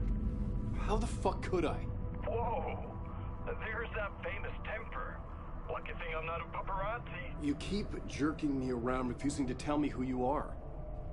You remember? You... Oh, fuck me. Alan, listen. Tell me, how much do you remember? Did you visit Parliament Tower? Did you find anything there? Yeah. Alice is in danger. Scratch is reaching out to her, and there's another manuscript. Not initiation, return. I saw the title page. I don't remember writing it. Return? Oh, man, this is what we're after. The Scratch can't have it. Our survival, the survival of the fucking cosmic everything depends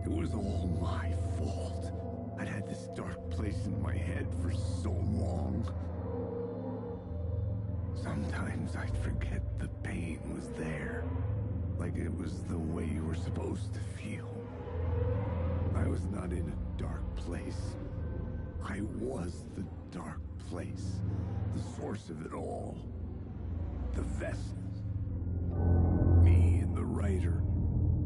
We were the same.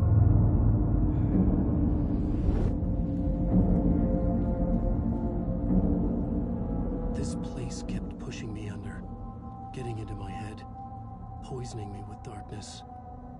I had to find a way to escape before it was too late. Too late again.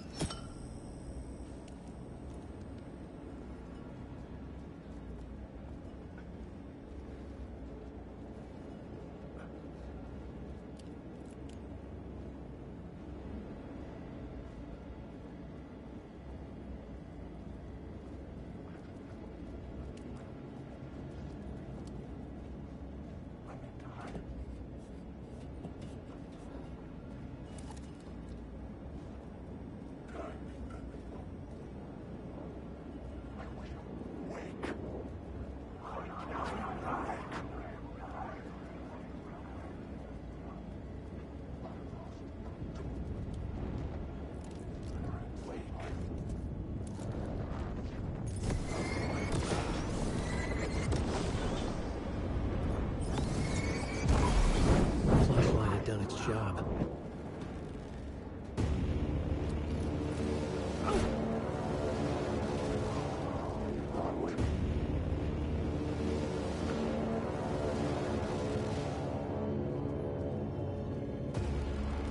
The shadows congeal in the darkness.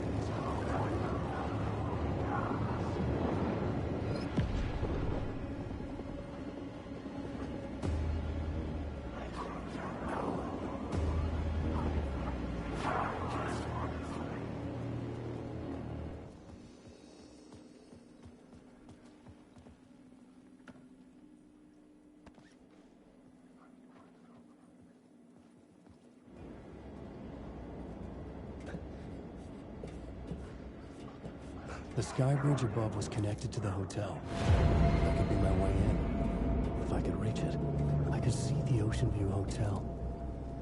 I was getting close.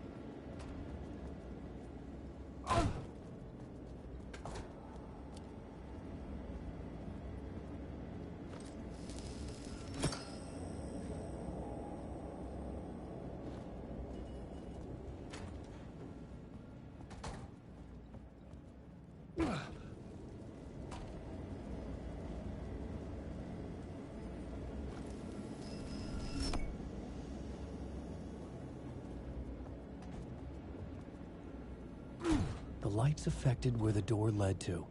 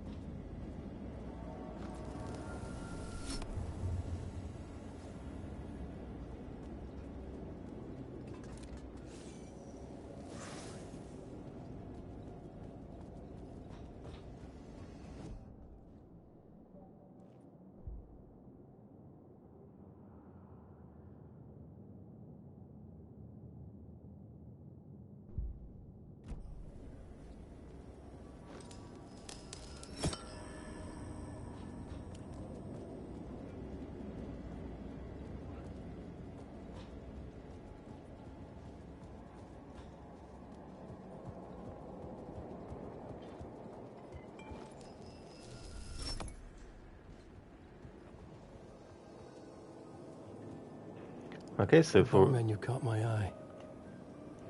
we've already done the DLC content in the way that I wanted to do it for this playthrough.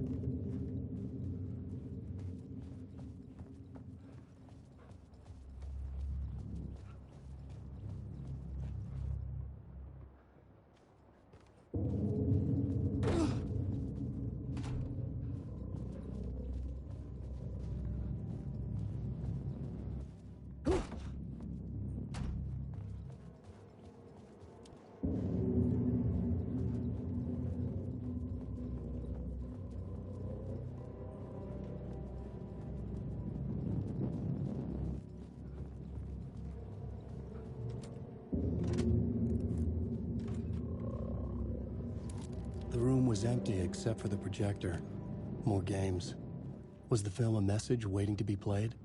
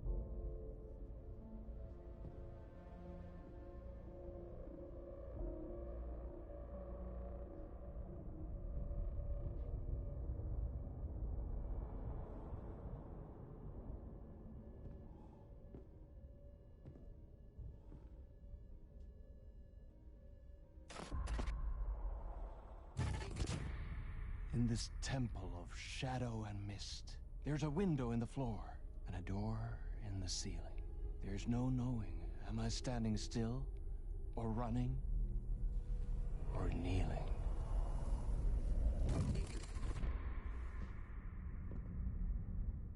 You're the one who's been calling me. Indeed. I'm Tom Zane. Welcome to the House of Zane. The poet. The diver. You look like me. How the hell? Or maybe you look like me, you handsome devil. The diver was a beloved character I played in one of my films. I'm a filmmaker, a celebrated auteur. I need answers. Why is Return so important? What? Alan, you always get worked up like this. Come on, I'll fix you a drink. You and me, Alan. We're in this together. Two artists collaborating, remember? Crafting the keys to our escape. Your magnum opus, Return, and its companion piece, my film. Sharing our life-altering visions, a melding of higher minds. Dreaming up our transcendental work of art. Here, in this room, in this room, in this room, in this room, in this room, in this room.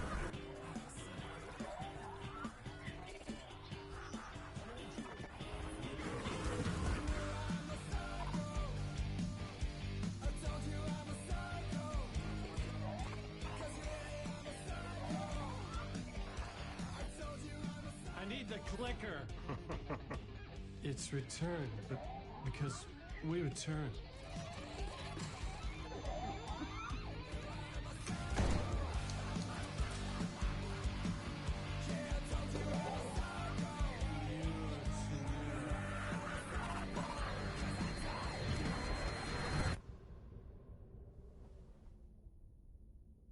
And that is how the magic happened. Enough of this bullshit. Alice is in danger. I need another murder site to go further. Back to Parliament Tower. Scratch is... Your wife is safe, back in the real New York. But Scratch is reaching for her through an overlap. Return is the key to escaping the dark place. You need to get it before that freak does. There's a murder site here in the hotel. Let the waves of your writing carry you there. Hello?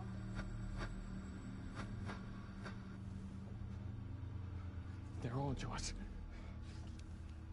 If anyone asks, you were never here.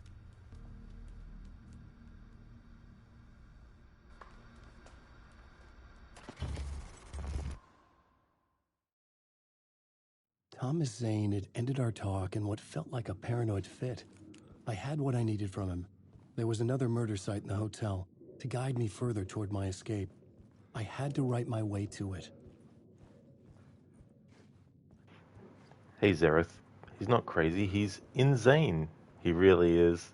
He really is insane. Also, is the audio not syncing with the mouths? I don't notice, but I wouldn't be surprised. Some games, when I stream them from the PlayStation 5, after a while they end up putting things out of sync. The only way to fix it is to close the game down, which would end the stream, and I don't feel like ending the stream to just make another part. So yeah. Unfortunately, it'll probably be like that for the rest of the playthrough now.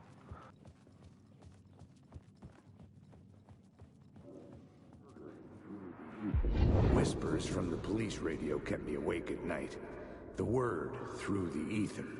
A murder in the backdrop of a play featuring a murder cult. How meta can you get? He said, looking knowingly at the camera. I could sense the cult of the word in this, and their leader, Mr. Scratch. Rumored to be Alan Wake, the writer who'd gone missing years before. The hotel was a perfect setting for a Casey story. I was on the right path. Zareth, yeah, it's weird and it's fine, but away from keyboard shower. Totally understandable, Zareth.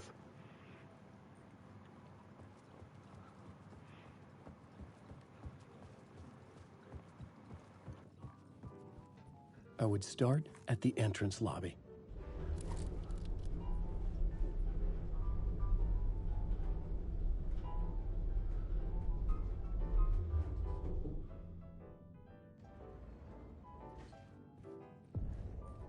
The entrance hall set the mood, where everyone had come in. The victim, the murderer, the detective. An idea, clear as a vision, waited for me here.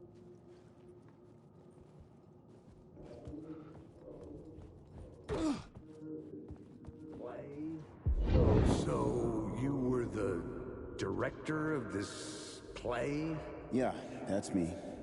Our performance of the cult was cursed from the pre-show ritual on.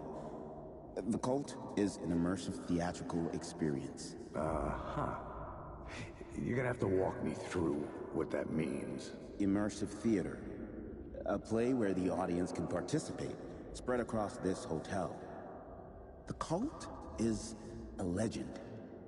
The only written copy of the manuscript lost, the play is passed on as oral tradition between theater companies. Each company only performs it once.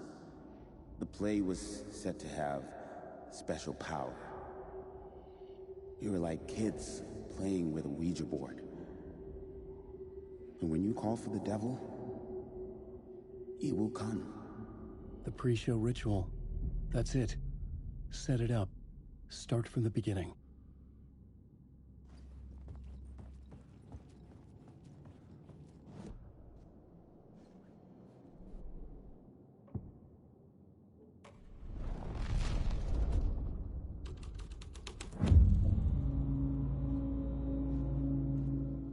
Layers upon layers. A play about a murder cult, infiltrated by a real murder cult.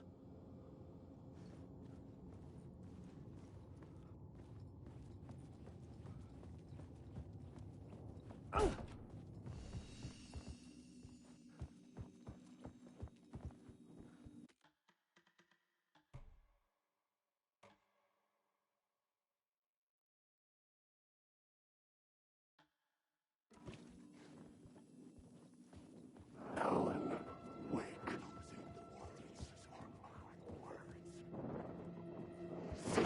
Darkness is coming.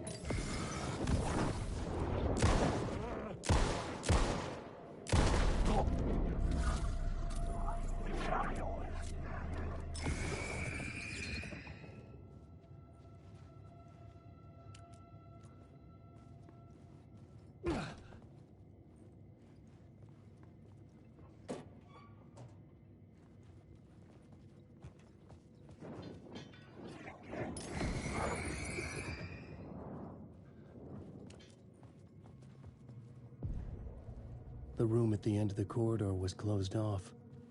It felt significant. Something terrible would happen there.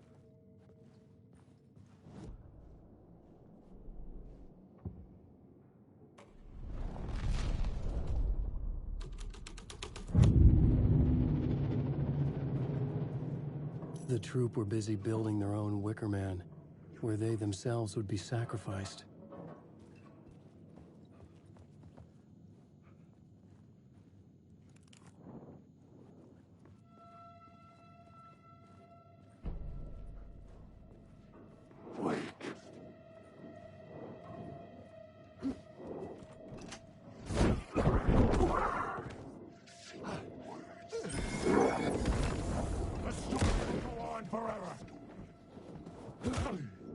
Get out of my story!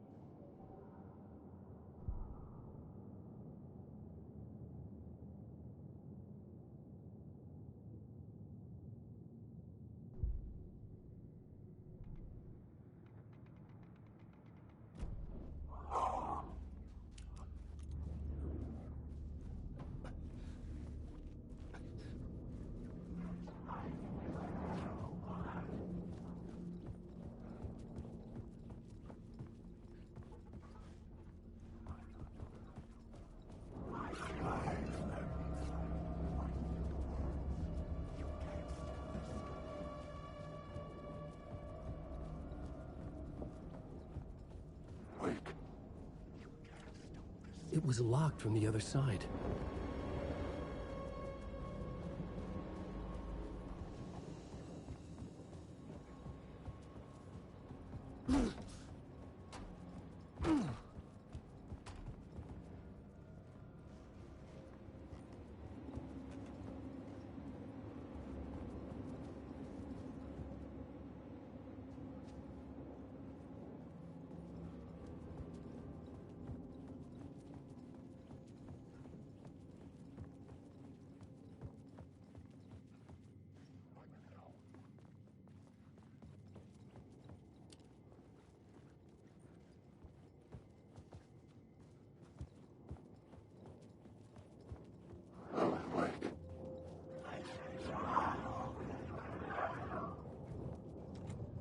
I didn't have the key.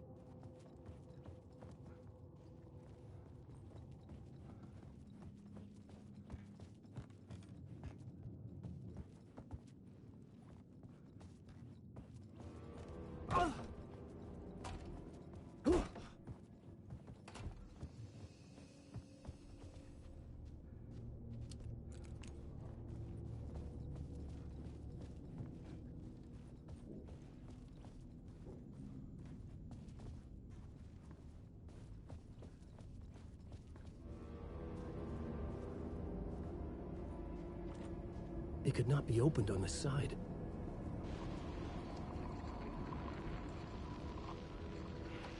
Here we go, this is what I was looking for. This is Dr. Casper Darling, formerly of the Federal Bureau of Control. I'll play it properly in a moment.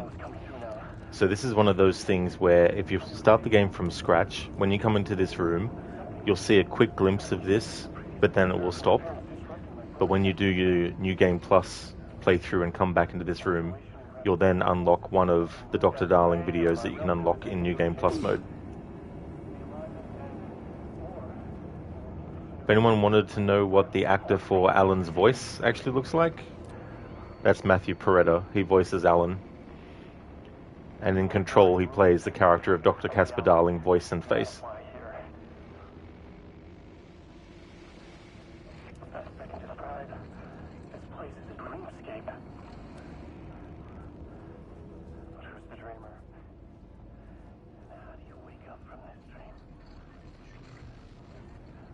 I've been taking readings with the limited equipment I've been able to secure.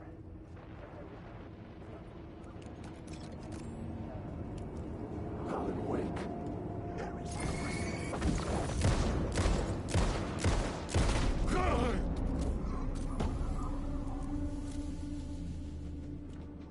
I couldn't get in. I was missing something.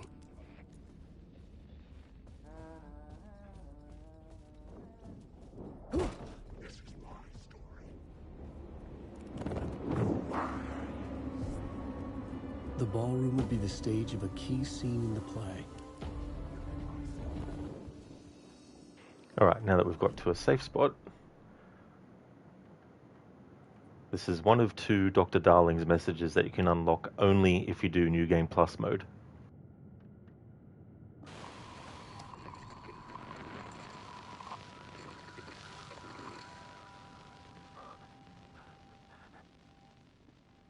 This is Dr. Casper Darling, formerly of the Federal Bureau of Control.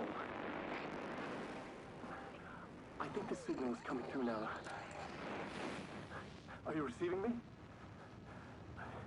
Something shifted. The previously observed interference disrupting my broadcast has gone. Fluctuation in gravitational forces. Either something moved out of the way or my relative position to it changed, but the alignment or the condition of this whole plane spiraled to a more favorable position.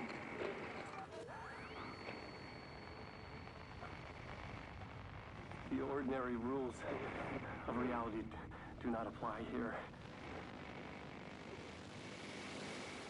The best I can describe this place as a dreamscape. But who's the dreamer? And how do you wake up from this dream?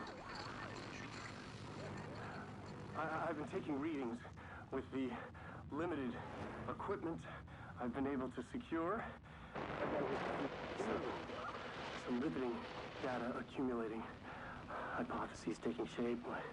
My struggle with this is that the way this place works makes any hypothesis immediately come back to alter and contaminate the data. Anyway, I've been worked with to capture and isolate and amplify certain frequencies from the background radiation ambient noise, so let's see what happens.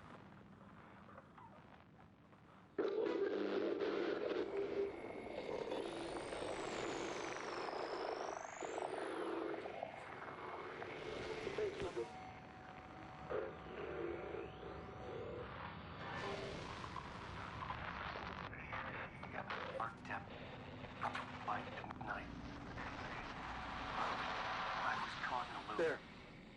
The deeper into the dark depths I got, peeling off the layers of the dark ice, like the ocean zones, from twilight to midnight, to abyssal to the deepest trenches.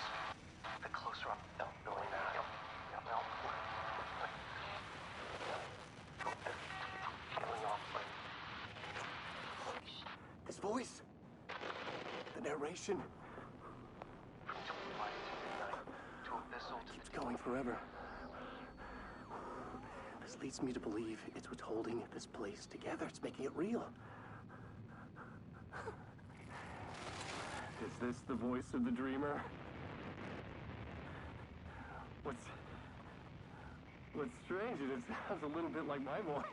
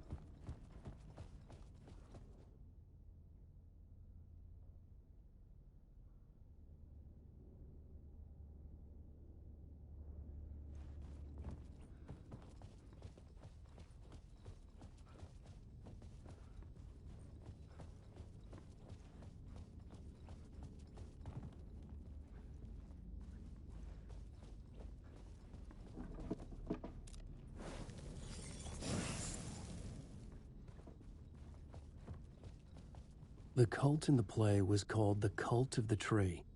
With their deer masks, they were the backwoods echo of the cult of the words urban horror.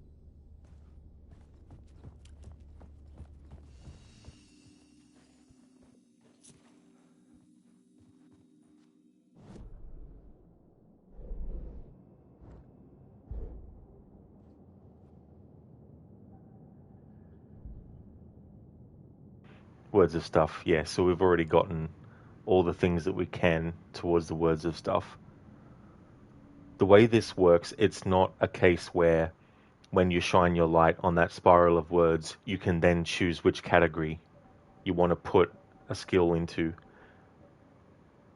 Each one that you shine a light on will give you one for a specific category, and then within that you have to decide what you want to put it towards. So we've already gotten everything that we can for words of stuff.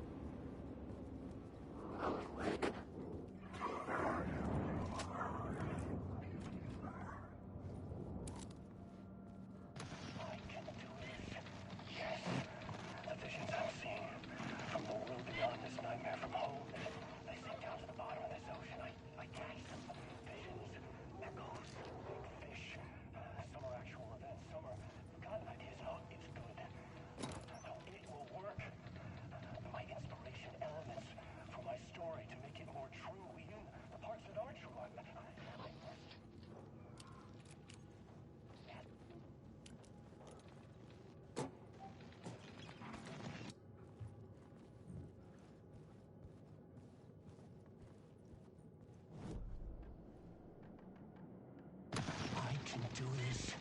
Yes. The visions I'm seeing from the world beyond this nightmare, from home, they sink down to the bottom of this ocean. I catch them.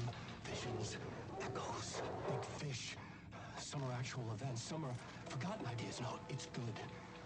No, it will work.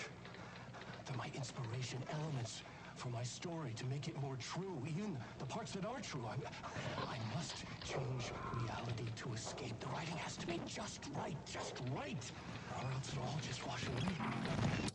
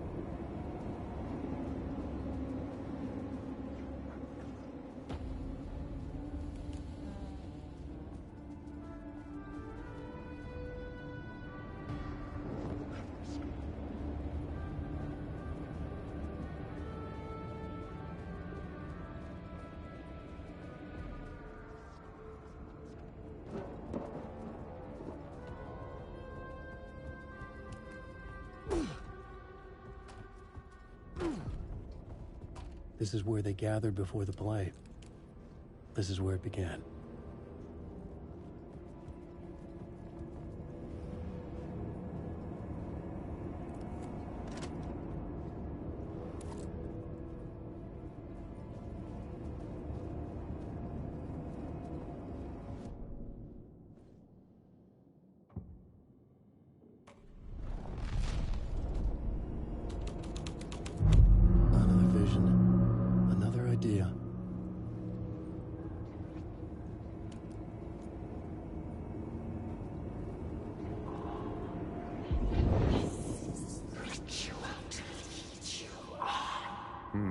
Why set up a play in a hotel? Why this hotel? Because the rent is cheap? No. The ocean view was perfect for this. It's said to be haunted. Dark stories about murder, death, suicide.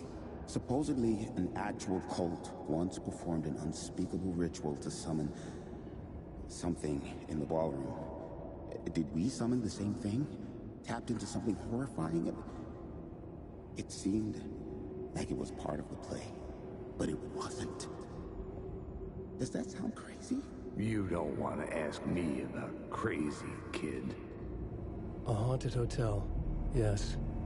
That's a trope for a reason.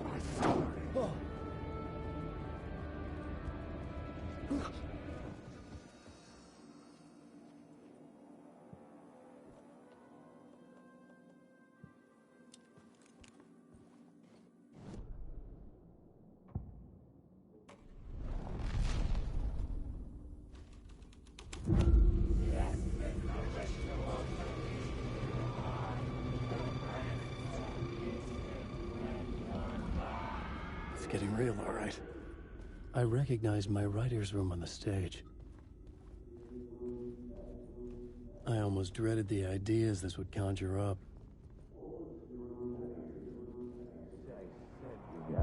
Nice set you got here. What was the scene in this room? Well, this is what we call the writer's room. In the play, it's where the devil rewrites reality whilst God is asleep. The devil was our star role. I got a big-time celebrity to play him, and he was method acting the role to perfection. He never broke character, always wore the cult mask. His name was scratched out on the posters. Mm-hmm. And who was this mystery celebrity? Let me guess. Alan Wake? I wish I could tell you. But turns out there were masks upon masks. Whoever he really was, shit got weird when he was around. Some of the crew joked that we'd actually hired the devil to play himself. Mr. Scratch as the devil. He was born to play the role. I had to agree with Casey on that.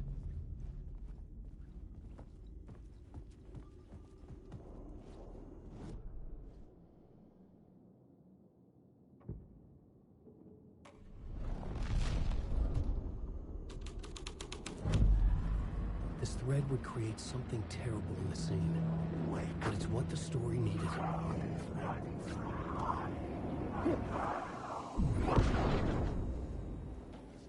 Afro, that's not Eivor, is it? It isn't, no. Yeah, James McCaffrey, who unfortunately died. He voices Alex Casey. Both versions. The real Alex Casey, but also the fictional detective Alex Casey that Alan wrote. And he was also Max Payne in the Max Payne games.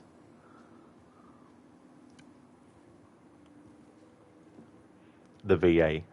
No, it's not Abel. It's James McCaffrey.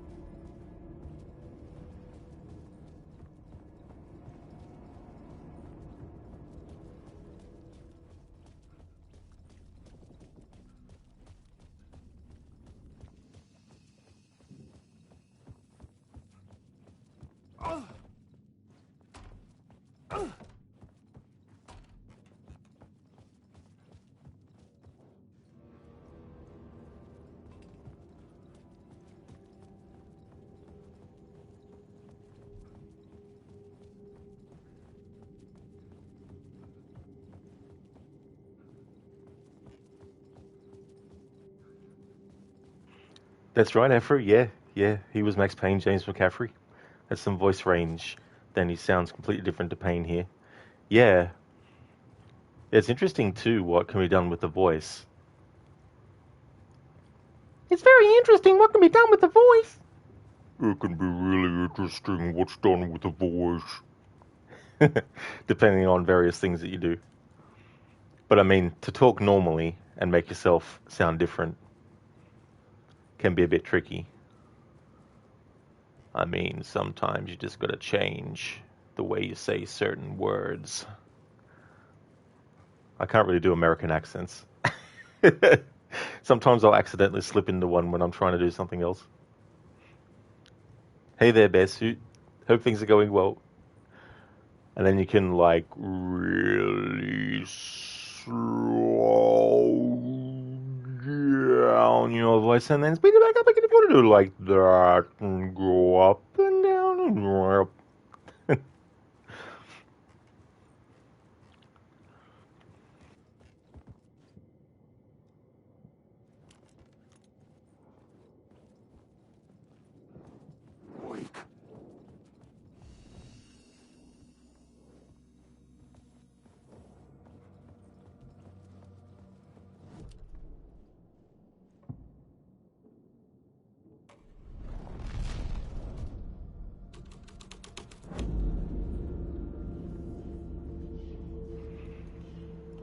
I also think of Roger Craig Smith as Ezio because some think that they did something to his voice when he was doing the parts of the game where Ezio is younger, and that it was his natural voice as Ezio when Ezio was older, but he actually does both variations on his own without any effects added.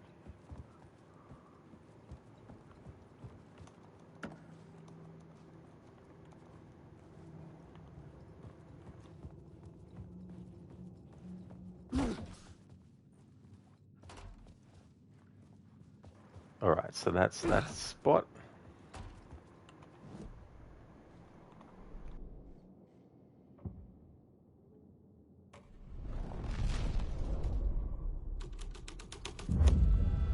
This was the devil's path up the staircase was draped in blood.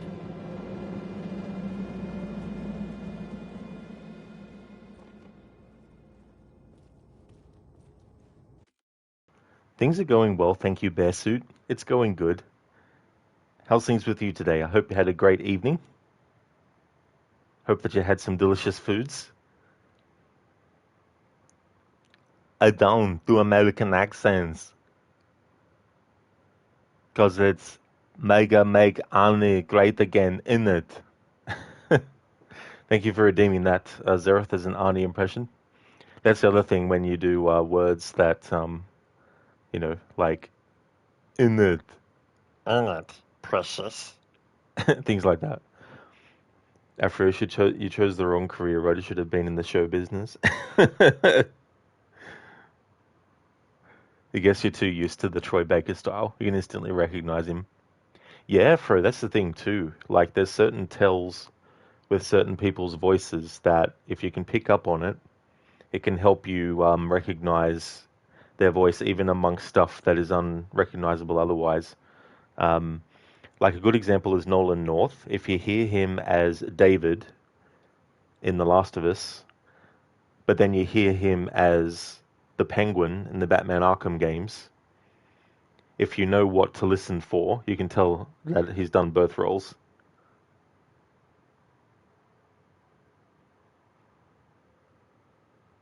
Like for me, with actors like Andreas Burgess, I know when he's doing a character, when the character he's playing either says something in a way that the character is angry, or there's certain ways that words are pronounced that can make me go, uh-huh. Zereth, in it, precious. In it. Besud, yeah, things are good here. Just about to go get some breakfast. Ready and supper went well yesterday. Thanks, all good foods. Excellent, dude. That's really good. That's great. That is awesome. I hope you enjoy your breakfast too. Zereth, I'm Troy Baker. You might recognize my voice from The Last of Us, Bioshock Infinite, Call of Duty, Far Cry, Arkham Origins. The most familiar voice you've never heard. Ask me anything. Don't forget Indiana Jones recently. Like, his Indiana Jones is just so good.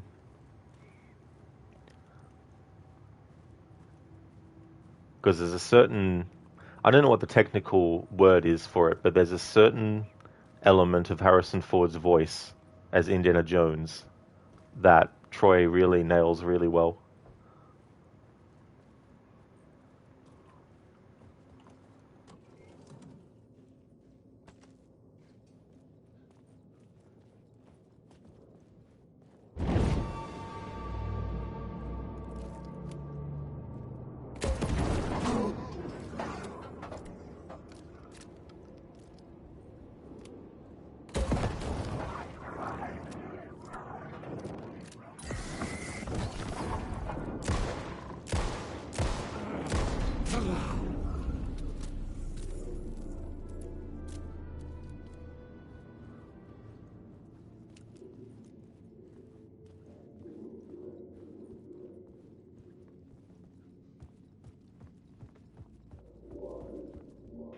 Zereth, give us the ring, blood you hobbitser steals it from us, innit? And Wes will cut you. Wes Craven?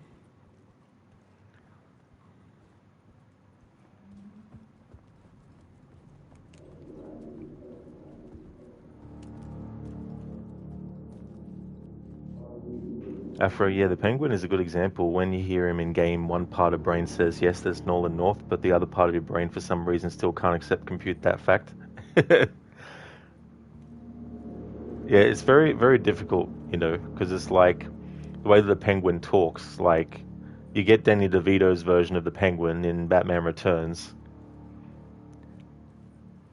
And of course, Nolan North doesn't try to do an impression of his Penguin or anything like that, but obviously Penguin in the Arkham games has a Cockney accent, so that's also a thing that plays the part of stuff. But yeah, there's just so much like that can change depending on what you're doing with your tongue or your teeth or all these sorts of things. Like if you really grit your teeth and try to talk like that, you can do you can get different combinations. Or if you're sort of like if you sort of scrunch your nose up a bit, like that's how I do the very exaggerated Australian accent, where it's like, oh yeah, mate, how's it going, eh? Good to see you, you fucking cunt. Things like that.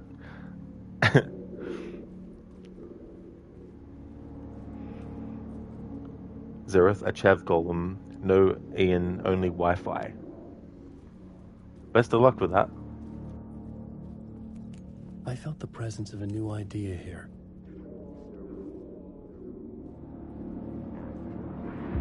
Mr. Scratch, if that's who the actor playing the devil was, had stayed in the hotel. Asking around at reception got me a room number. 666. He had requested that room, specifically.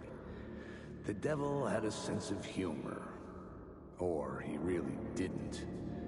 It was funny either way. According to the director, the actor hadn't mingled with the rest of the cast. He had only come out for the play. And always in character. Oh, I get you now, Zereth. No LAN. Only Wi-Fi. There was something funny. I can't believe it took me a long time now to actually figure it out, but in this game, you've got the watery well. And I only just realized today, actually, because I was thinking about it. Sometimes I get words stuck in my mind that I keep sort of like saying over and over, and it's like, hang on. Now I only just get that it's supposed to just be watery. For the location Watery. At Coffee World Amusement Park in Watery, there's the Watery well.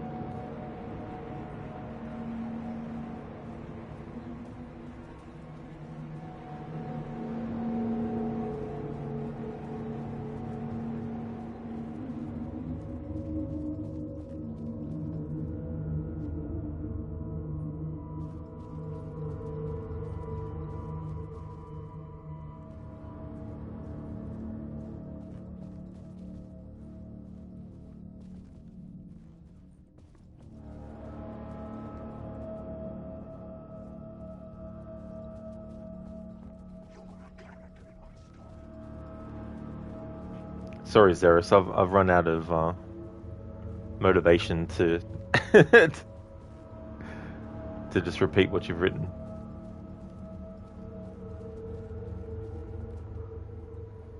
I'm just like, even too much of a funny thing can be a bit too much.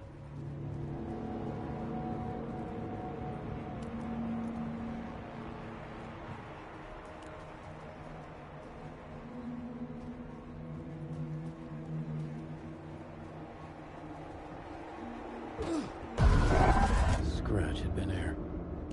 I could sense his presence lingering in the room. I was about to have another killer idea. Thanks for leaving the lurk, Zareth.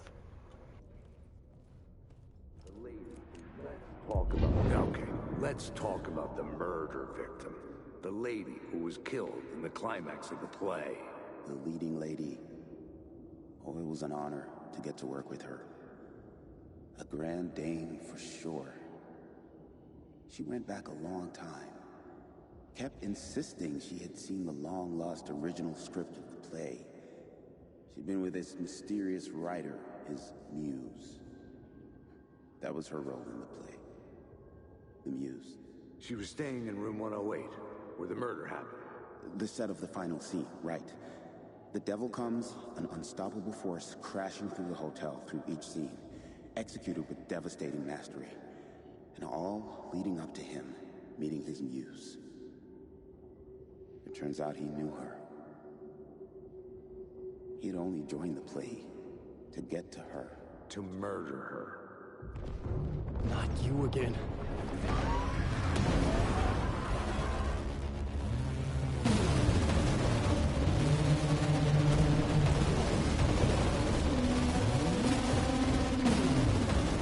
Shit. Get away! Get away!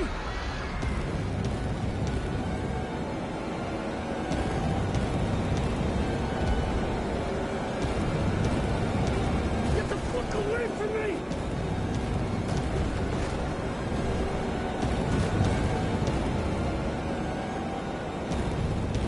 I had to reach the light ahead to hide from the dark presence.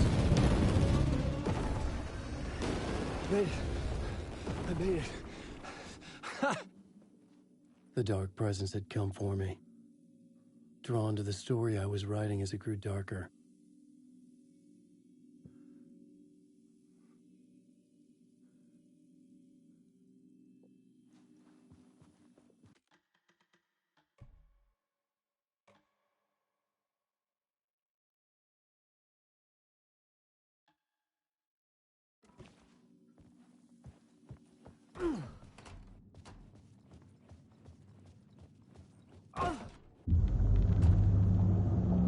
The muse was the murder victim.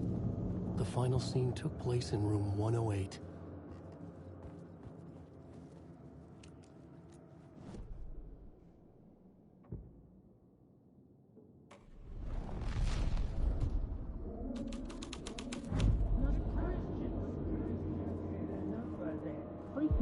I've had enough of that freaking gumshoe dick asking too many freaking questions. Not letting us proper police take care of it. This is our chance to make the powers that be happy. We'll be set for life. Part of the inner circle. Well, amen to that, partner. I like it. And so will the fraternity, the club, the word. Our dear friends with many names. The way I see it, it was a lone nut job. A junkie out of his mind on some fancy new designer drug. Open and shut case. All we gotta do now is dump the evidence from room 108 in the usual place in the alley.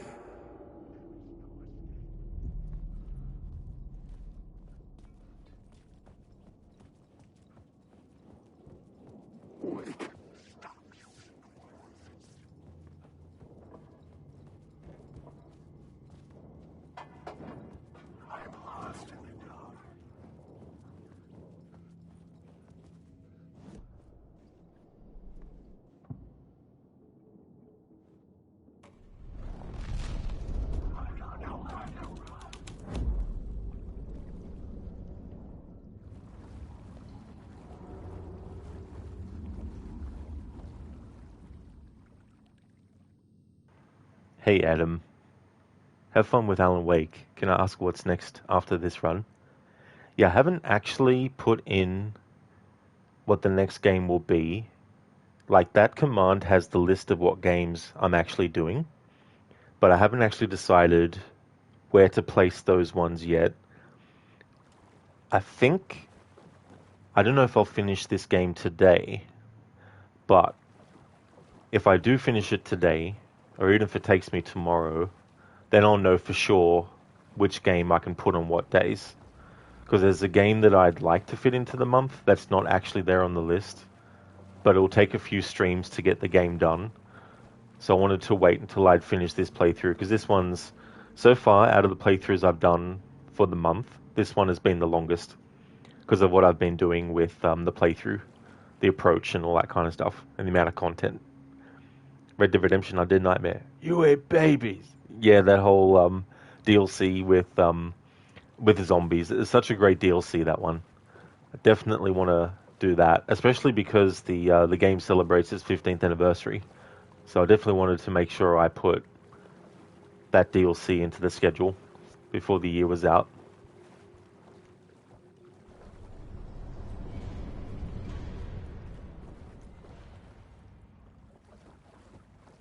Yeah, Adam, it's crazy. 15 years ago. The original Alan Wake, that came out 15 years ago. Dead Rising 2, 15 years ago. Assassin's Creed Brotherhood, 15 years ago.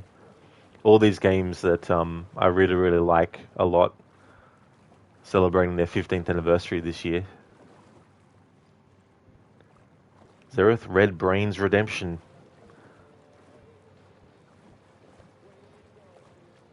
It's a shame we never got Undead Nightmare 2. That's right, Adam. Yeah, so 7 years ago was when Red Dead Redemption 2 came out. And still the best sandbox open world video game for you. I don't blame you, Adam. Like, that's such a great game, that one. So much replay value too. Especially with the gang camp as well. There can be a lot of interactions you can miss simply because you're off doing missions. And the configuration of characters at the camp, depending on what missions you do and how many missions you do before you go back to the camp next, those configurations could have changed. And in that time, there's interactions that you might miss. So there's so much stuff with that game. A lot of replay value.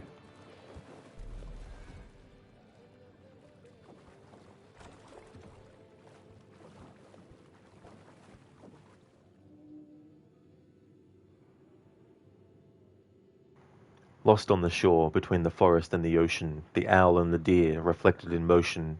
In his room he will hurt her, in hers he is caught. His story ends, her story does not. This is the ritual to lead you on. Your friends will meet him when you are gone. This matches a manuscript page that I can't access now, but you can only gain if you do the New Game Plus mode.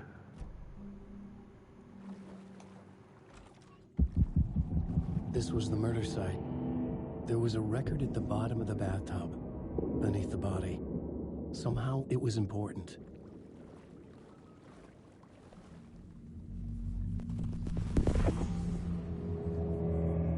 Another step. Somehow I was closer to home. Closer than ever before. It's you again. The FBI agent. Saga Anderson. I'm closer now. I can feel it. You helped me get closer to escaping. Wake? Are I still trapped? Yeah, the clicker. We can... You know about the clicker. It can help us. I destroyed the Dark Presence with it last time. You can help. You can find it. You must find it. I can get it to you. I have to understand. Did you write the story? Alice is in danger. I have to stop Scratch. I have to find Return. I need to get back to my apartment. I'm writing a story to get through. Initiation. It's the only way. The story. You can do that. You can write out...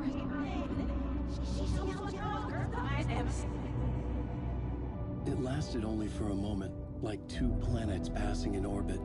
Saga Anderson was helping me go deeper, closer to escape. Somehow, I had to trust her. Parliament Tower. I had to get back to my apartment, my study. I had to find the manuscript of Return.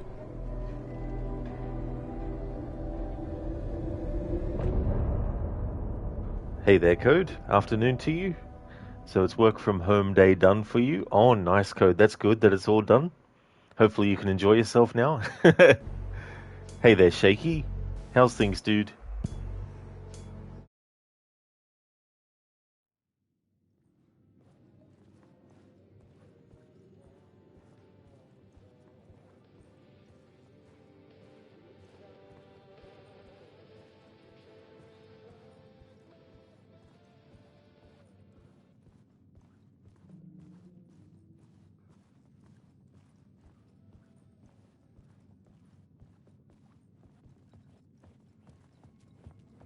Hey there, Bombo.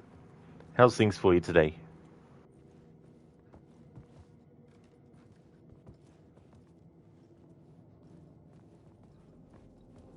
Wake.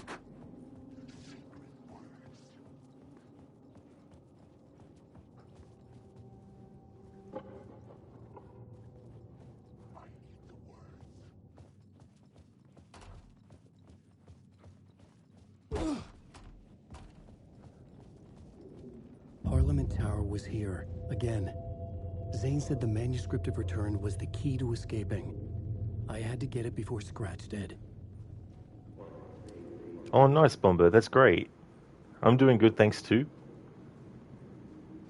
Planning to finish this playthrough in this stream, but if it takes another one tomorrow, then so be it.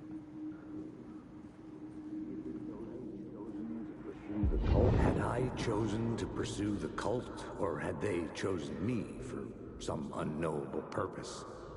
To be a demon, to sort the clues based on my interpretation, to change that which I observed. It was all a play. Shadows on the wall of the cave, an echo of the true events that happened somewhere else. Was I there to watch the shadows, or was I a shadow too? In a performance set up for someone else.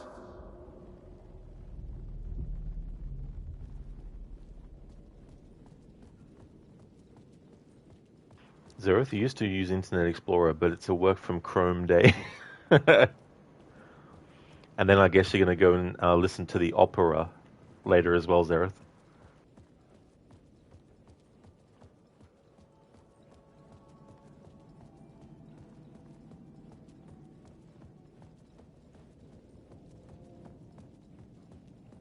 But be careful on your way, you don't run into the Firefox, you might get burned.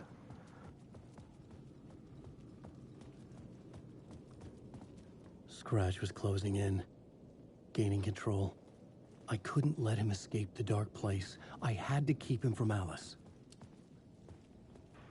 I couldn't help myself, Bearsuit.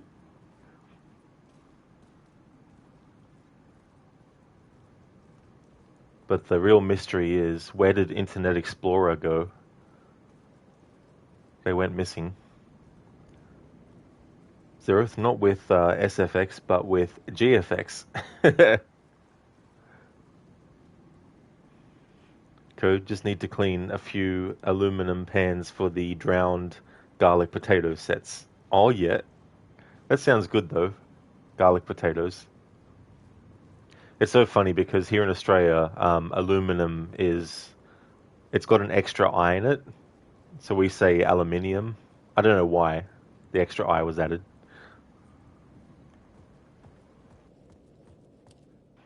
In New Game Plus mode, whenever you go to Parliament Tower, which is where Alice and Alan lived in New York, there's a photograph in the elevator each time that's not there if you play the game from scratch. Bombo, yes, lol. Yeah, it's just funny little things like that, you know, adding or taking away one letter in a word.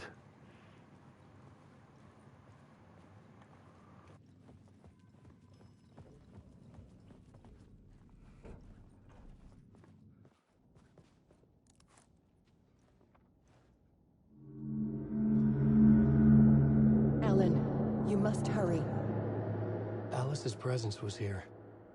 Like the sun coming out from behind dark clouds. It pushed me forward.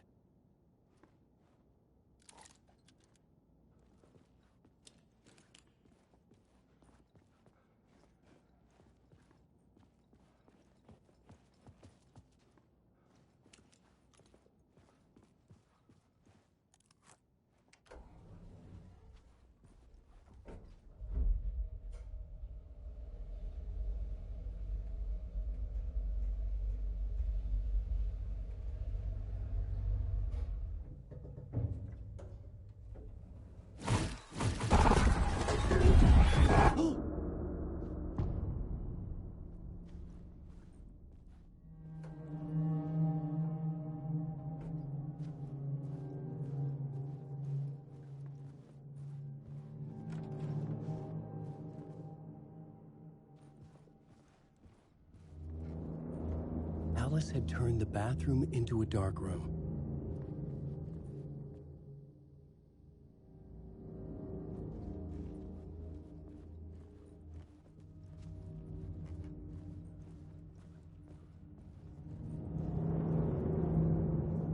I needed to get inside the manuscript.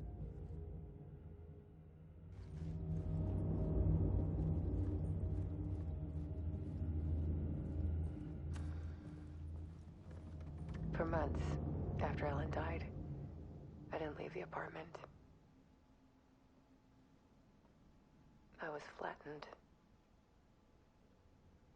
by the confusion, shock, the guilt, fear. I could barely get out of bed. Barry Wheeler started visiting. He even cooked me meals. I couldn't stand the guy when I first met him, but he's a better friend than I gave him credit for. And he still checks in. Even after he moved out west.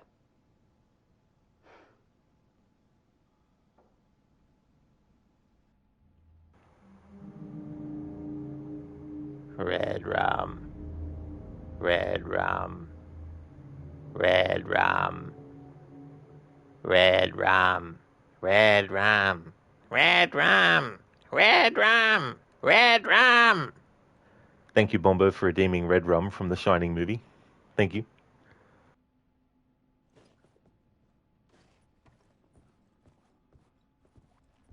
Alice's work had consumed the apartment. Her whole life.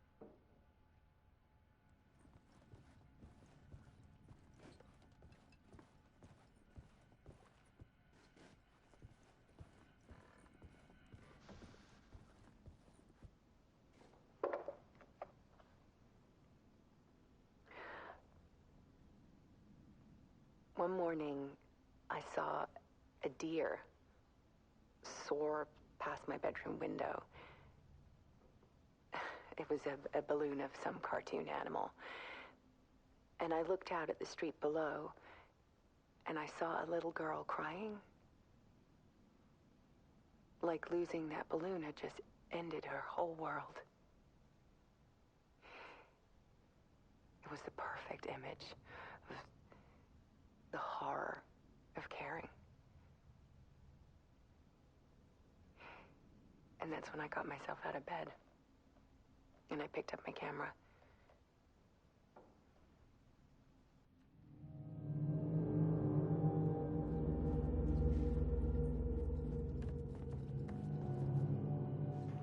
Cheers, Bombo. Code sounded more like Gollum had a stroke and an aneurysm at the same time. Red rum. Red rum. Red rum, precious. Gollum. Gollum. Gollum.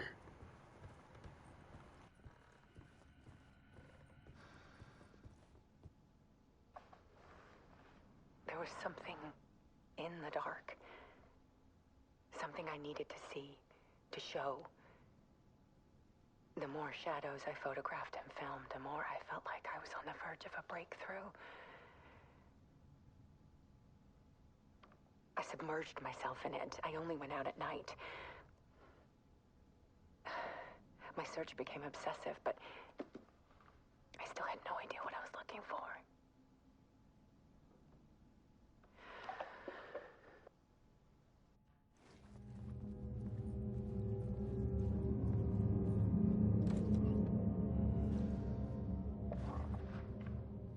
There's a world hidden behind ours. A dark tide ebbing and flowing against reality. Faces in the shadows. Fear of the dark is really just fear of what could be, that vast, paralyzing ocean. But photography can freeze reality in a snapshot, put a cage around the infinite and capture it.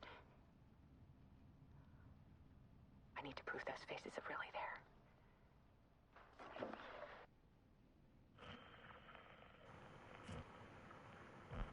That would be an interesting game mechanic if you were to play as Alice, using your camera to photograph things in the game world, and then when you developed the photo, to actually see the truth of what was actually there, not what you initially took the photo as. And also with enemies, being able to take a photograph of an enemy to freeze it in place temporarily to then be able to either get away from it or to use a weapon against it to destroy it.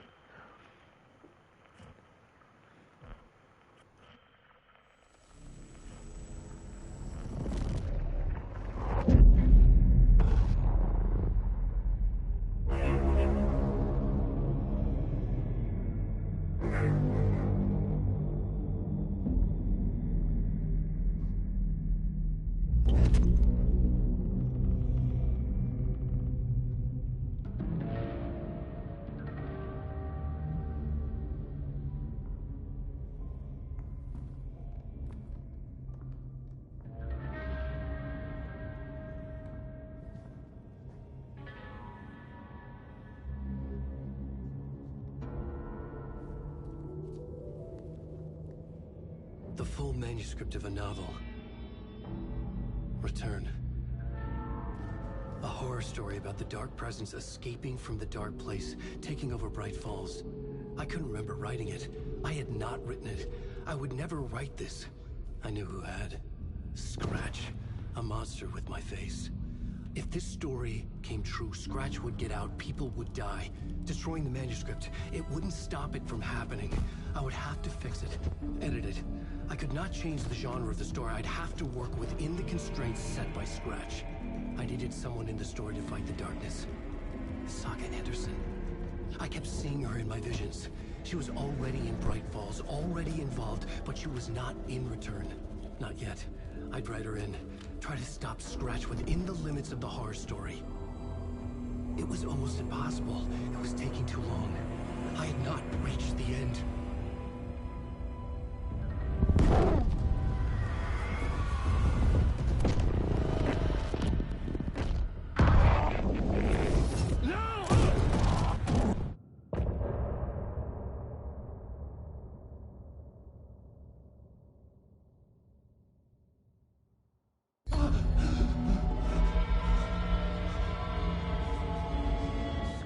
Stopped me before I could finish my edits to the manuscript.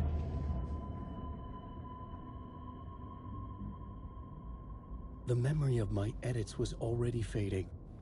Terrible things would happen if the manuscript came true. Scratch was there, at Parliament Tower, undoing my work. He could use the story to escape. He could go after Alice.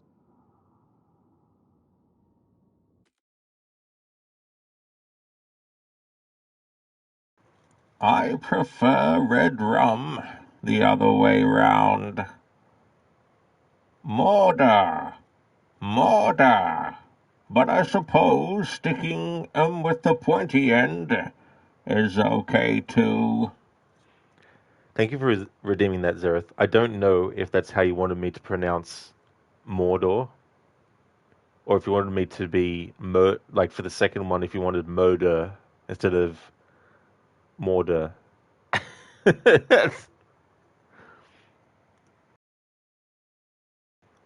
I prefer red rum the other way round. Mordor. I fell into it again. I prefer red rum the other way round. Mordor. Moder. But I suppose sticking 'em with the pointy end is okay too. Thank you, Zareth. There we go. Code, it's Hodor. Who? Cheers, Bombo. Using a good old Pringles can. Essentially, trying to say things like this, and then putting the Pringle can around the mouth, and then doing things like this.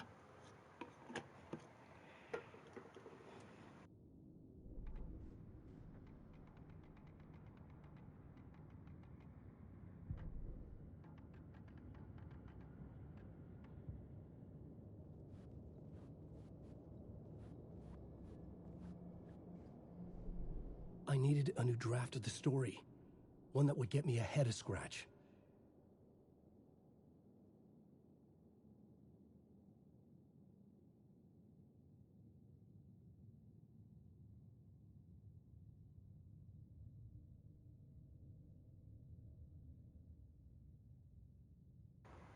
Part 2, Room 665. Room with an ocean view. The mystery caller was back. He knew things. Wanted to meet me. The Ocean View Hotel. I would find a way there. Thomas Zane, not a poet or a diver, or so he claimed now. A filmmaker. He said we'd been trying to escape together. My manuscript return was the key. If Scratch got his hands on return, he'd be the one to get out. Play of Shadows. Zane said there was another murder site hidden in the hotel. I would write my way there. A new Casey story, a sequel to the previous one, the return of the murder cult. I had to keep it interesting, find a twist, a meta layer, a theater play about the cult, a play with a supernatural reputation, the play infiltrated by the real cult. The devil was summoned, the murderer, Scratch lurking behind the cult, an echo of what I was going through, to make my narrative ring true. The murder site in the hotel. I felt closer to home. Saga Anderson had helped me from the other side. She needed the clicker. She wanted me to write more. Part 3, Return. Obsession. Things were getting worse at home. Alice's art project had consumed the apartment. She was obsessed with darkness, with finding the truth. All she would find was Scratch. I had to get to the writer's room behind my study door. I needed the truth too. I needed return.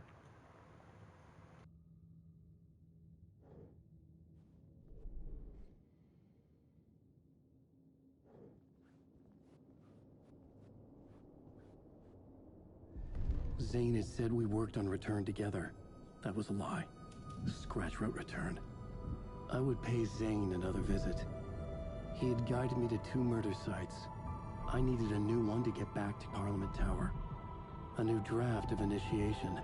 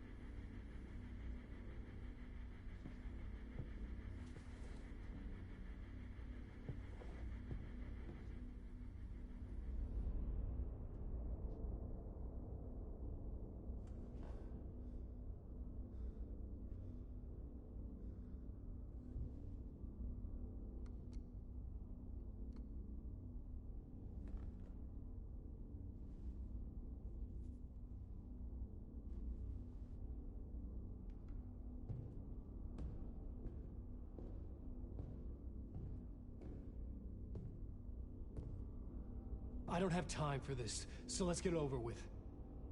Tell me, was this all fake? A show?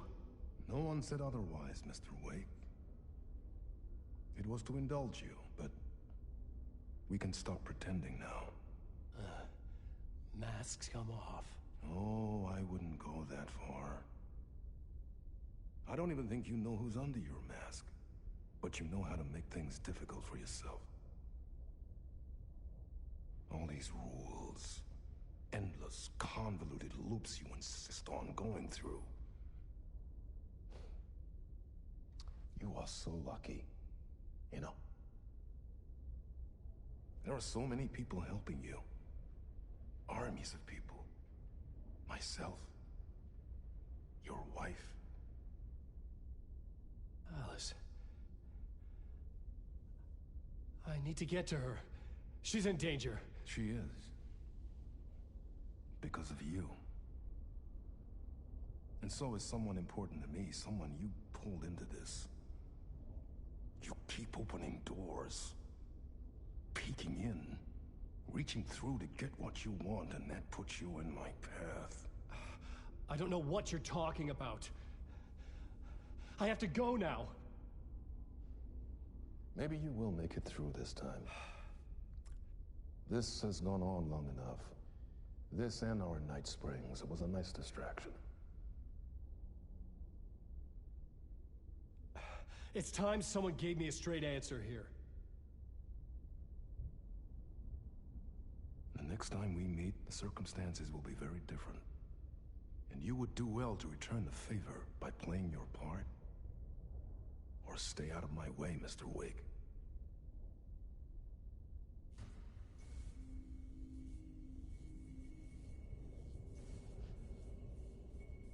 Whatever you say.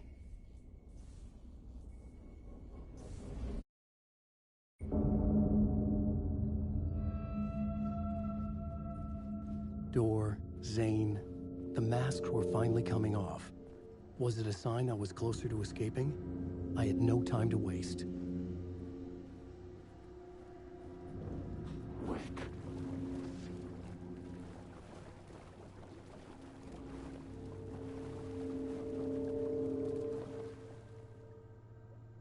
My interpretation of many worlds. Dr. Casper Darling.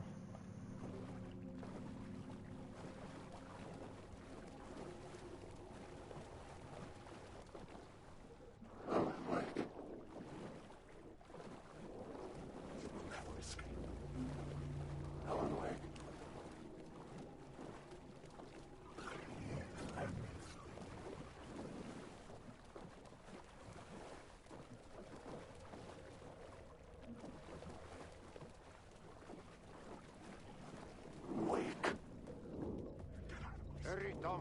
Alan Wake. Here is the light at the end of the tunnel.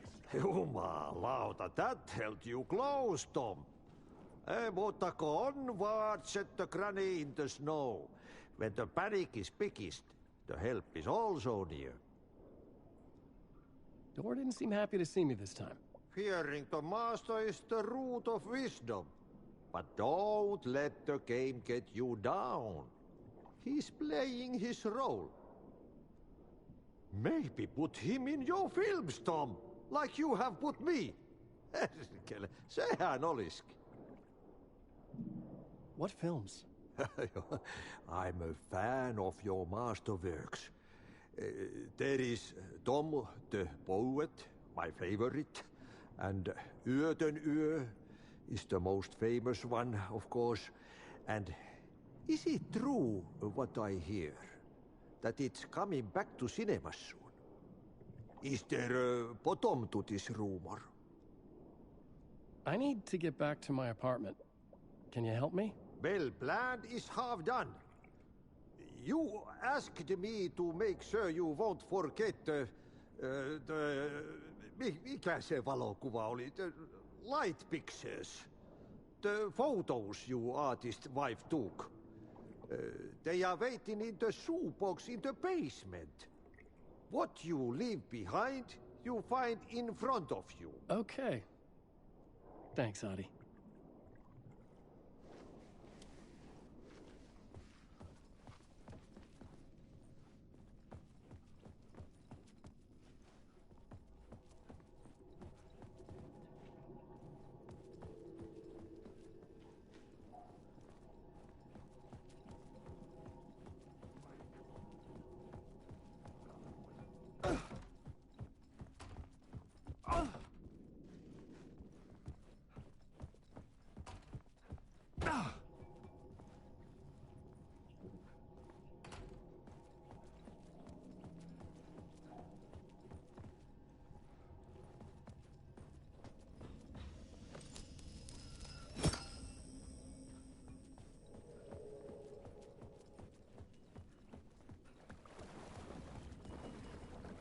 would find Alice's photos in a shoebox.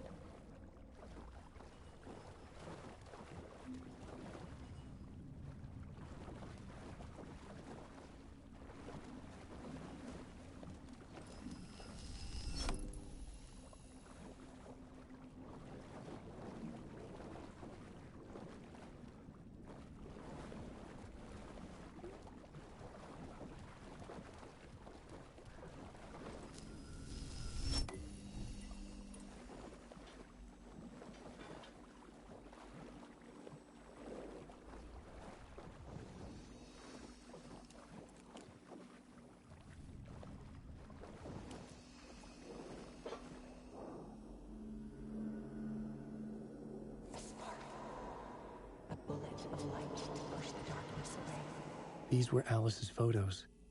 I recognized the style. One showed the clicker sinking into darkness. The other showed a light in the shape of a bullet. They were important, even if I didn't know what to do with them yet. Okay, so that dialogue from Alan is the same if you start the game from scratch, but that vision of Alice you see only appears in the New Game Plus mode.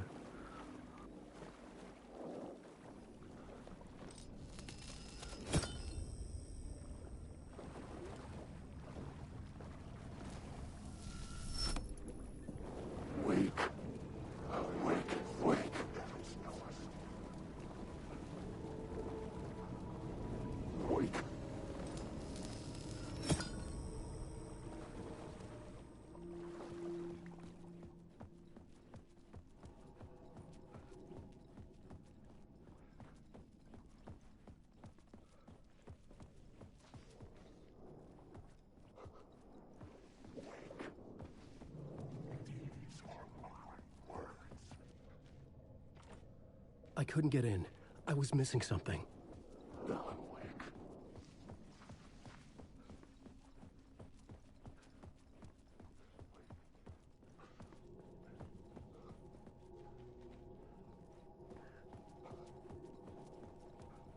Alan Wake.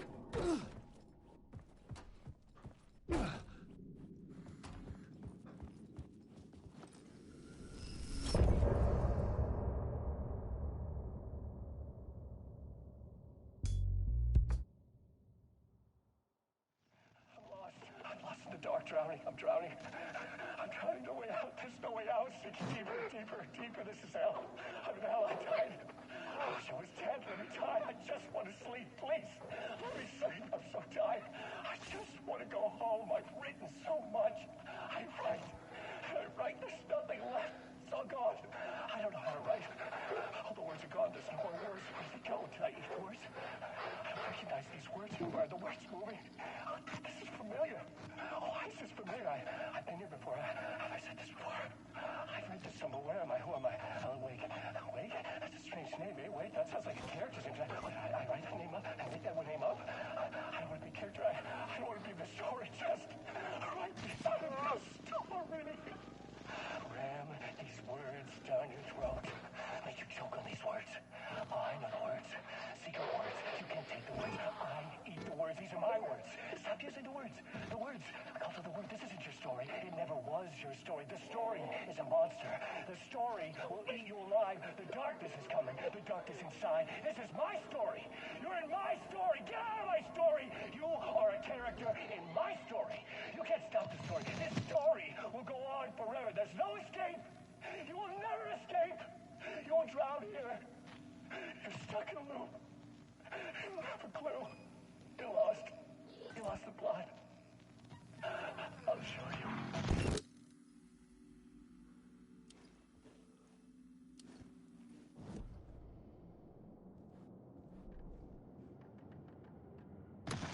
I'm lost. I'm lost in the dark, drowning. I'm drowning. I'm drowning. No way out. There's no way out. Sinking deeper, deeper, deeper. This is hell. I'm in hell. I died. I wish I was dead. Let me die. I just want to sleep. Please. Let me sleep. I'm so tired. I just want to go home. I've written so much. I write. There's nothing left. It's all gone. I don't know how to write.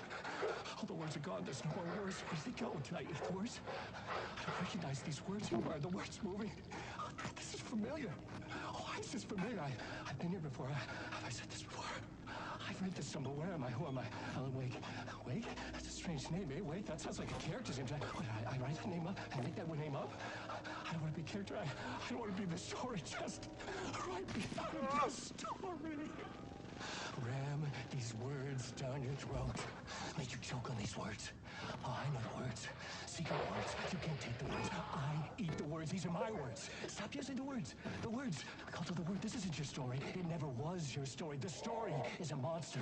The story will eat you alive. The darkness is coming. The darkness inside. This is my story. You're in my story. Get out of my story. You are a character in my story. You can't stop the story. This story will go on forever. There's no escape. You will never escape. You will drown here. You're stuck in a loop. You don't have a clue. You're lost. You lost the plot. I'll show you.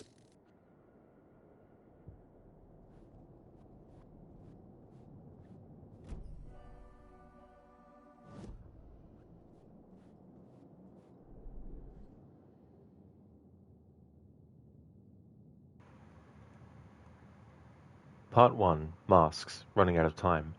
Scratch wrote return. He stopped me before I could reach the end with my edits. He had it now. The horror story would still come true. I had to stop Scratch before he escaped. One last chance. One last draft of initiation to get me there. Through the door. I did not know who or what Door was. Not a talk show host, but I did not create him. An entity affecting the story from outside. Affecting me. Not the only one. My stories had not created anyone.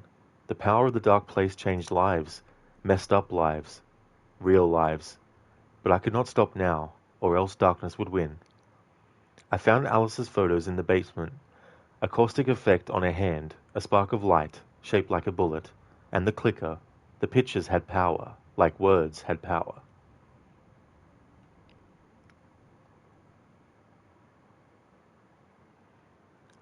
Bombo, wow. Oh, yeah. Like, that particular one, that video of Alan, like, there's so much to unpack about that. And, I mean, you know, on the surface, it could just be some, you know, crazy ramblings of a character who's gone mad, of course. But it also speaks to how mentally exhausting it would be to be stuck in a situation where everything is looping and being in a place for so long that all perception of time has been lost, and you can't remember whether something you wrote was written by you, or if you had decided to stop writing, but you kept writing because you forgot that you wanted to stop writing, you know, all these things, and Alan wanting to just get out, you know, not wanting to be in the story, just write me out of the story, you know, all that kind of stuff. But yeah, it's an amazing combo performance by Ilka Villi doing the live action movements and all that part of the performance, and Matthew Peretta doing the voice as well.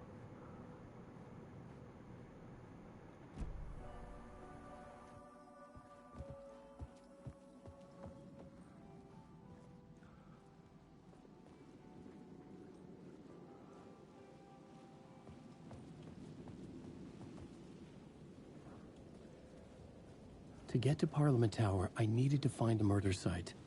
Zane would know where to find one.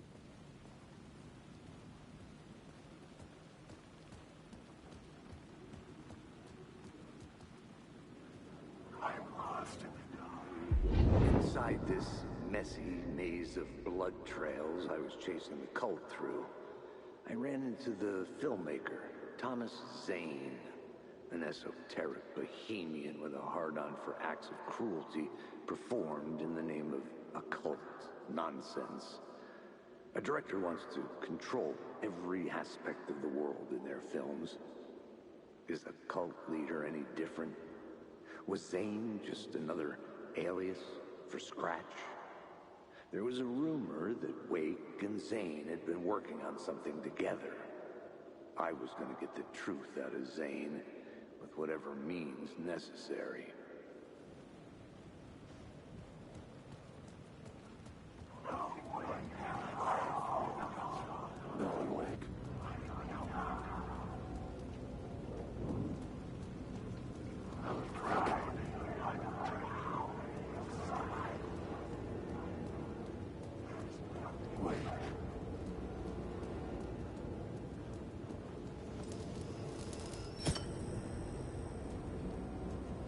Wake.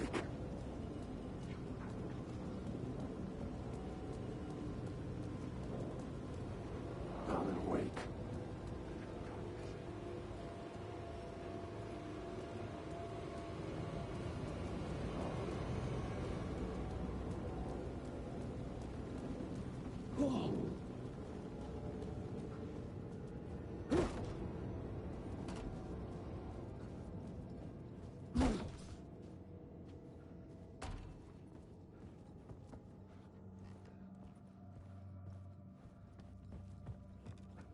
Zane's room, 665, was upstairs.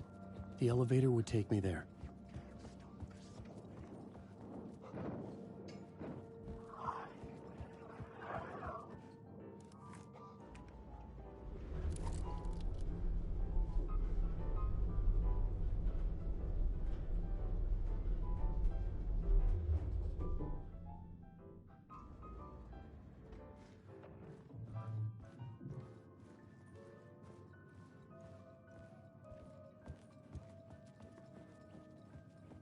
Already done that content for the playthrough.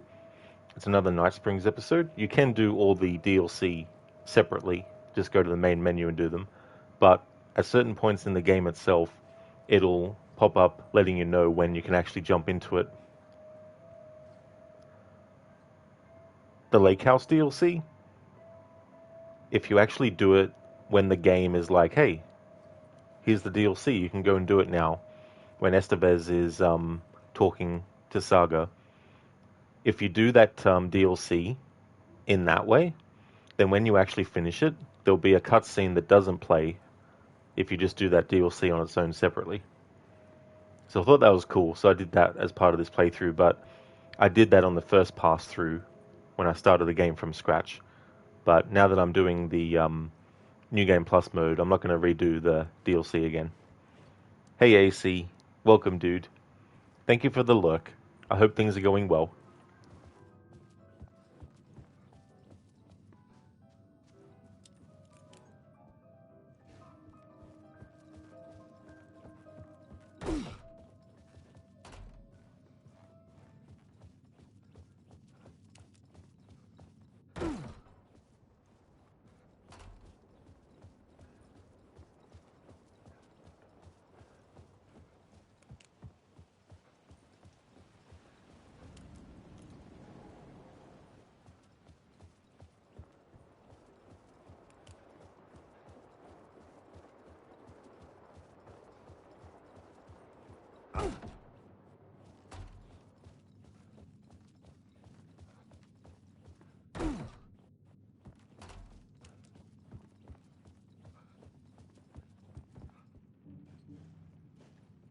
Something told me Zane wouldn't be happy to see me this time.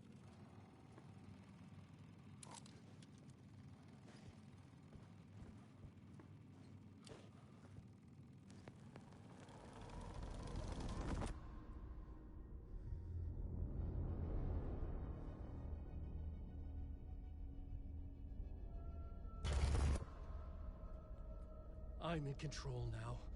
The second you try anything, I will shoot you in the head. Scratch wrote return, not me. You're a fucking liar. You'd given up. You stopped writing. You said it was too dangerous, that we didn't deserve to get out. And then he showed up. Scratch. He promised to write. To get me the hell out of here. He was magnificent. A visionary. I mean, it was art. But then, when he finished, he took return and left me behind. It's still here, and so is he. I know I fucked up. But you can still catch him before he gets out, before he gets to your wife. When you get to him, don't hesitate. Kill the bastard for what he did to us. There's a murder site in my cinema where my film Nightless Night is playing.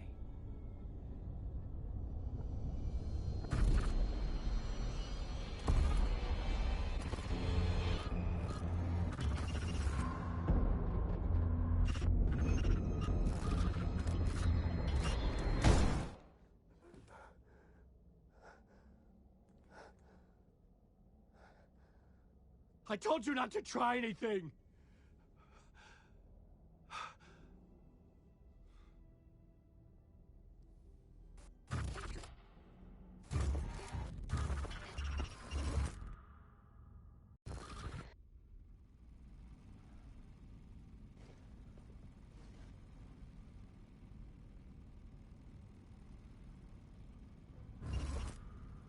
Oh, mercy. Thousands have gone missing, beyond the labyrinth of me. When you're lost in your own company. And cut! Oh. Now that is drama.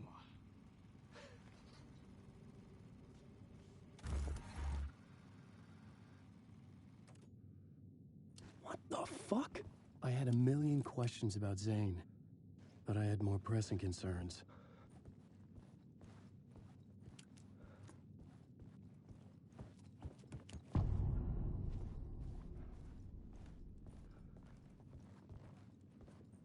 I had to find the movie theater Poets Cinema.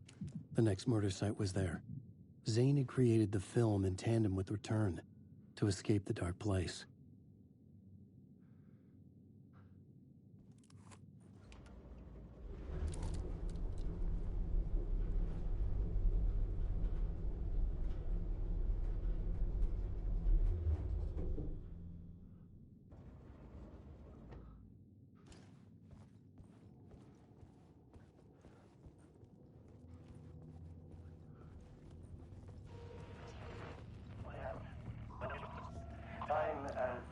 Here we go. Here's the other Dr. Darling video. I will watch it without talking over it.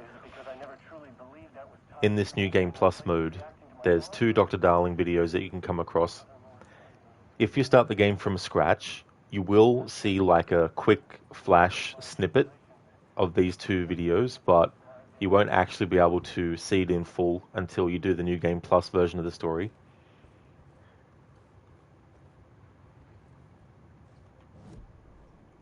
Let's see if it's already logged in yet. Not yet. I feel like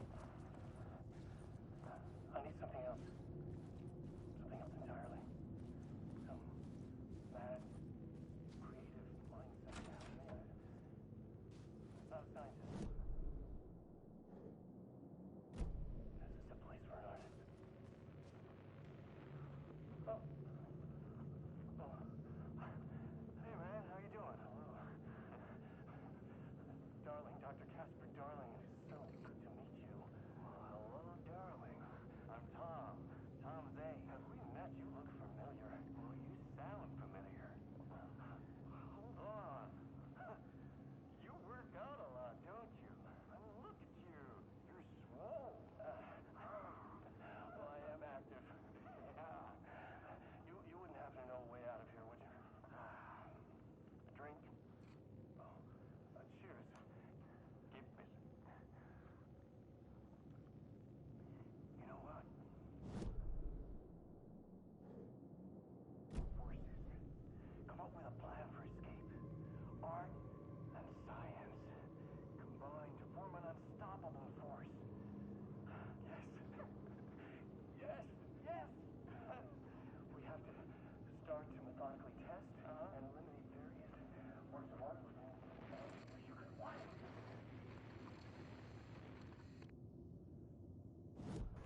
Alright, so now we can watch it in this form. So I've already come across the first Dr. Darling video that you can only access and find in the New Game Plus mode, so now for the second one.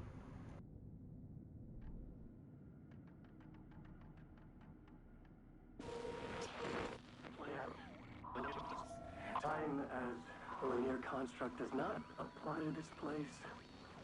I mean, is it because I never truly believed that was time's true nature and this place is reacting to my thoughts, or some other more fundamental reason? I don't know. That said, to the best of my calculations, subjectively, this is my day 665. That's a long time. I have explored every conceivable avenue of research, exhausted every scientific method of investigation I know. It's all dead ends. I feel like I need something else. Something else entirely. Some mad, creative mindset to help me. Not a scientist, an artist. This is a place for an artist. Oh. Oh. Hey, man, how you doing? Hello.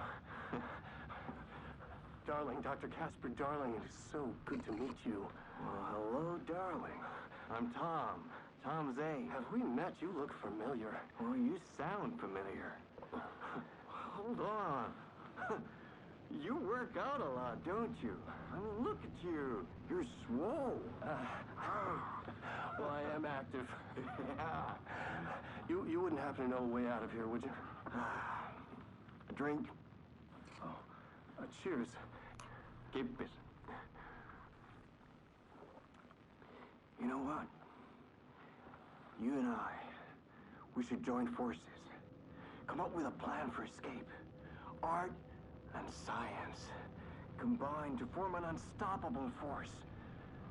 Yes. Yes. Yes. We have to start to methodically test and eliminate various works of art within bounds of which you could wildly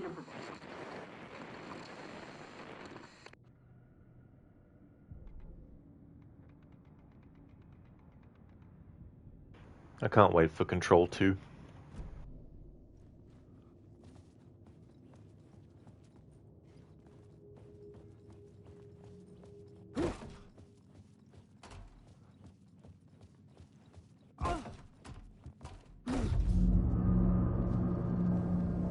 I could see the searchlight beams of the movie theater on the far side of the plaza.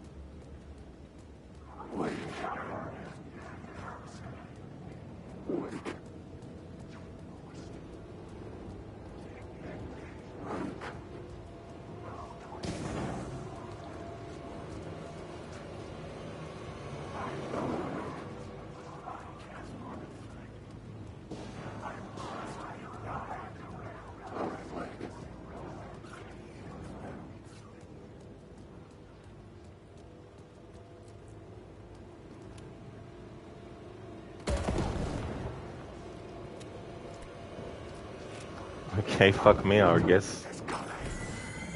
Yeah. Fair enough, game. Fair enough, I guess.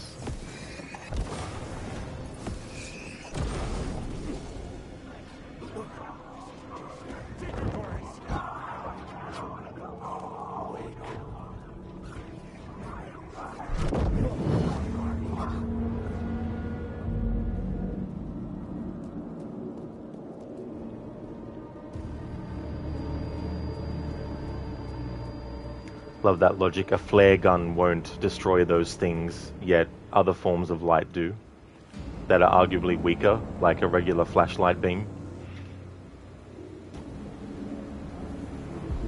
Something kept me going. A broken man. No hope, no prospects, no love. Too stubborn to die. Like a cockroach with a misguided sense of honor and justice in a city where there can never be justice.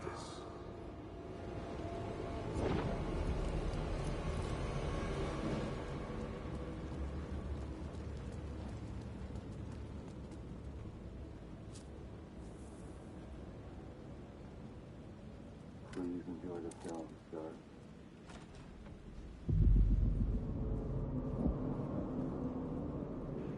There's a short live action. The lobby was a gateway to other realities on the silver screen. I could set a scene here. There's a short live action movie you can watch Nightless Night. It goes for about 15 minutes. As part of this playthrough, I've already actually watched it on stream, so I won't be doing it for this New Game Plus run.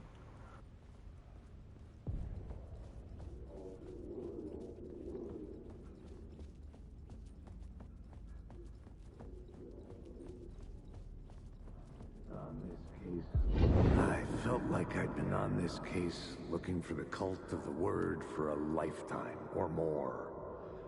The only case I'd ever been on. They would surface from the dark with their depraved acts of violence and fade back into the night, leaving behind bloody crime scenes and clues heavy with obscure meanings that led nowhere. Arriving at the cinema, I felt a monumental, terrifying revelation trembling before me, ready to open its jaws and swallow me whole. This place had significance to the cult. There was something to use there. Bearsuit Game is like, hold your story, Rod. I've got some exposition to do. Exactly. That's the thing about wanting to only talk when there's no dialogue being said by characters in gameplay, or if you're watching a cutscene, unless it's something that I've actually let play without talking over it before, and I've had to reload a checkpoint or something, then, you know, we'll talk over it. And sometimes you think, okay, I'll put the character here, or I'll move them within this small space. And then you think, okay, this should be a good spot too, and then the character starts talking, and you're like, oh, shit. How do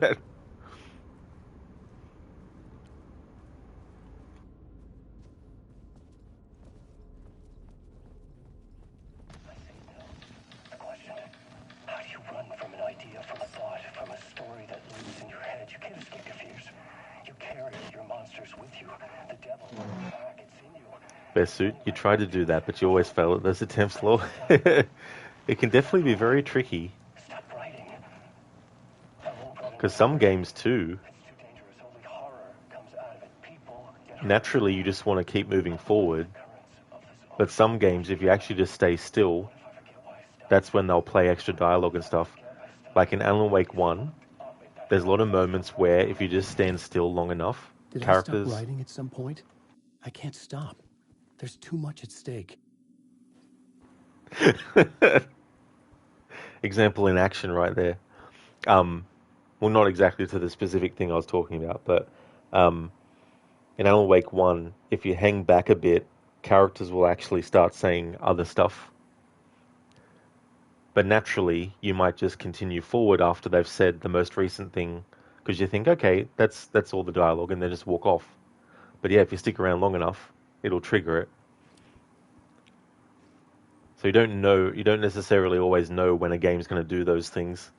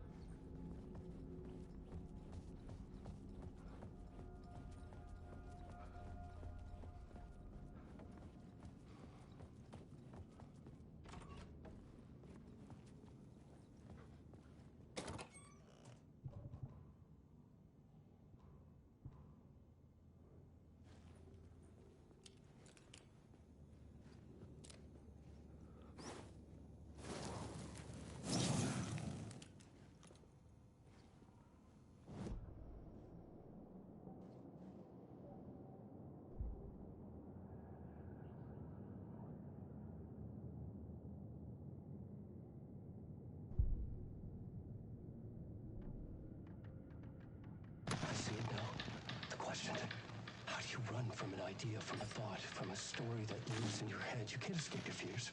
You carry your monsters with you. The devil will come back. It's in you. You're running right back to it. A loop. I have to stop. Stop running. Stop writing. I won't write another word. It's too dangerous. Only horror comes out of it. People get hurt. I would let the currents of this ocean wash me away. But what if I forget why I stopped? What if I forget I stopped it all? That is fucked up. If that happens, I'll start writing again. Hey there, Senny. Welcome on in, dude. How's the rest of your stream of Freedom Cry? Alan Wake is going well today, dude. Getting closer to finishing the full playthrough, actually. Going through a few things in a quicker way. And I think it'll probably take me another 2 hours, maybe 3, I think, to get everything else done. But yeah, going really good, thanks. How about yourself?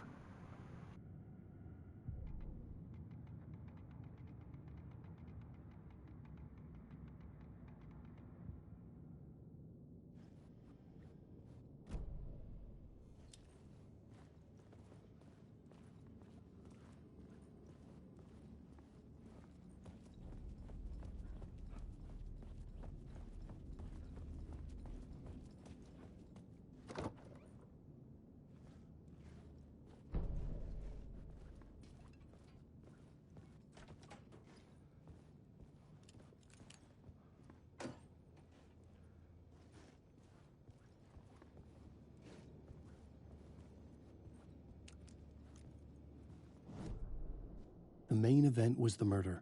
I had to find my way to it.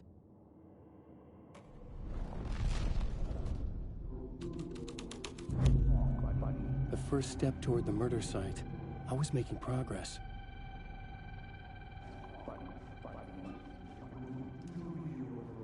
Good to talk. Do you a lot of good to talk, buddy. It was an initiation ceremony. Or so we made our new members believe. 2 of New York's finest. They had performed endless favors to earn their place among us. We had something special waiting for them. And something very special for you, Alex Casey. Who's your leader? Alan Wake? Scratch? Zane? Give me a name! You will meet him soon enough. There was no end to the corruption. It fit the genre, so I'd use it. Zane, give me a name. Oh, good, nice, dude. That's great to hear that you're getting so close to finishing. Have you decided yet about the game to replace this? Freedom Cry went really good. You got 6 out of the 9 missions done, and also read a lot of the database. It's interesting how that DLC has a lot more to read up on for historical events, etc. than the main game did. Thank you so very much, Crooked.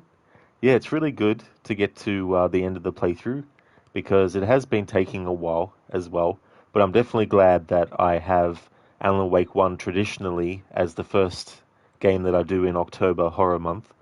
So then that meant naturally doing this sequel straight after, giving me a lot of days up my sleeve. But I do have a game that I'd like to do that's not actually in the list that I've got in the command for it. But I just want to make sure that I finish this game today first before I actually say what it is, so I know for sure that I can fit it in as well. But definitely have a game in mind that I'd like to add. And that's great too, as well, that you got 6 of the 9 missions done. Like, that's a big chunk of story to do. Are you doing all the optional objectives as well with that? Because as you know, there's that mission that you have a few investigations you need to do.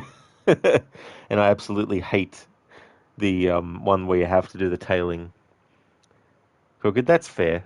Yeah, I've been wanting to do a playthrough of it for a while, of this game that I have in mind. It's not AC Odyssey, I hope. Definitely not, no. I mean, in some ways that could be a horror game, I guess, depending on how you look at it. But that's interesting too as well. You wouldn't think that the DLC would have more database stuff than the actual main game does.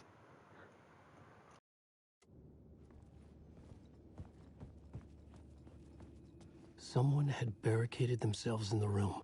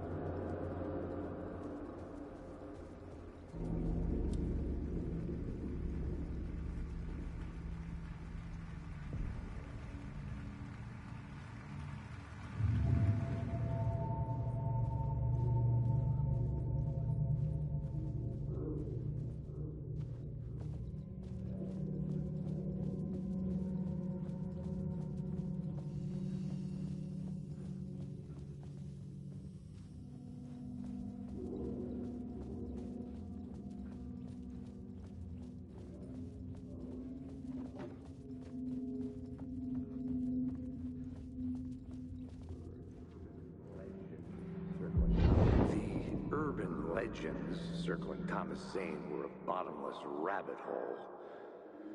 I'd done some digging.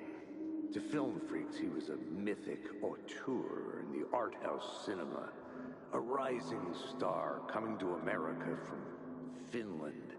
But he only created one film, Tom the Poet, before he went missing, mirroring the vanishing of the main character in the movie, played by himself.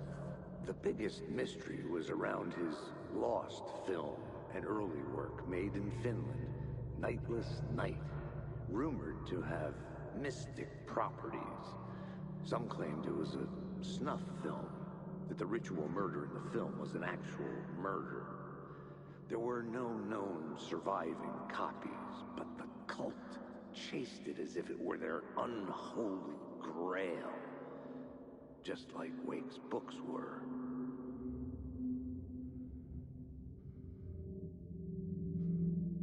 Bearsuit, there is always the Headless Horseman quest in Assassin's Creed Rogue. Very fitting for October, one of your favorites. There's a movie called The Burbs, and there's a character named Art, and there's a quote from that movie that really sums up my feelings on ever playing any of Assassin's Creed Rogue again, and that quote is, "I'd rather chew broken glass." Not literally, though. If you said, chew this broken glass or play Rogue, I'd be like, yeah, I'll be playing the game. But otherwise, no. Never touched in that game again. Crooked, oh yeah, you did that mission yesterday as well. It actually went really well with that tailing mission for once. But then you had a glitch where you couldn't loot an item in another investigation. So you had to reload there, and then you ended up knocking someone out with your fists. Oh no, the game counted that as a kill, and you have to do all the investigations without killing anyone, so another reload there. Oh my god. That mission is notorious, definitely notorious either way, for offering multiple opportunities to ruin your day. That really does suck, for sure. It's just ridiculous when that kind of stuff happens, you know? But yeah, it's weird. You would think that they wouldn't count knocking someone out with your fists a kill, you know? Yeah, Bearsuit. It's such a great movie, that one. It's a Tom Hanks movie.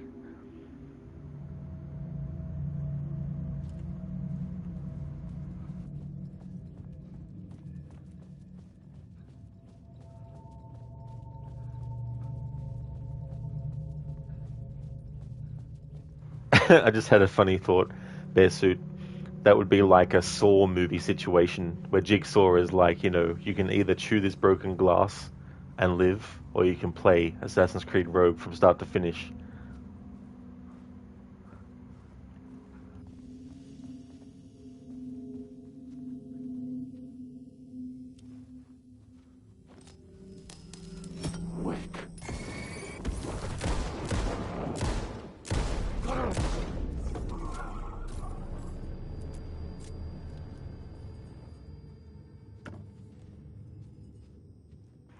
Bearsuit, can you imagine? And then you finish it, and then he's like, again. And then you're like, oh shit. Then you realize that's the trap. You either chew the broken glass and you never have to play the game ever again, but you'll have the repercussions of that, or you just have to keep on playing that game over and over and over and over and over again.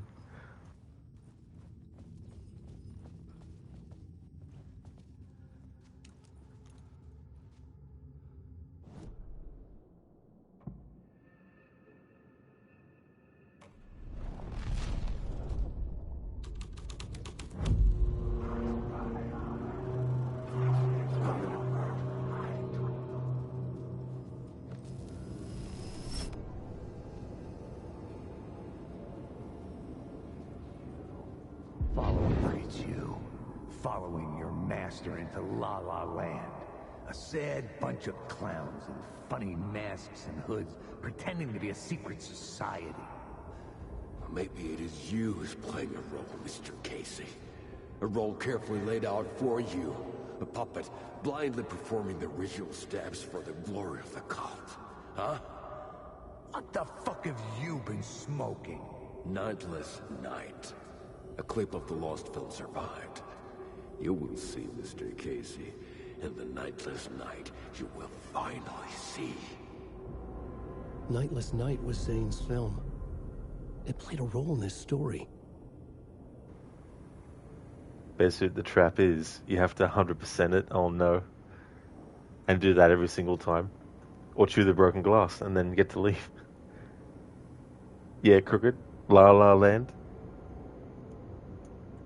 La La Land.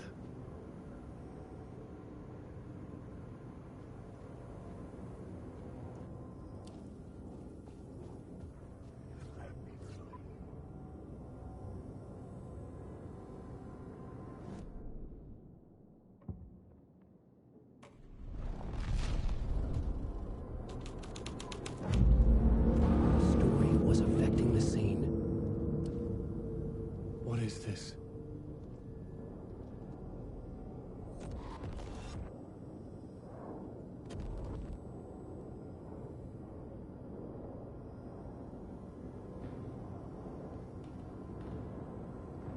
Zane was in the clip holding my lamp. Was he playing me in his film? Zane's lamp on the screen had no light. I could transfer the light in my lamp to his. This is part of the live-action short movie that you can watch. At this point, you have to wait until later to actually watch it, but this is just like a small clip from that movie. But if you're interested in watching it, you could probably definitely find it on YouTube. It's called Nightless Night, is the name of it. I mean, that's the English language name of it.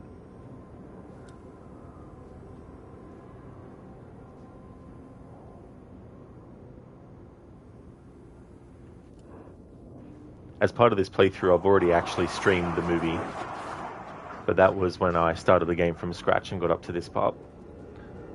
In the New Game Plus mode, I'm not going to play it again.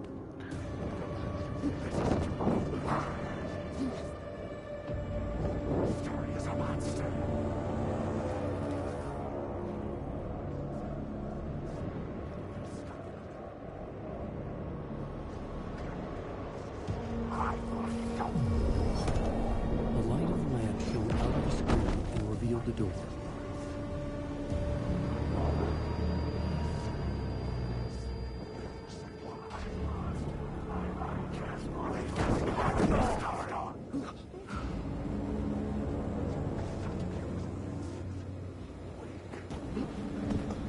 I was back out into the night.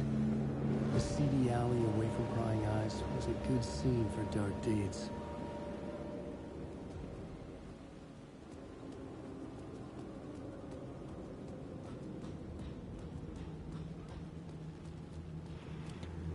There's a little bit of a tongue-in-cheek, what I sort of think of as an Assassin's Creed reference about the removal of a finger coming up with one of these that we can see with these two characters.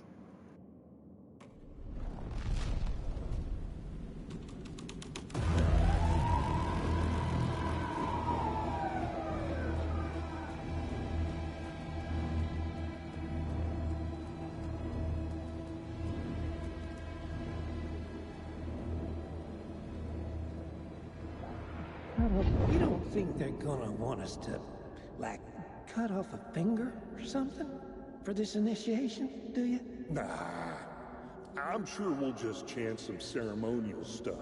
Nothing to it. Well, it's about time. We paid our dues. Made plenty of their problems disappear.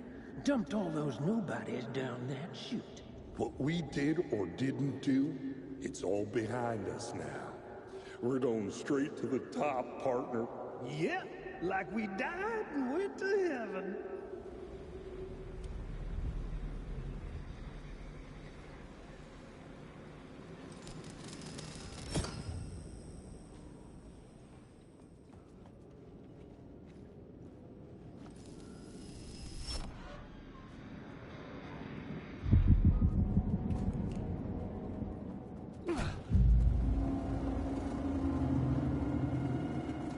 straight to the top. The dirty cops looked down on the city. Their city. They had committed repulsive deeds to get there.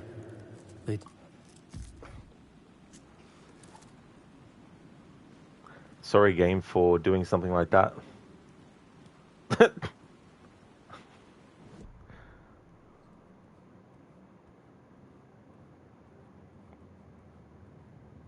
It's like, we can't have the player make the character heal during a dialogue moment. We have to make sure that the dialogue moment gets cut off instantly.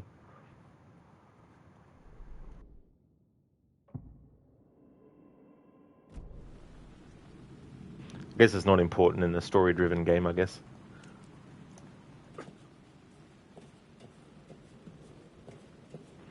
Bear suit, it did seem like a little nod to the series. Oh yeah, that's I mean, you know, of course my mind went there straight away when I first played this and heard that dialogue about the removal of a finger, but it was just like, oh,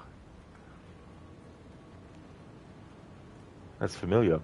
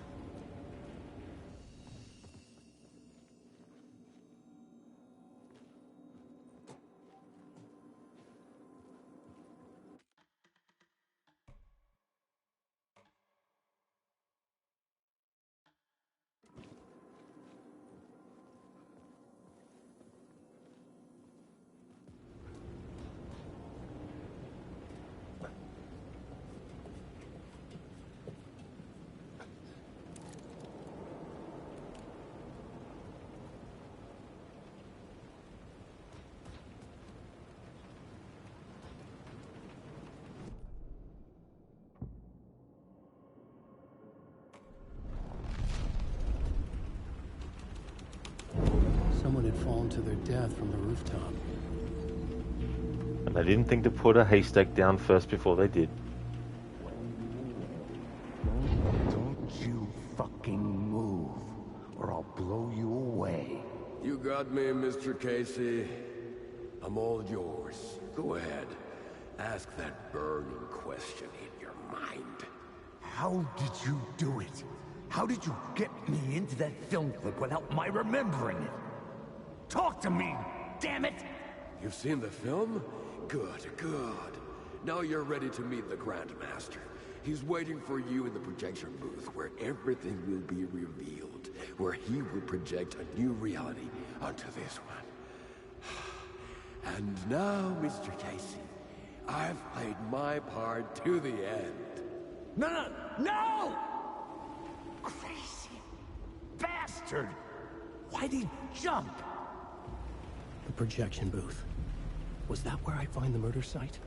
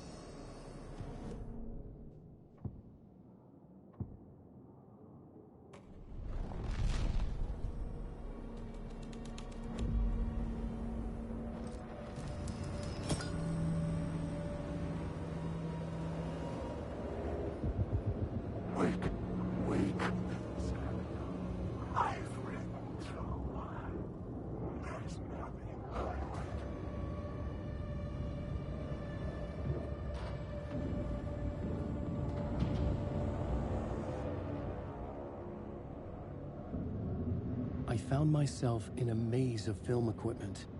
There had to be a way to the projection booth from here. I wasn't alone.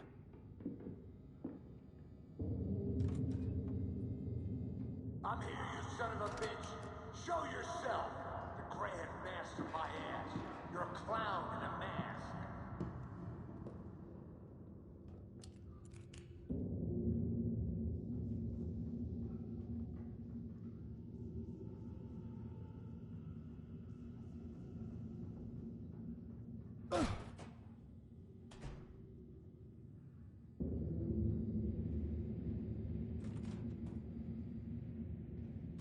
I was back where I started.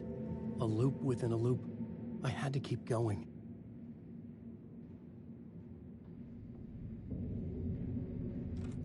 I'm here, you son of a bitch. Show yourself. Who was that? Who said that? The Grand Master my ass. You're a clown in a mask. I'm not the one wearing a mask here, you moron.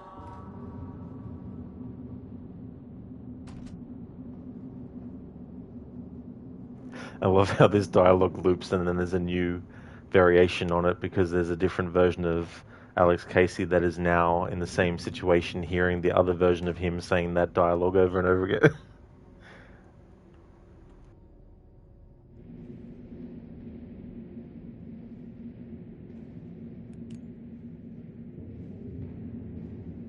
Grandmaster my ass.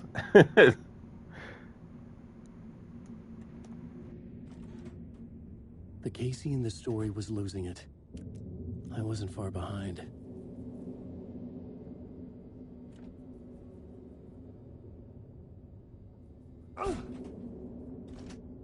I was back at the beginning again. I had to keep going, find a way to the murder site.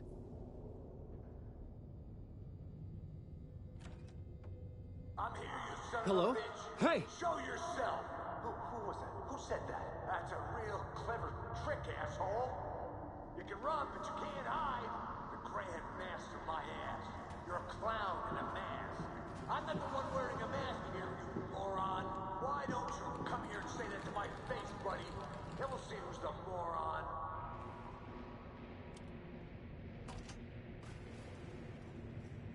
It's gone. But I saw someone.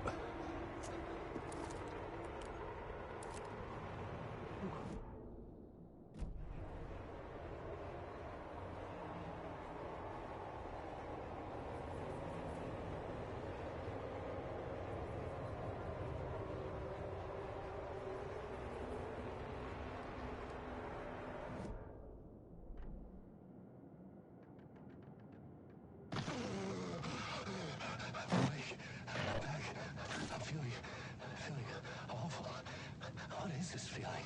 I died. Did I die? It got me. It ate my mind. You are not making sense, man. Fuck. Alright, get it together, man. Return. I was writing. Return. Something went wrong. I've written it so many times and it always fails. It fails. I'm doing something wrong. I forget. What's wrong? Is there something wrong with me? Am I wrong somehow? Am I missing something? Skipping over some vital beat? All right, I have to write. Sure, of course. I mean, that's a given. That's a given. I wrote departure. That worked. That worked fine. Maybe there's a missing step before return. What's between departure and return? The tasks, the challenge, the lesson. Initiation. Yeah, I haven't written that. To master this place, to set things up. Can't go to return before initiation. That's right. That feels right. Initiation. I have to write initiation.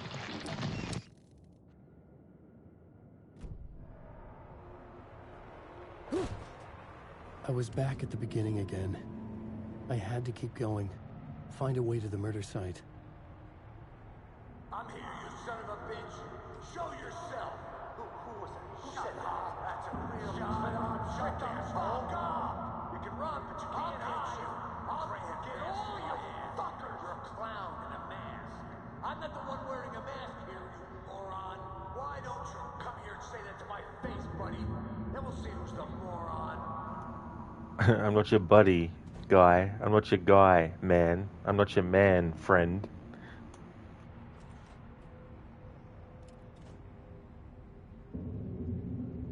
Casey? Who's there? Look, you got the wrong guy. I'm not Alex Casey. I only play him in the movies. He's just a fictional character. What's going on here? You don't have to kill me. You don't have to go get that knife and stab me. You can just give up and go back. Forget about the ritual sacrifice to open the way forward. The ritual sacrifice to open the way? No. Don't do it. You don't have to become a monster. Just leave the knife where it is, in the back, and go. A knife in the back? Everything about this was absurd. Our dialogue forced and ridiculous. In desperate need of another pass. But I'd play along to see where it took me. Let's forget about the knife. Don't go looking for the knife. There is no knife.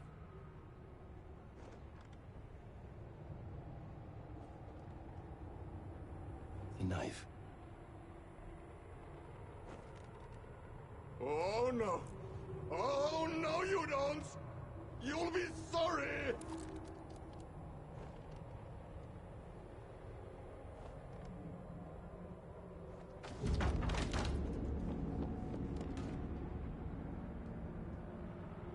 What the fuck?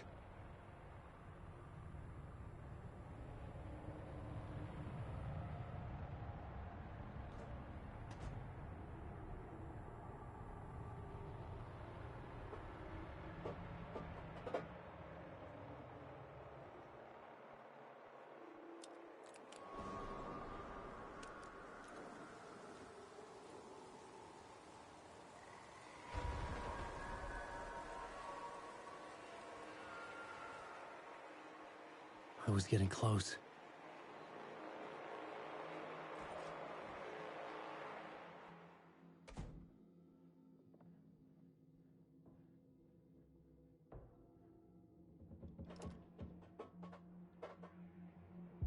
Welcome, Alex Casey. You've done well. You've played your role perfectly.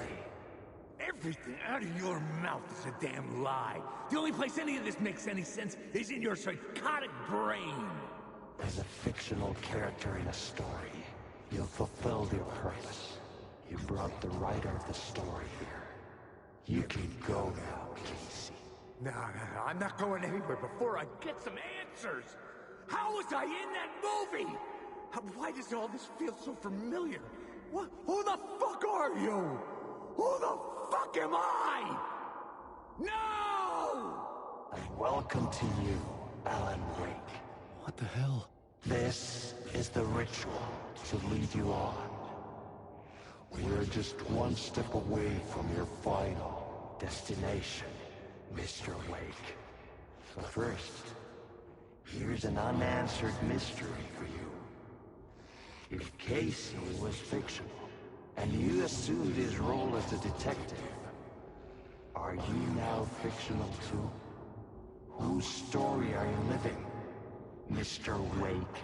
The visions were getting under my skin, coming too close for comfort.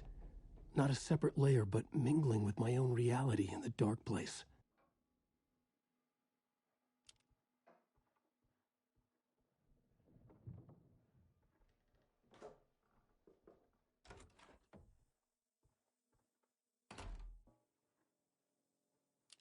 Wait, Dead end. This can't be right. Did I miss something?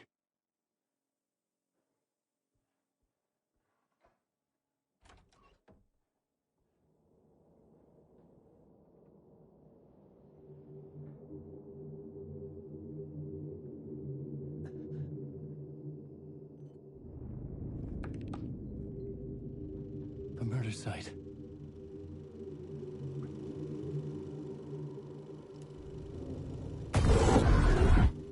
The mask was the key.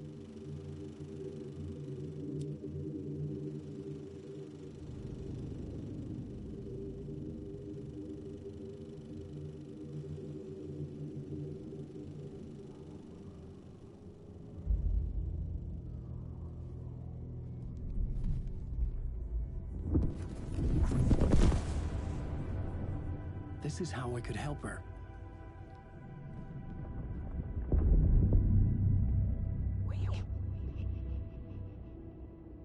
Saga Anderson, listen. I've been tricked. Scratch wrote Returned. I tried to fix the story, but he stopped me before I reached the end. He has it now. It's the key to escape. What do you mean, escape? No, Scratch. I need to stop him. I need to stop him before he gets out. He's after Alice. I'm still trapped, but I'm making progress. I wrote you in to be the story's hero. Scratch made a horror story. I need to match the genre. It has to be dark, but the hero can break through, save her family, save us all. Save her family? Are you talking about my family? Yes. Whatever you're doing, it's working. You just need to keep going. We found family in the horror story.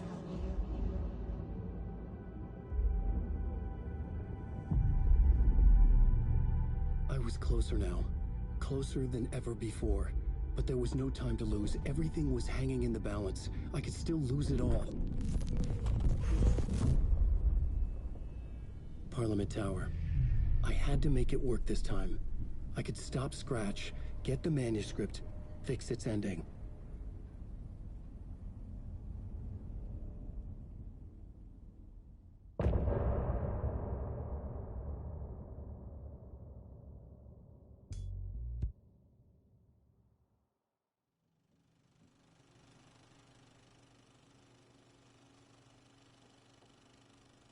I was traveling deeper into the dark place. The poem on the wall was growing at the same pace, dogging my footsteps, like my unwanted shadow moving in the corner of my eye. It wasn't my writing. I didn't know what it was. A terrible prophecy, a curse, looming over me. This is another poem that you can get the manuscript for when playing as Saga, only when you do the New Game Plus version of the story. A pale balloon in the sky, float and sink deeper. Night springs when bright falls for this sleeper. The surface disturbed, the reflection now a traitor. In the cavity of the skull, turned to a crater. This is the ritual to lead you on. Your friends will meet him when you are gone. Code and 2 pots are in the oven. 2 layers of garlic potatoes, mushrooms, onions, yellow chili, leftover shred tuna, slices of wild boar, milk, 10% cream, and some herbs. That definitely sounds like you've got a great combination of a meal going there, Code. That sounds really, really good. I hope it's as delicious as it sounds.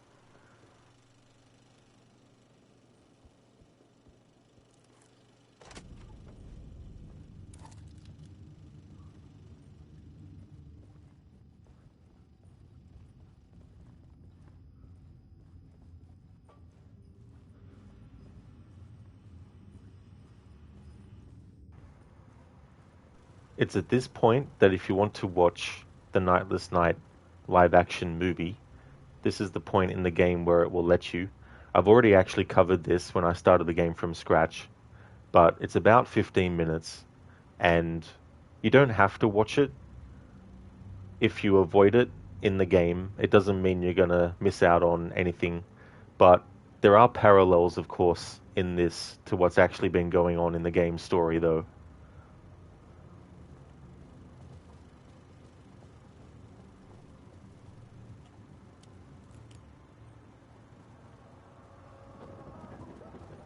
code, one could hope. You're almost out of stuff. Hopefully so, as well.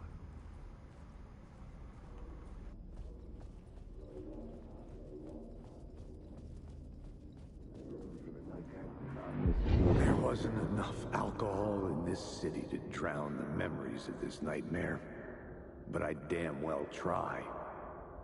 This case would never be closed. I had more questions now than at the start. The irony of being trapped in a postmodern detective story. I felt watched. The eyes of some unseen audience on me. I wanted to turn to the hidden camera and tell them to fuck off. But I didn't know where to look to break the fourth wall. There would always be another case for Casey. A million stories in this dark city. The night opened up to welcome me. I walked into her arms. Roll credits. I like the concept of having a character in a story in a genre and then having like a certain episode of their story told within a different genre as well. So of course you have the hard-boiled detective who goes and solves murders and all that kind of stuff that doesn't have any kind of supernatural elements to it. But then there might be, like, if it was a series, there might be an episode where the character has to deal with some kind of supernatural thing as well.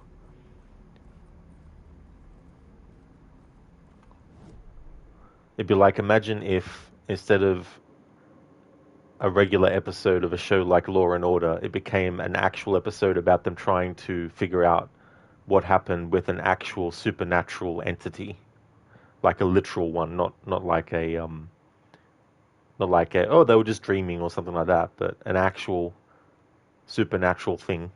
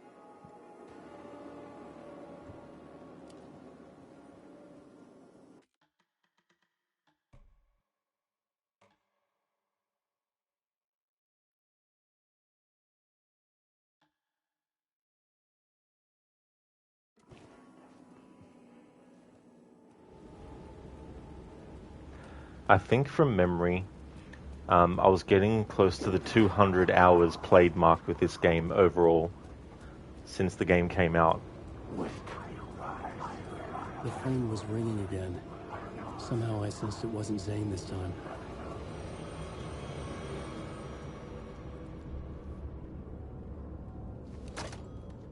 Hello? Hello? It wasn't Zane. It wasn't Scratch either. You're me? Me? I don't understand. There's a lot I don't understand. The dark place operates in loops. Time is a story. I'm calling you from a different point in that story. From the future? I'm never getting out of here, am I? Yes, you will. And no, you won't. And that is by your own choice. What does that mean? I'm sorry for what you'll have to go through. Alice's photos you found from the shoebox in the talk show basement. Before you can go to Parliament Tower, you must put them in the shoebox at her statue at the plaza. To help you, to help Alice, to help Saga Anderson. I'm my own Deus Ex Machina? Really?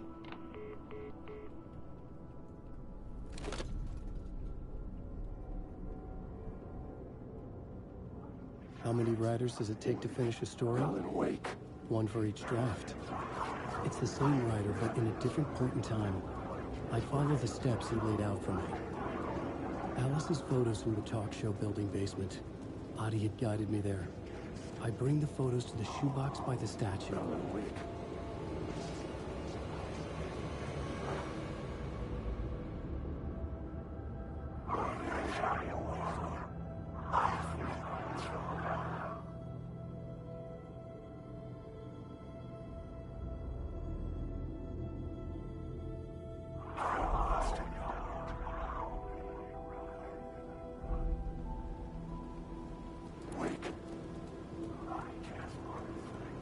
In New Game Plus mode, when you get to the parts in this story as Alan where you go to Parliament Tower, there's a photograph that's in the lift that isn't there if you do the game from scratch. I'd been here many times before. I didn't know how many. This felt different, like my last chance, if it wasn't already too late.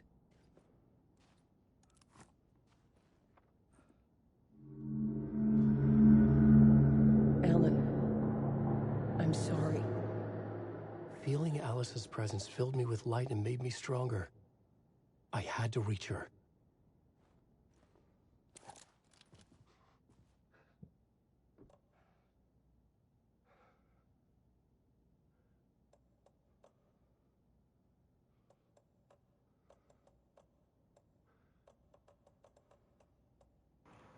Thank you for the follow, Mr. Eastside.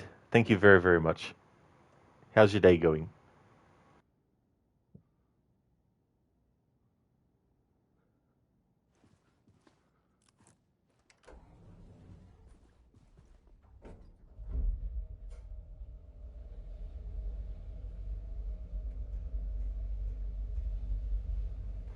Oh, excellent. That's cool, Mr. Eastside.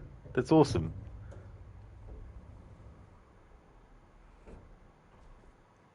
As for me, I'm doing well. Almost finished the New Game Plus run for this playthrough.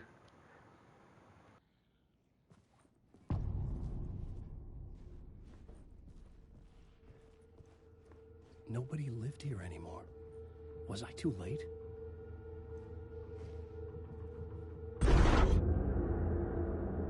Scratch was in there, writing his horror story. There was still time to stop him. I needed to get inside.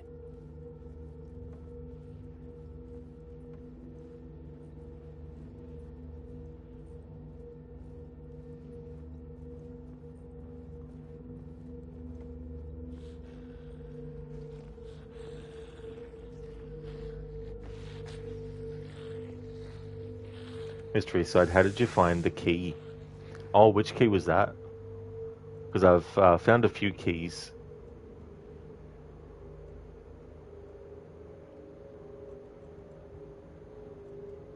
"101." Yeah, I don't actually know where I found it, to be honest.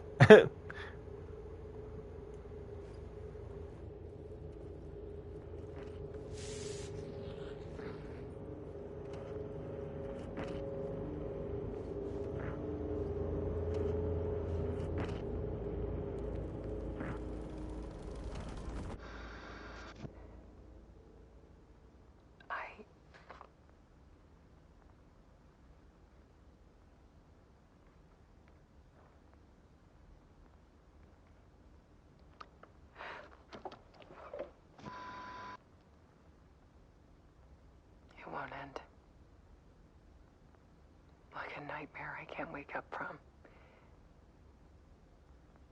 I thought I could contain Ellen in my photos, but I can't. The monster just keeps coming back. Every night. Like waves hitting the shore.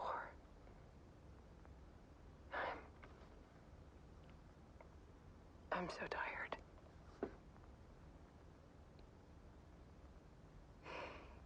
He's here all the time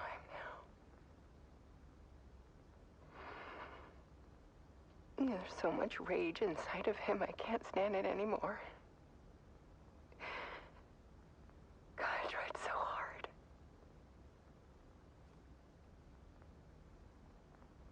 I can't.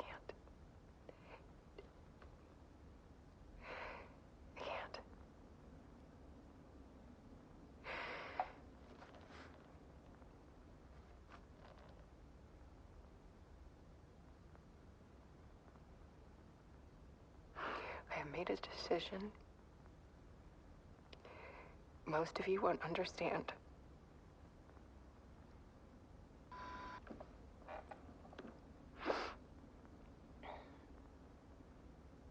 People call me an artist, but I don't care about any of that. I just wanted to show the world what I see. I can't keep going like I have been. It's time for a perspective shift. To go from photographer to subject. From artist to art.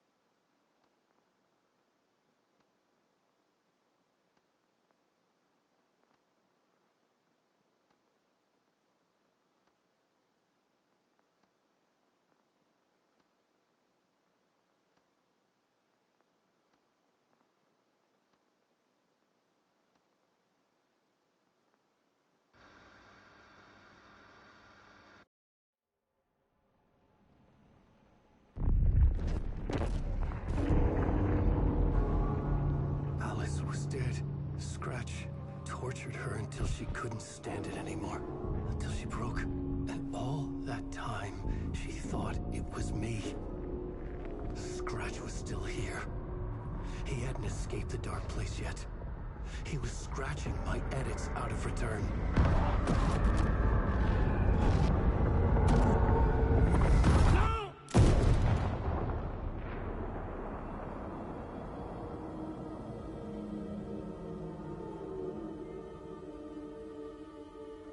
I had seen this before. This was not Scratch. This was me. Caught in a loop. I had stopped myself trying to fix the manuscript. I was the one haunting Alice. It was always me. I killed her.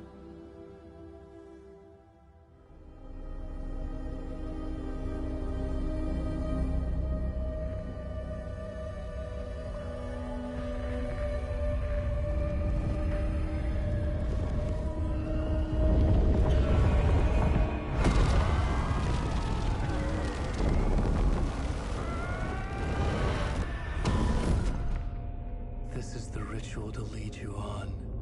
Your friends will meet him when you're gone.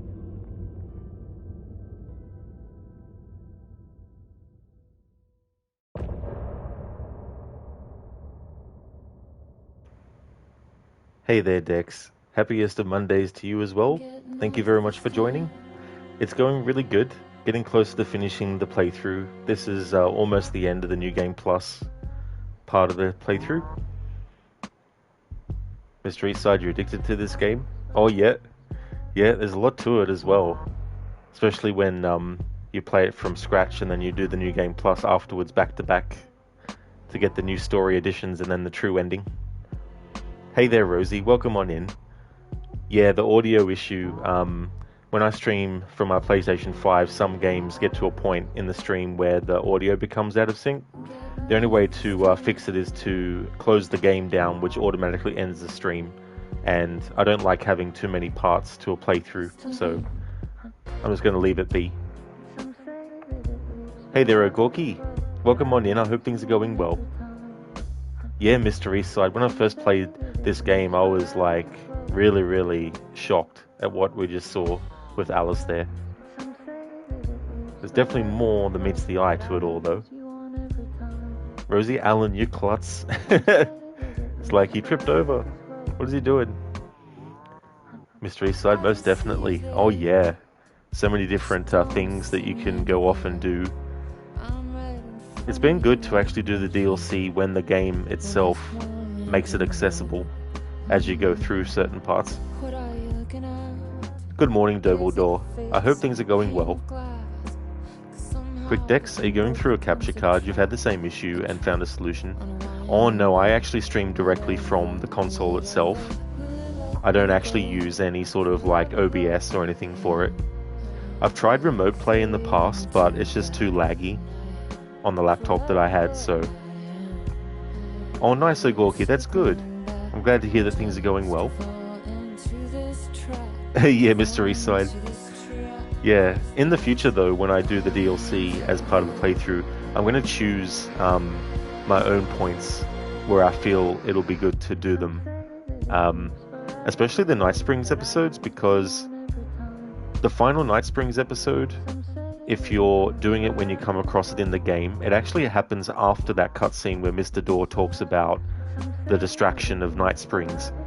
And so I thought, oh, it's a shame that I can't do the final DLC episode before that, because then that would be a cool connection, because then it's like, you know, essentially saying, Alan, we've done the Night Springs thing, you know, it's time to drop that.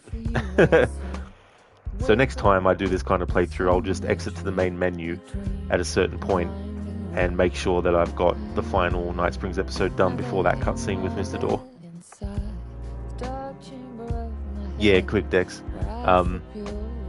With my Xbox, I was having all these different audio issues, and it meant that no matter what game I was streaming, because I was streaming directly from the Xbox, it meant that there was like a interference in the audio on the stream, and I got to a point where it was only for like Xbox original games and Xbox 360 games that I would set it up on my laptop to then use the Xbox app to then use OBS to pick up the Xbox app and do all that. But I finally tested a solution that was suggested to me by And Stanley Was Happy to actually connect my Discord to my Xbox, so that way I could essentially have the audio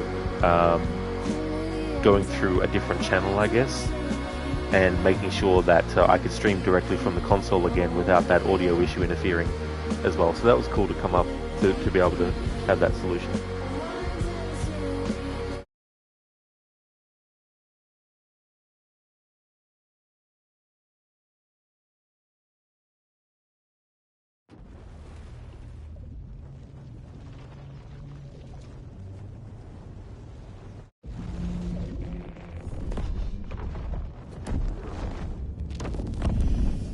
Bring Wake back from the dark place with the song and the clicker. But he didn't end up here now. He landed on the shore after I faced Nightingale in the overlap.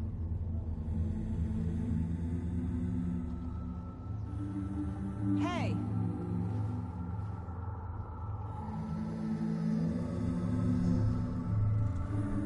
Are you okay? No! It's my fault! He got out with my face! Scratch! That night I found Wake here. He appeared because of this. The summoning. That was Wake. Scratch wasn't pretending to be Wake. They're the same person. He's here! Scratch! Watch out, Anderson! Estevez, Scratch is Wake with the dark presence inside him. He wants the clicker. Change of plan. I'll lure him to the cell. When we're inside, lock it.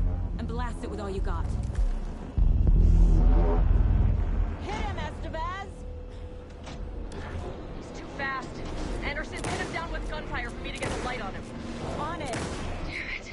Anderson, we lost power. It's back on. Ha!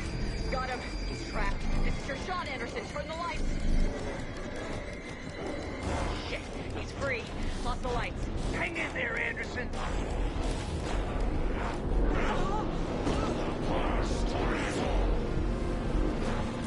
Show him, kiddo!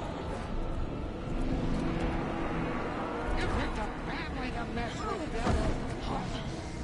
Back in business.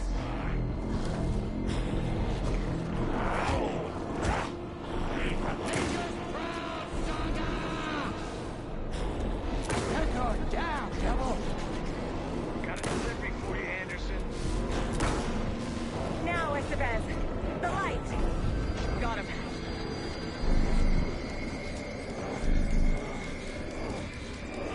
Got away. Anderson, he's coming.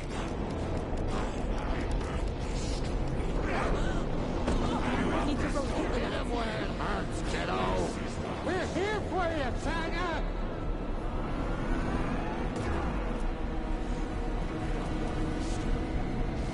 Get her that sorry Scratch! Hang him back, Tanya! Got him. Get the light on him. Yes, got the bastard. Power is out. He's coming for you. Look out, Anderson! Now I need to get him in the cell.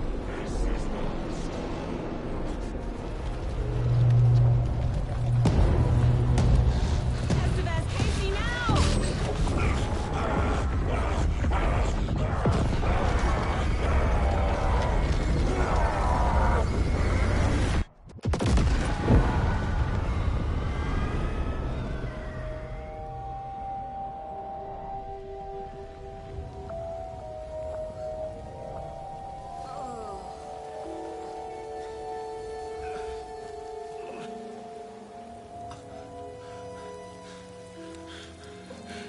I'm sorry.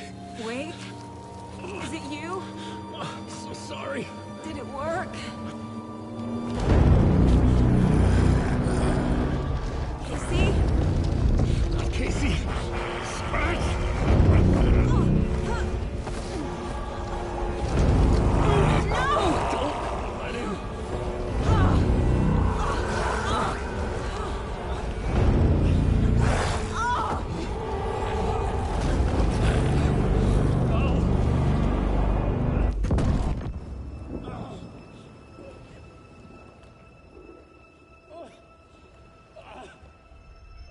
I hate to be the bearer of bad news, folks, but it's official. Tearfest is canceled. Today, Bright Falls feels a little less bright.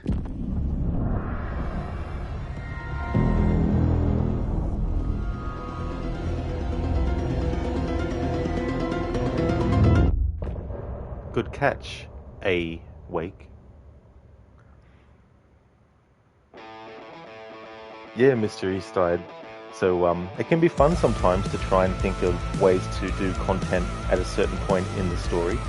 Like with some of the Assassin's Creed games, I like to hold off on some content until I feel like it's reached a certain point in the story that feels natural for that content to kick in, you know, things like that. Rosie, wow, hard to believe neither Sony nor Microsoft has functional streaming.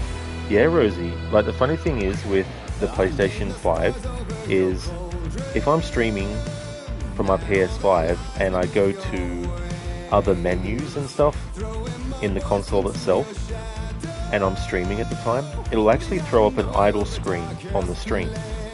Yet when the game crashes, that idle screen doesn't kick in. So I don't know why they haven't programmed it so that that same idle screen will kick in if the game actually is crashed, you know, or if you even just close it down on purpose, you know. Whereas Xbox used to be like that. They used to have it so that if you were streaming directly from the Xbox and your game crashed or you turned the game off, the stream would end automatically, but they fixed it. It just goes to an idle screen until you open your game back up again.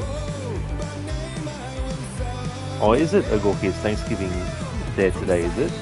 Well, I hope you have a great day, Ogorki. I hope that everything goes well.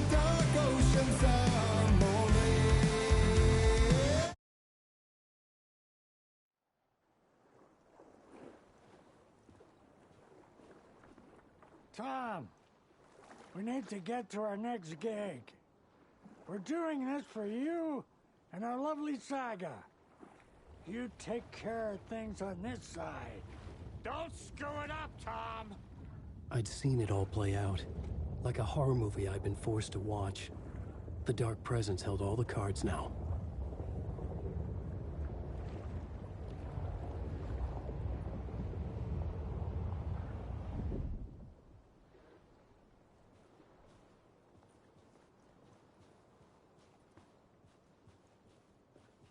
Wake, we need to talk.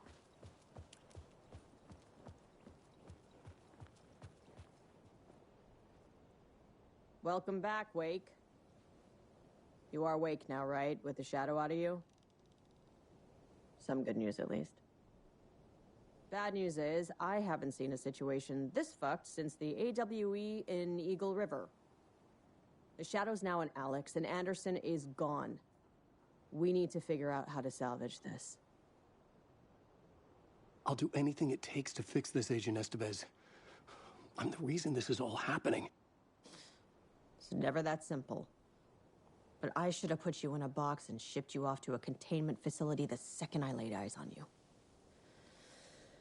The only question now is... are you able to fix this? I can try. Not the most encouraging answer, but we'll make it work. Scratch. The Dark Presence inside Casey. It threw Saga into the lake. If she ends up in the Dark Place, she could be there forever. It took me 13 years to get out. Zane never did. Tor and Odin went in after her, right? Maybe they'll get her out. With the power of rock and roll. I saw them when I was trapped there. They performed in my musical. I'm immediately less optimistic about this. What's the situation? I've never seen an entity break a Bureau containment unit like that. And now the Dark Presence is occupying Agent Casey? When it attacked him in the woods, it must have been preparing for this. And now he has the clicker. Scratch will go to Bright Falls and use the clicker to bring about the horrific ending he wrote for Return. But I can still fix this. How? Scratch must have the manuscript. If I can read the ending, I can rewrite it. I need to go after him. Well, you won't get very far without these. This plan is a real Hail Mary, Wake. I wish I could help, but this is all on you. I got you every kind of weapon we have available. Don't fuck it up.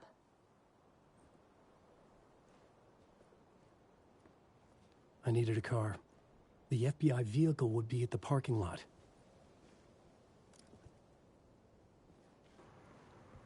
I do hope that we get to see Estevez in control too.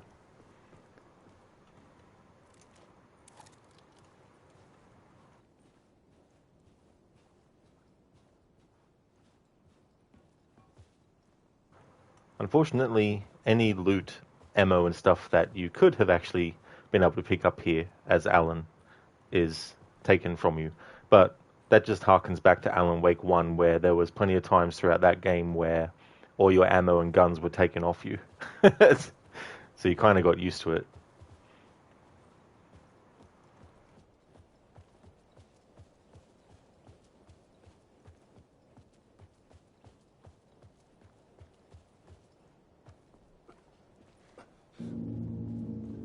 I was awake again, clear-headed for the first time in what felt like a lifetime.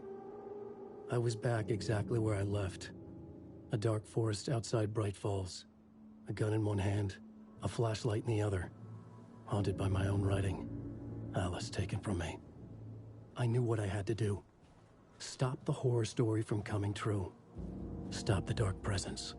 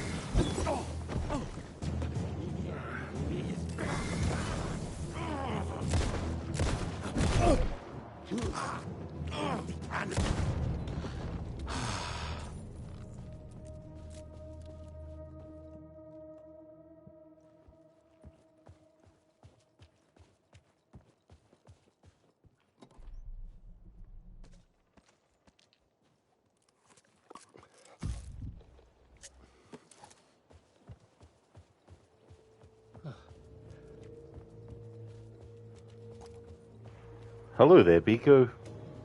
How's things going?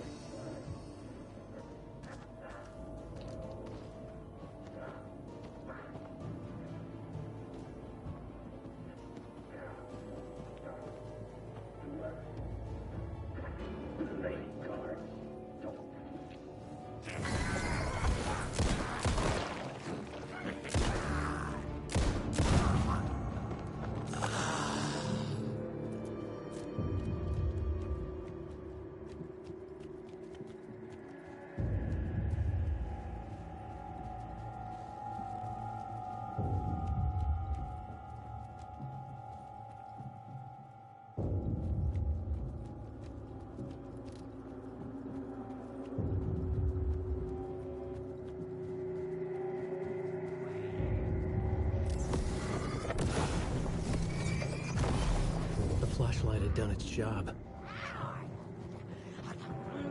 In the dark place, the dark presence went into me. When I was pulled back here, crossing over weakened it, made it dormant. I couldn't remember what had happened, but I could feel it, getting stronger, waking up. I thought it was hunting me, closing in. It was inside me the whole time, and then it took over. Turned me into scratch.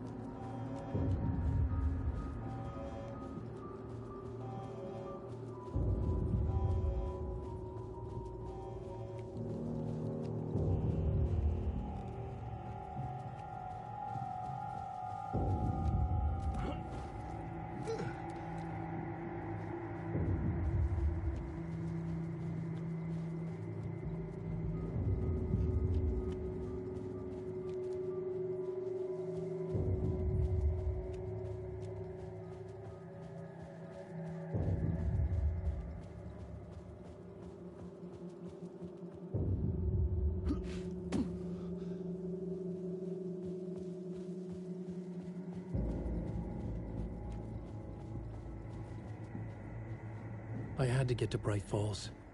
See this through to the end.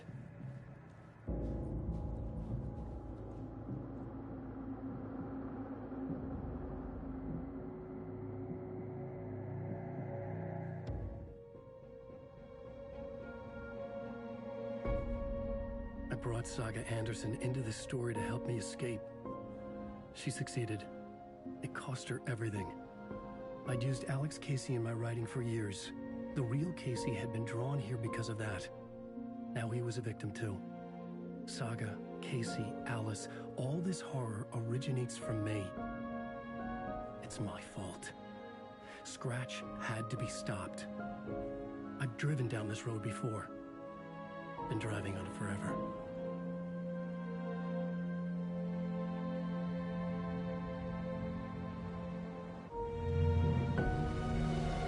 If Scratch had brought the Dark Place here, this would take me back inside.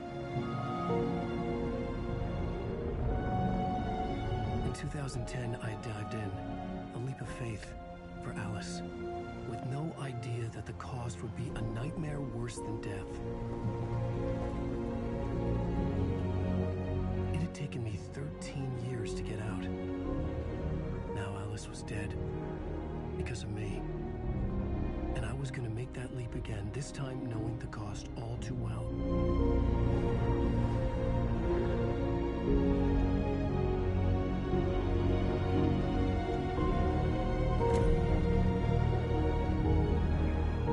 Another way to look at it, I had brought the Dark Place here with me.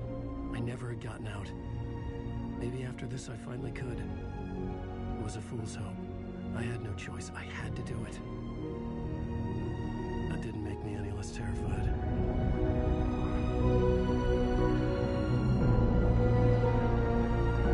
Fuck it.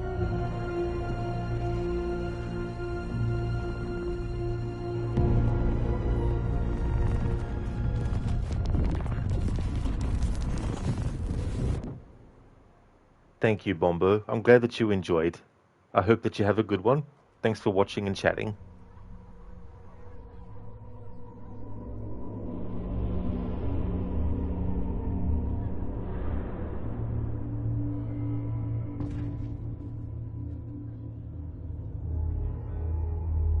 This is not what I expected.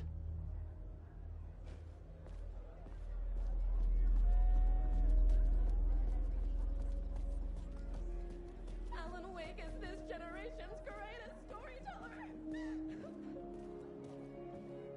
A spellbinding tour de force.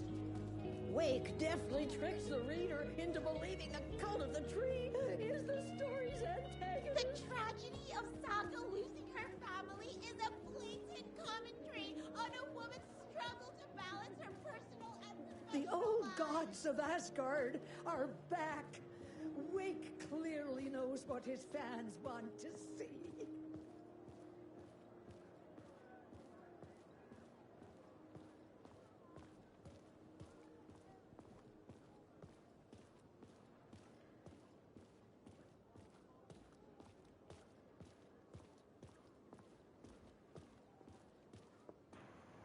Ahoy there, Shilla. Welcome, dude. I'm doing really well.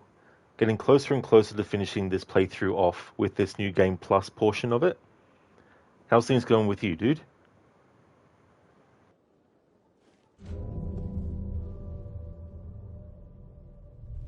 I could see the round windows of the writer's room in the photo.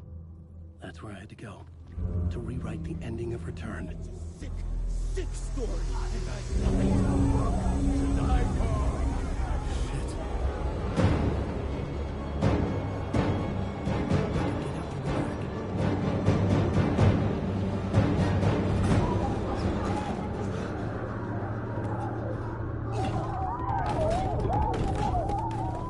I had the book now. I could write my ending to Return. I had to get to the writer's room to stop this horror story.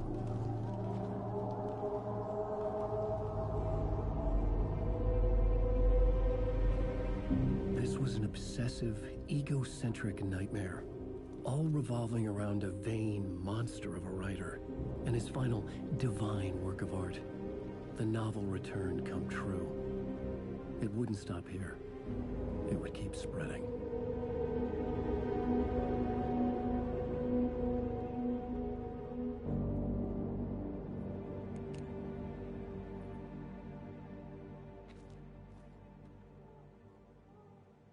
I needed to reach the writer's room.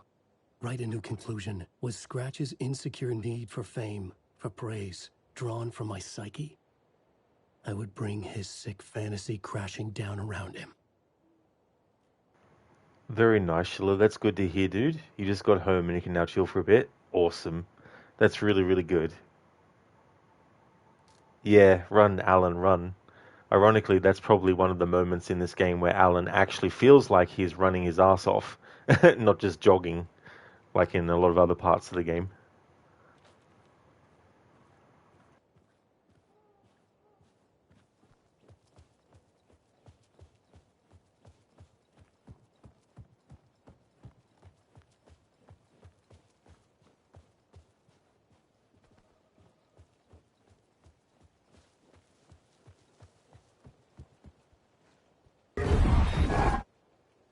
I had to find another way inside. Rosie Carl Cardio. It's kind of like in the Resident Evil remakes where your characters, when you want them to run, they just jog, pretty much.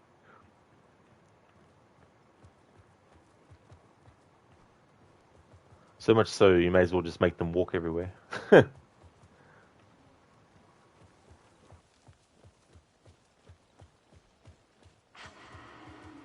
Alice? What was that? Alice was dead. Was this a trap? Or was Scratch torturing me?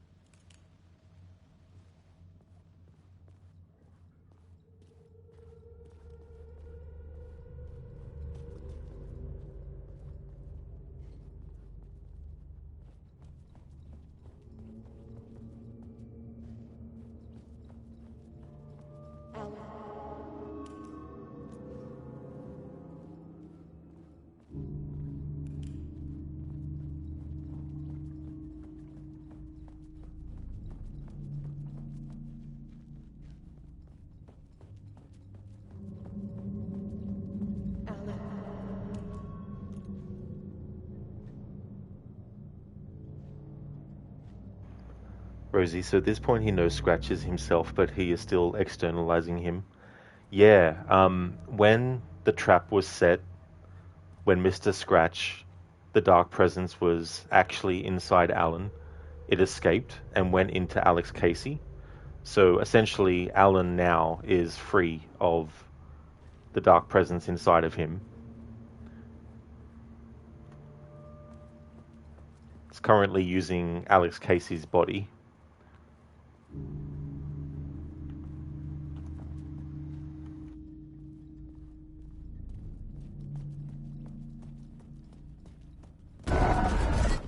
Shit, Scratch!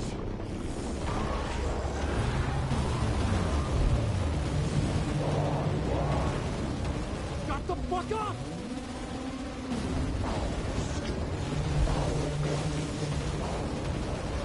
Fuck!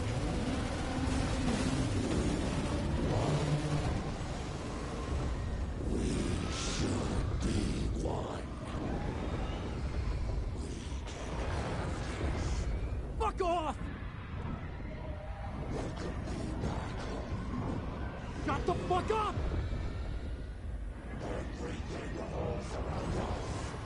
Fuck!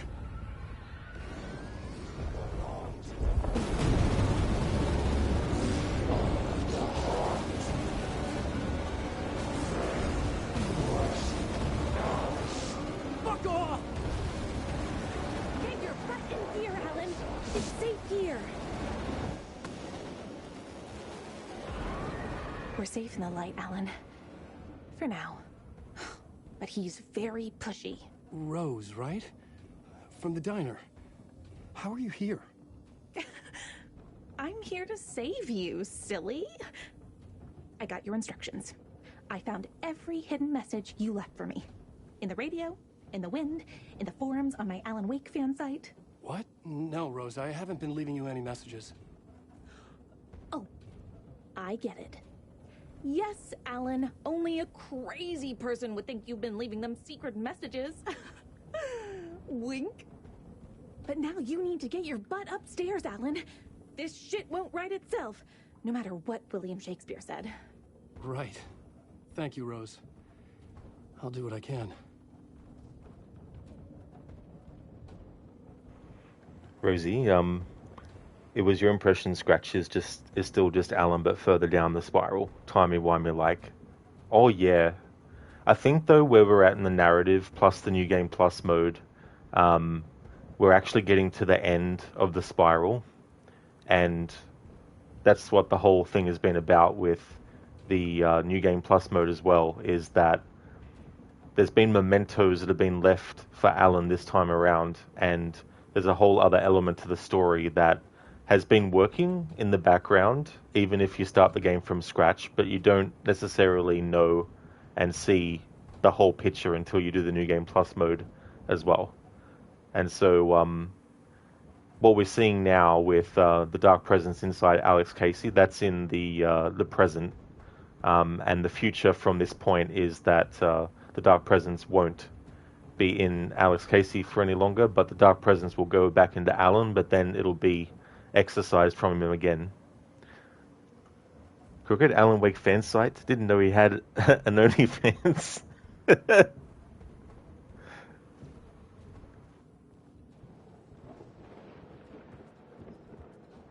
Upstairs.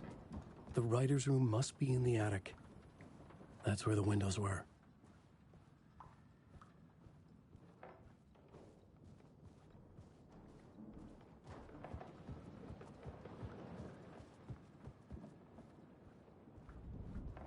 We'll loop around and come together, Tom.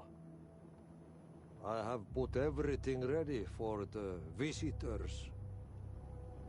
I'll come to wash the floor of your room next. All you need is water and Vileda. Water is the oldest bulb. Water finds its way. What water brings, it takes away. It can be clean or dirty. It can give life or drown it. Ahti. I didn't expect to see you here, but it makes sense. Can you help me find my way? One last time. Now there's a devil in the fish trap. Don't be spooked by it so that shit won't start beating your underpants. Okay. I'll get the door open for you, Tom. There you go. The matter is a stake. Now comes the end of the rhyme. Thank you, Ahti.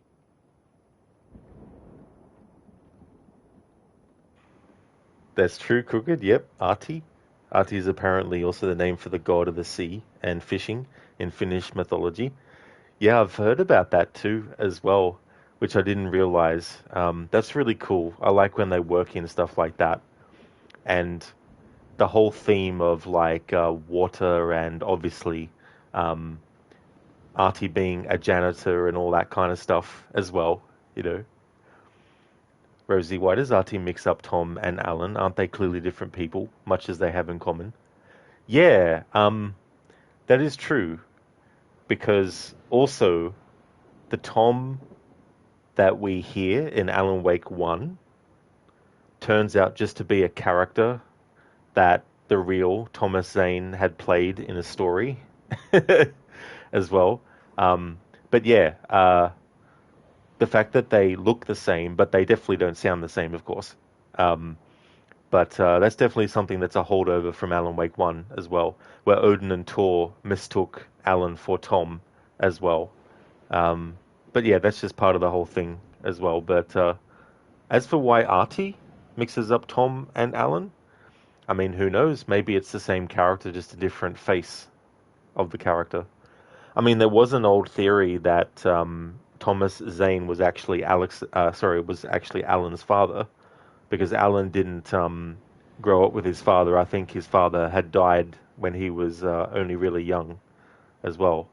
That theory, I don't know if it could still be plausible, but then it would be, okay, well, who was Alan's mother then? Was it actually Barbara Yaga, or was it wouldn't be Cynthia Weaver, so maybe it is Barbara Yaga, but then again, Alan would surely recognize his own mother if it was, in fact, Barbara Yaga that was his mother, you know.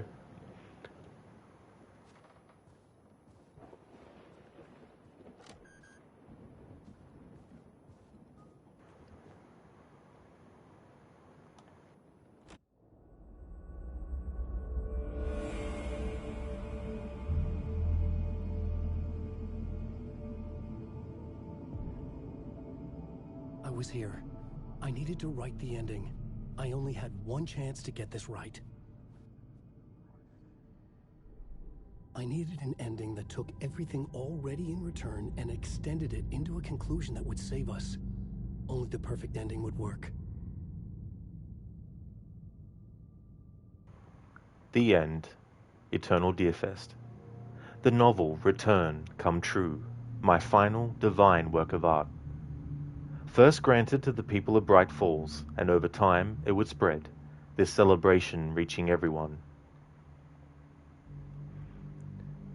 Rosie Baba Yaga, you got it. Absolutely. Yep, that's definitely the connection. Crooked, is that where the song Move Like Yaga is from? Nice one there.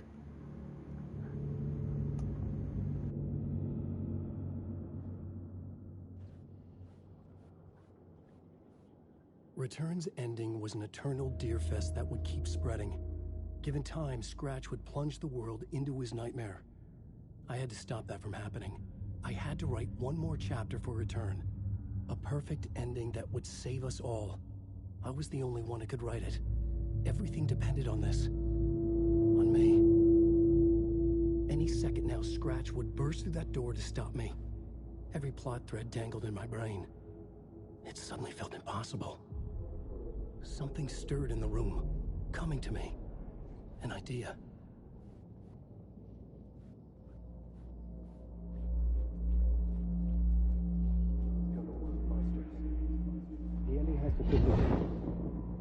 The ending has to fit the genre if it's going to work. In a horror story, there's only victims and monsters.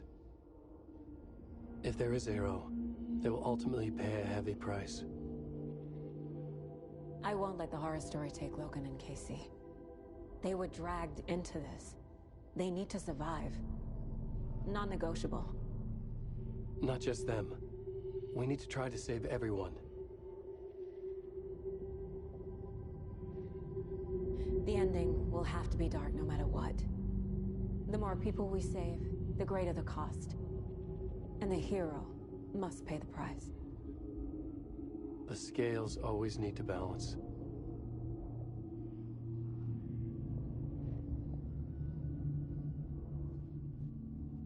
Rosie, man, Sam like getting pressure on himself on a meta level. Only the perfect ending will do.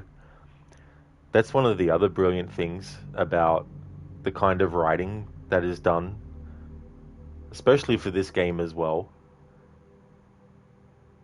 Also incorporating things that writers actually have to consider when they're actually writing something. Making sure things make sense. Making sure that if there's a plot hole, they figure out a way to actually fix it. You know, things like that. And in some ways, the writer having to become not only the main character that they're writing in a way, but also every character. Trying to sort of like create a narrative from different perspectives. And also making those perspectives distinct from one another.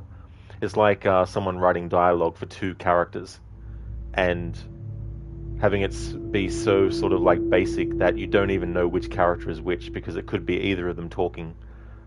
So that's why, you know, coming up with characters and making them different and sounding different, giving them different kind of like traits and stuff. Like you might have a character who in a conversation might be using more basic words when they talk, and then you might have someone using more complex stuff as well. And so you'd be able to tell the difference between the two characters talking then.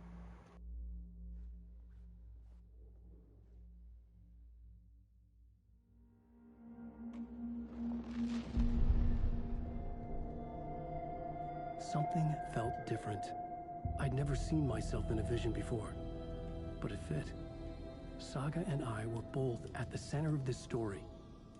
She was now my co-author. This was the beginning of the end. We were characters in a horror story, charging blindly towards the finale. We still didn't have everything we needed. This would not work without the clicker.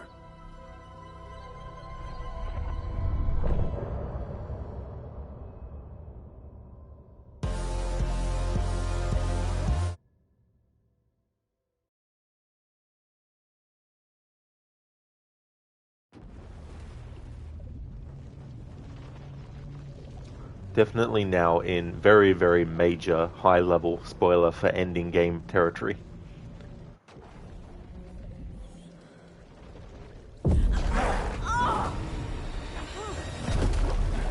No!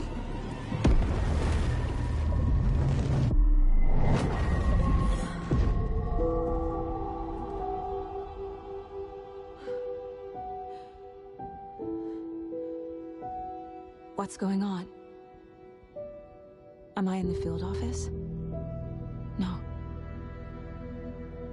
It's the mine place.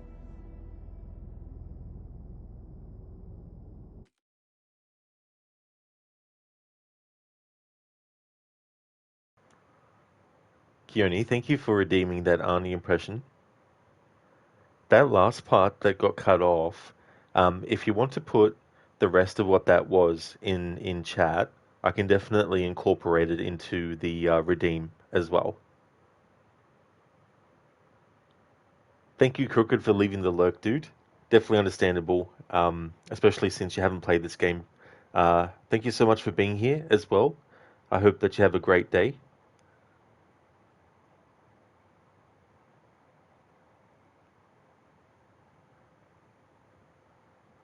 Would definitely like to recommend people check out Crocodile's channel.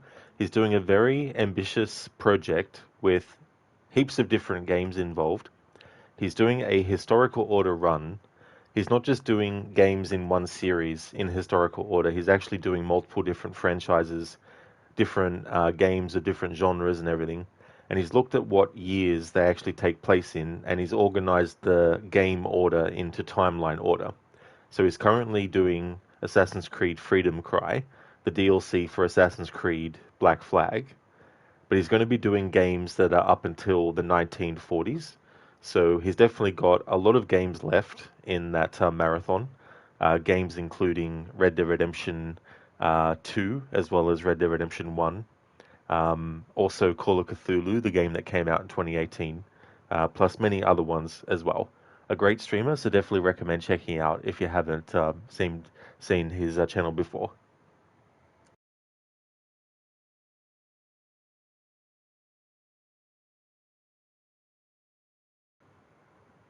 Thank you, Keone. So that's the last part. No worries at all.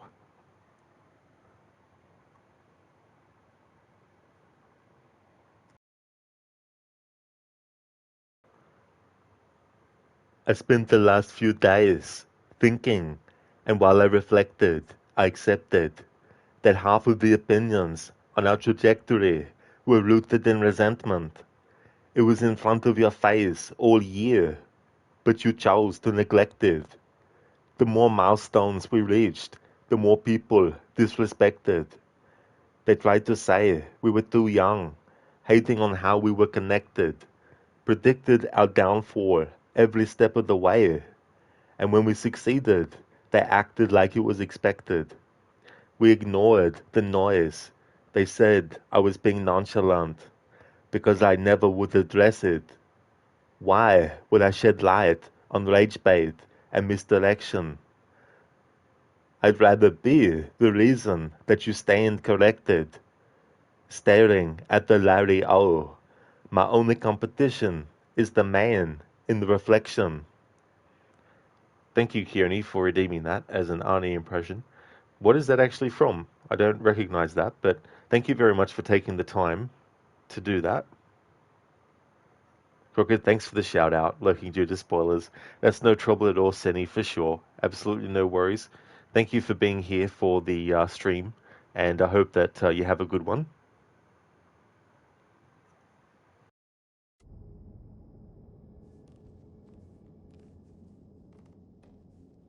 I can't leave. Why can't I leave? Nothing's working. I can't think straight. Where is everything? I can't sense anyone.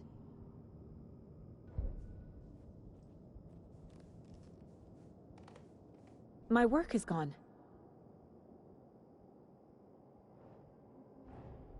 The Dark Presence took over Casey, stole the clicker from me. The last thing I remember is him throwing me into Cauldron Lake. I'm in the dark place. I'm lost. I don't know how to get out. I don't know what to do. That wasn't me. Was it? What? Failed who? What's happening to the case board?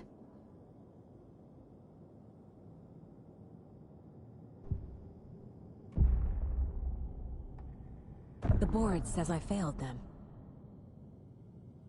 Who's them? I let everyone down. Logan, Casey, myself. This is my fault. My daughter is dead. My partner was taken over by a monster. I'm trapped in the dark place. Powerless. I'm not powerless. What is happening here? This isn't me. Keone, that was a quote from a famous athlete. Oh, I got you, Keone, yeah. Yeah, because I wasn't sure if it was like lyrics from a song or if it was like a monologue or something from a movie or some other form of thing. But that's cool. Who is the athlete? Logan. I neglected my family for my job. I was too thrilled by the cases, the mysteries. I liked how dangerous the work was. And now that danger has destroyed my family. It killed my daughter. No. Casey. Casey depended on me, and I let him down. I wasn't watching his back. I got wrapped up chasing the wrong lead. He needed me. Now he's turned into a monster. He needed me. Keone, Shai Gilgeous Alexander. Oh, never heard of them before.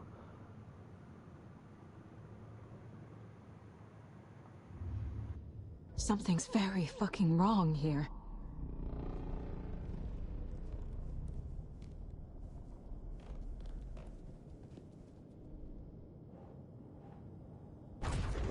Scratch took Casey, and it's my fucking fault.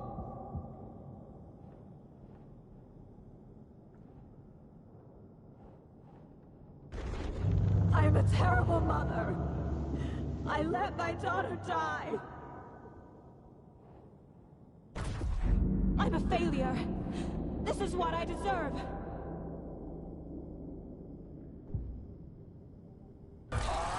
Scratch. He's using Casey now. Like he used Wake.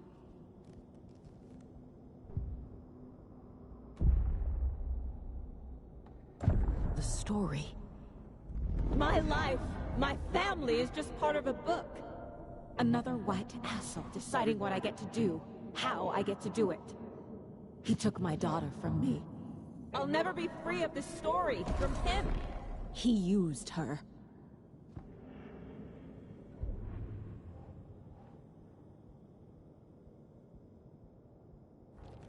She's not dead. God damn it.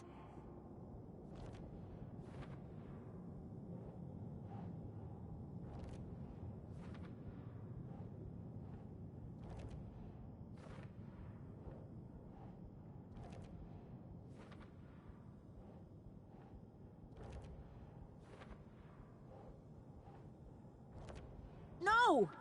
I'm done with this. It just keeps coming back.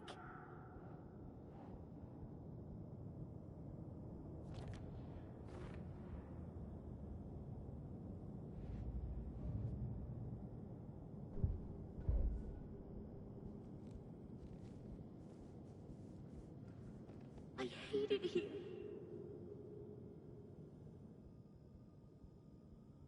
Casey was being corrupted and I did nothing. Scratch was Wake. How could I miss that?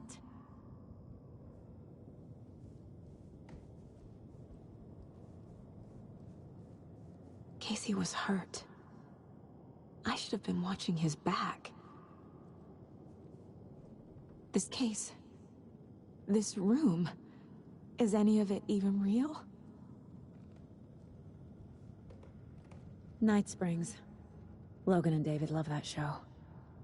Their weekly ritual.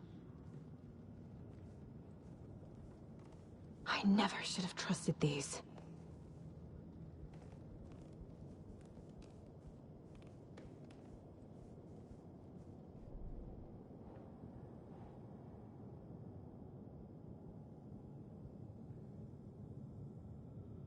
This is a funny glitch that happens sometimes. It's not supposed to be that close to the camera.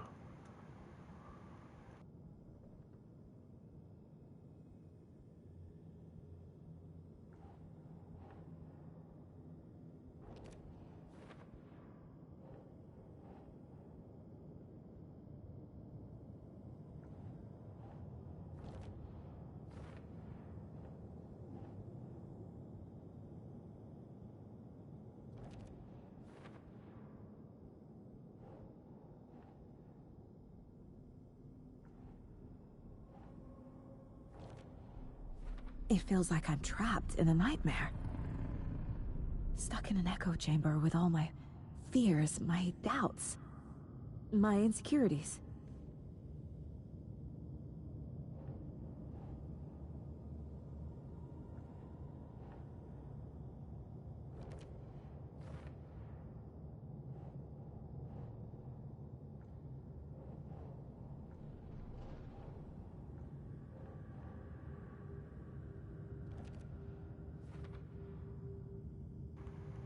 Kearney, lol, you think it should be that way? I mean, it makes sense from like a first-person view perspective, but when it's like that, you can't actually place it on the board where you need it, so you need to wait until it corrects itself. It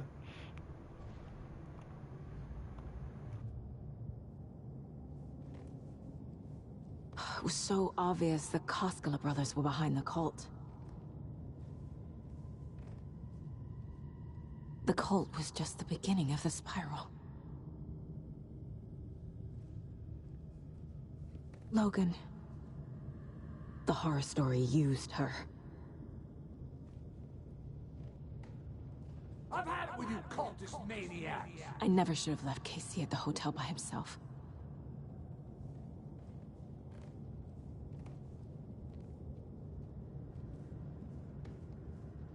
I spent too much time away from Logan.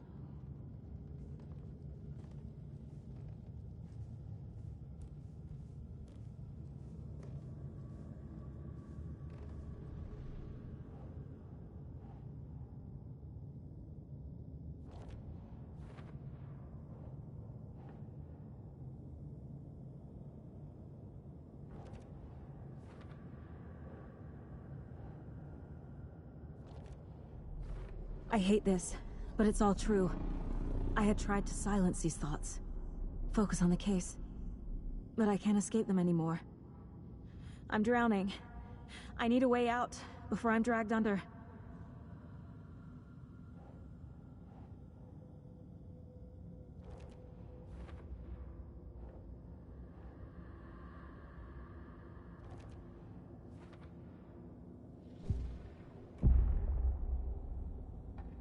No.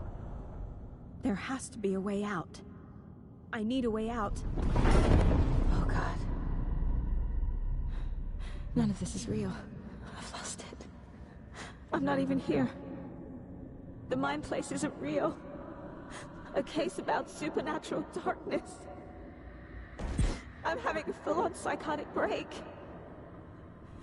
I dragged Logan away to a tin can in Watery. She's dead because of me. There has to be a way out.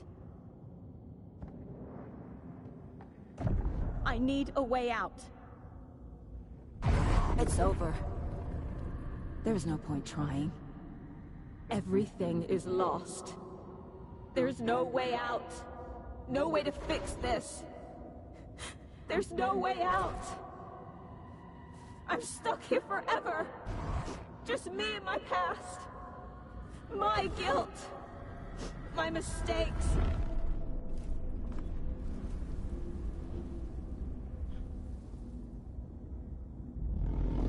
I'm not getting anywhere. I'm stuck.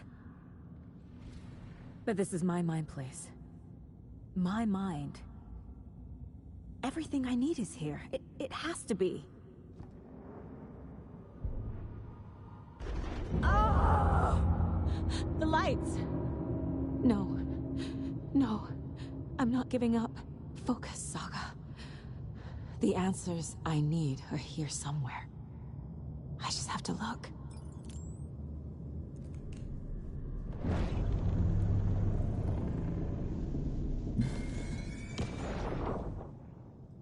I saw this online and it made me think of you. Okay, what are you doing? Don't make a big deal out of it, Mom. No hugs, no hugs.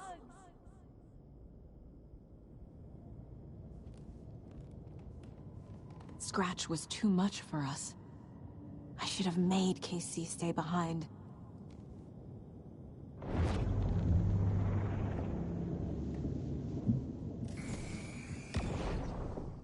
Stop blaming yourself, Anderson. A knife in the arm is just part of the job. If you're gonna keep fussing, you can get the hell out. But leave the whiskey.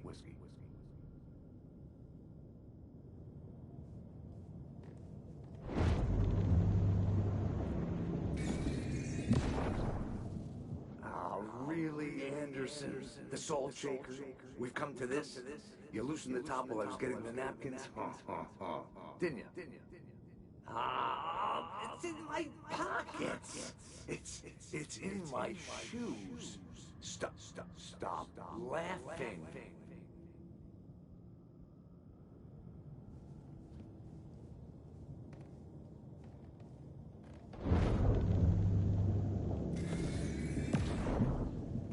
Hey. Just calling to say thanks for your note. Oh, sometimes I just get in my head too much. So, thanks for pulling me out. You're really the best, Mom. Really. Okay. Talk soon.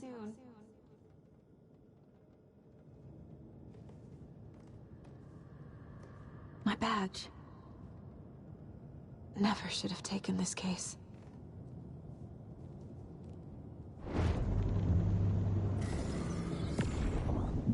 Hey, Mom, I made you a charm bracelet for good luck. I made a matching one for me, so bring me back something cool from Washington.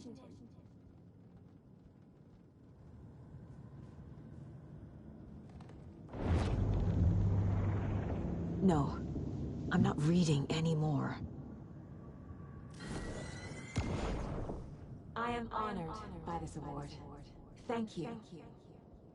While our agency must continue to improve, the work we do here, protecting communities, pursuing the truth, it's the most important work there is.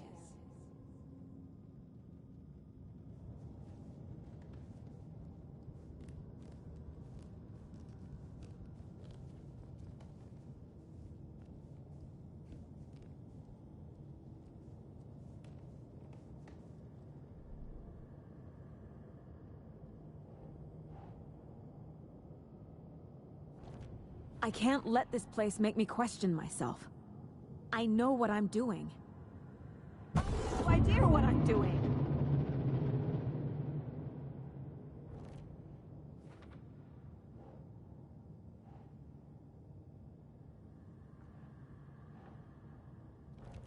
Logan isn't anyone's plot device. She's my daughter. And she's not dead. Dead! She's dead! I didn't save her.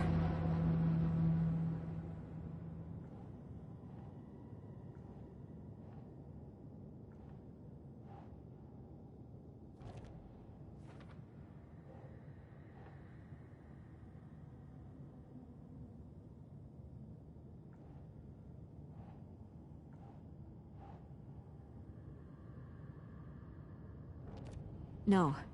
This is all real. I know it is. The FBI will kick me out. I'll have nothing. Casey trusts me. I know he does. I'll just let him down again.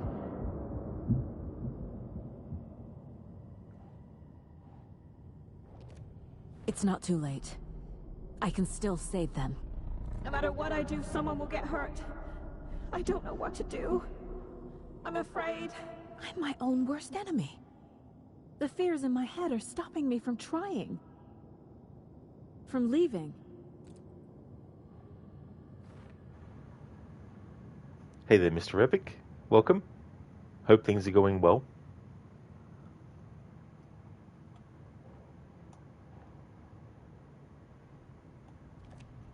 It's okay to be afraid.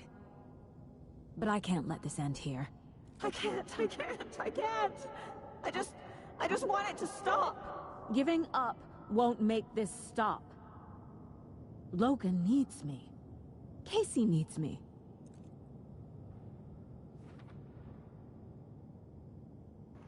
You did, Mr. Epic, yeah. Although for the New Game Plus, I actually just sped through it. Because the first time around in this playthrough, when I started from scratch, I took my time with it and, let it loop until next bit of music and so on and so forth. But for time reasons, just sped through it the second time for New Game Plus. I've made mistakes. I'll make more. But I can do better. And I can start by leaving this room. I'm afraid it will hurt. But nothing will hurt more than not trying to save them. It will hurt. But I will fight. Mr. Epic Sag, yeah.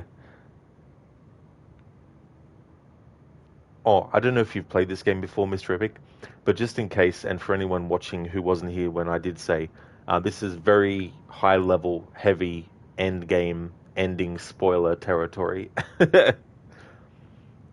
Especially with New Game Plus mode as well, because there are going to be some things that aren't in the game when you start from scratch as well. So if you intended to play through the game from scratch and then the New Game Plus mode. So just a heads up.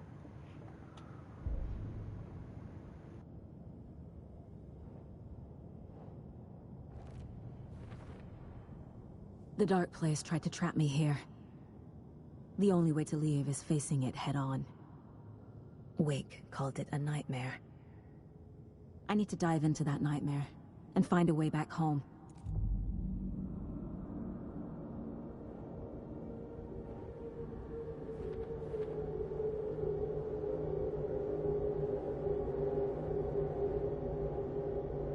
Mr. Epic, haven't played it, but don't mind the spoilers. You spoiled yourself with this game a lot. That is fair, Mr. Epic, for sure.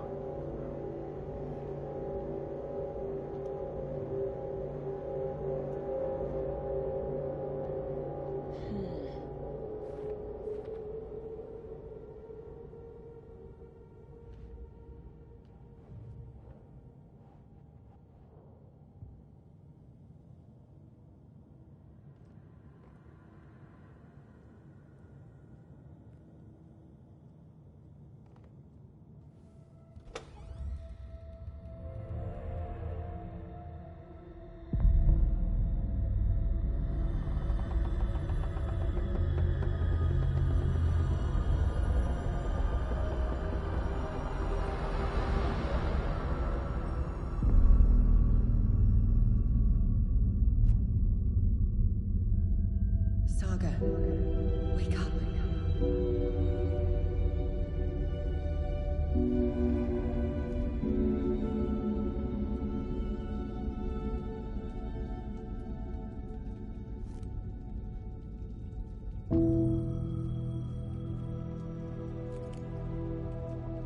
The payphone was ringing. Somehow I knew the call was for me.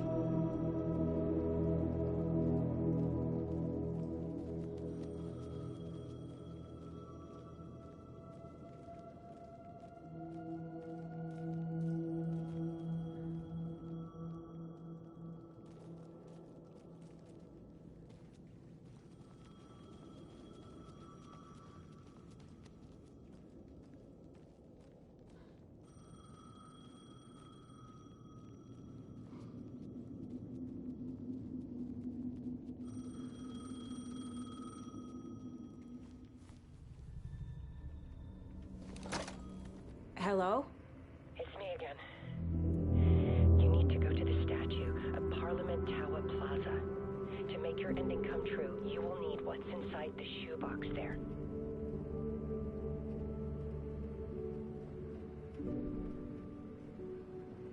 The ending?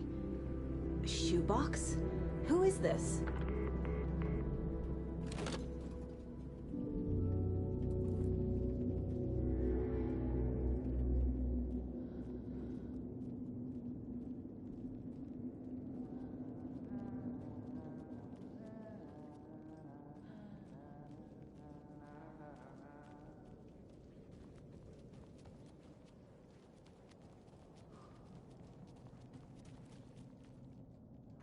Mr. Epic, if you decided not to buy a PC after all, you're just not there financially. Maybe we'll just buy the PS5 Pro instead, or the Switch 2. Oh yeah, that's fair too, as well, getting to that point. Definitely understandable. Sometimes it's like, yeah, gotta sort of like go for which is the most viable, you know.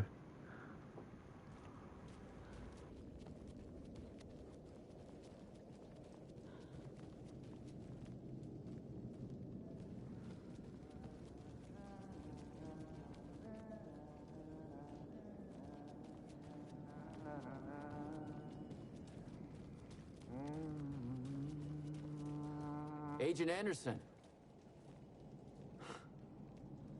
Is that really you? Sorry, this place likes to play tricks. Sheriff Breaker? What happened to you? How did you end up in the dark place? I was brought here. Snatched away from the morgue by a man named Warlin Dorr. Been trying to piece it together for... well, it feels like a long time now.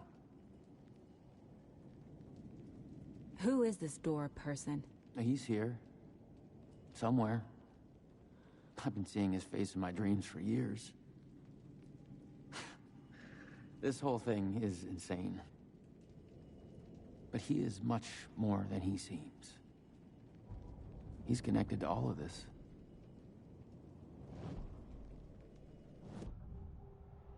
Mr. Epic, yeah, have to think about the costs after all. Absolutely, for sure. It's definitely a major consideration. This is the first time I've seen a page about Warlin Dorr. Who is he? A door that stands between two rooms is in both. A door that can lead anywhere is everywhere. That door is the center. He governs the currents of reality. With all the powers mixed up in this, it's hard to know who's playing who. Opening too many doors. This isn't important right now. I can look into it later. The page describes him moving through the door. How can I do that? The dark place has many faces and many names. It is a mirror, reflecting all possible realities. The family of Dorrs have the power to shift between these realities, here and elsewhere.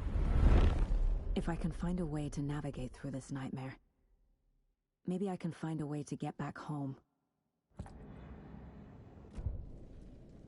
I need to get to Parliament Tower Plaza.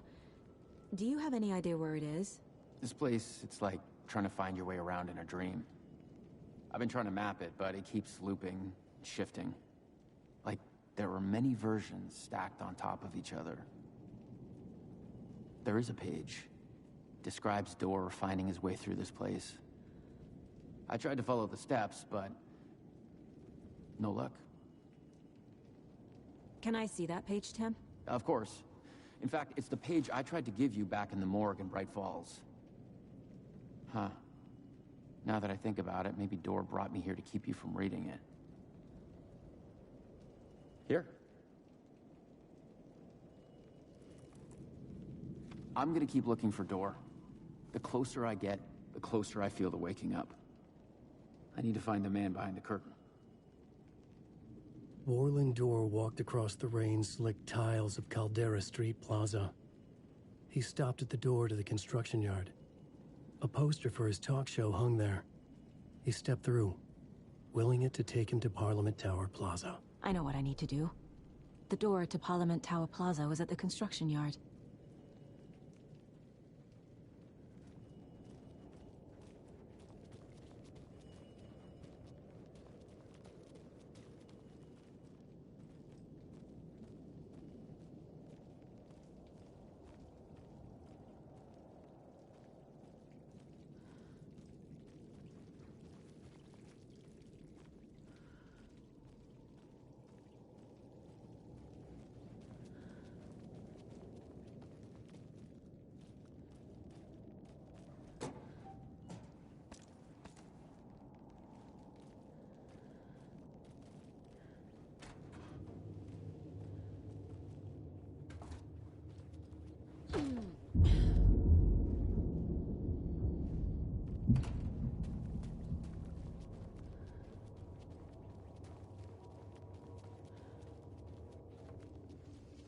I made it. I need to get up to the street and find that statue. You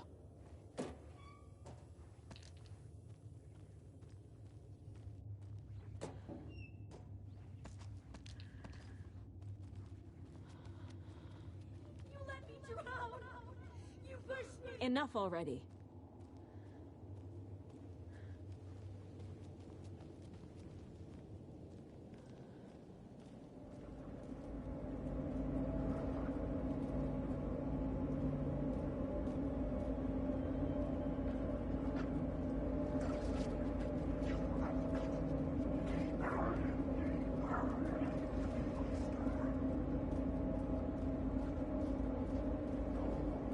There's the shoebox.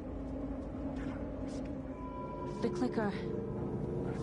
And some kind of bullet. Shining with light. How did the clicker get here from Washington?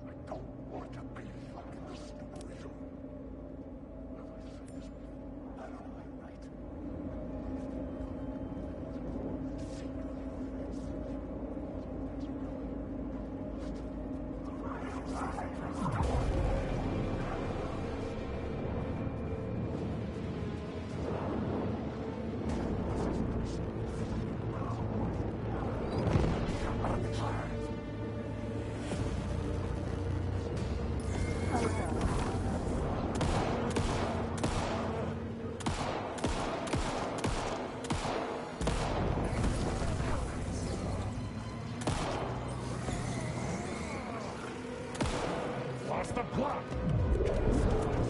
This isn't your story. The darkness is calling. The story will go on forever. These words, you're stuck in a loop. The story will go on forever. This is my story. I'm looking for Odin and Tor Anderson. They appear in the New Game Plus mode when you're in the dark place, but maybe there's another bit before that happens. I need to get up to the street and find that statue. But I could swear they're around the fountain when the statue's not there.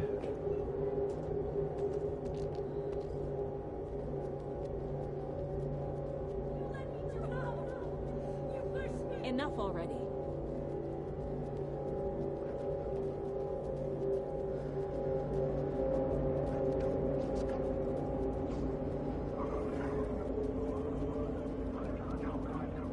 There's the shoebox. The clicker. And some kind of bullet. Shining with light. How did the clicker get here from Washington?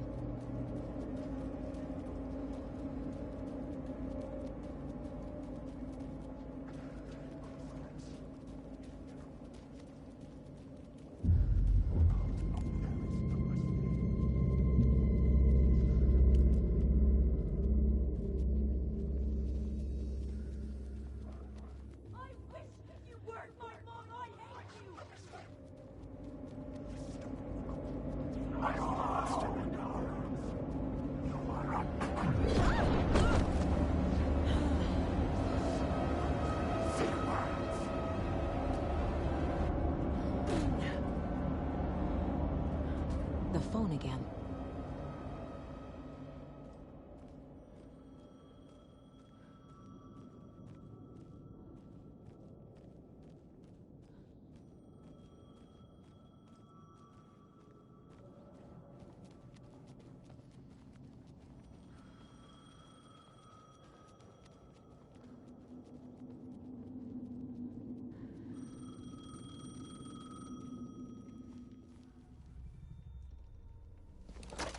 Yes?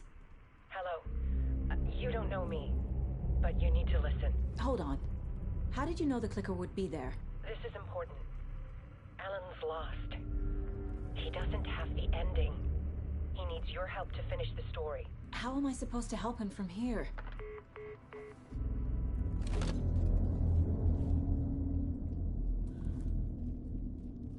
Okay. I'm in the dark place. Wake is in Washington. I could talk to him in overlaps before. My mind place is more powerful than I ever knew. I can try to contact him.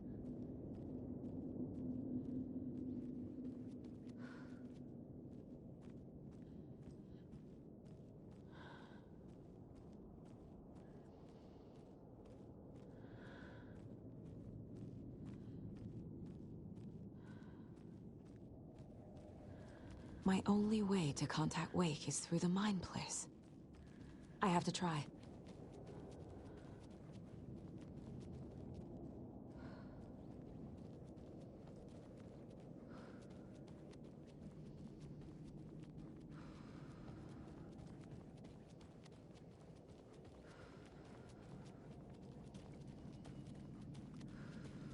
In my Mind Place, I can do things I never thought possible. Maybe I can reach Wake.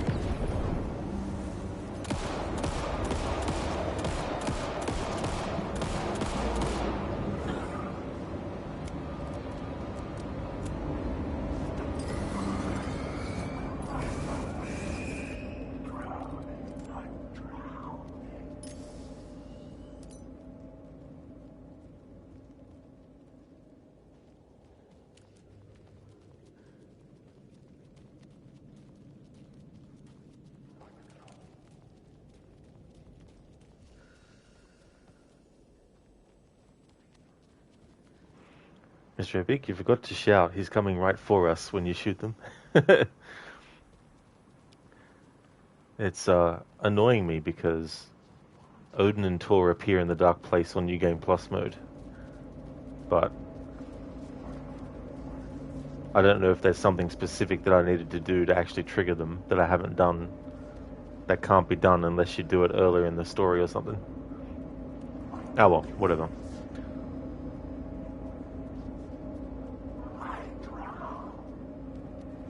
Oh, it's from South Park. South Park joke, is it? I gotcha.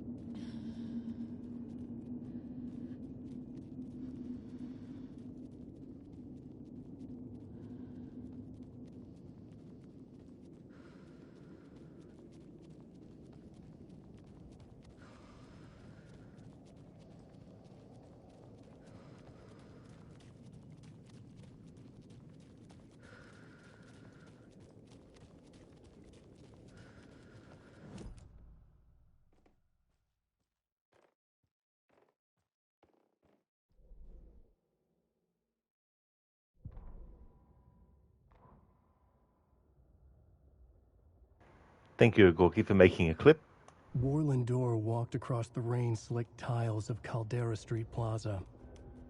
The rain didn't seem to touch him. He sensed his steps were being observed, documented into the story. He allowed it, this one time for this one reason, to be passed on by his unwilling disciple, to read at the right time.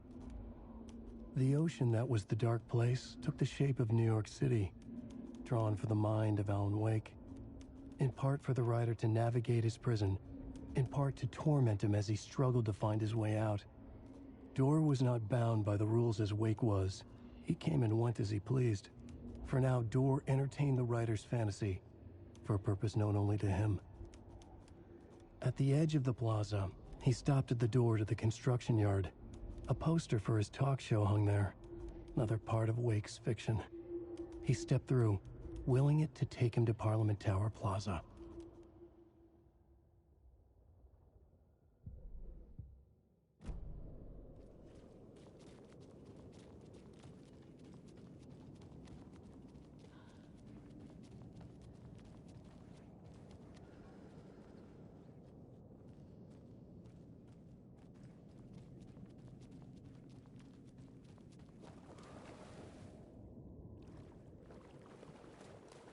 I think from memory, they're supposed to be in this corner when they do turn up.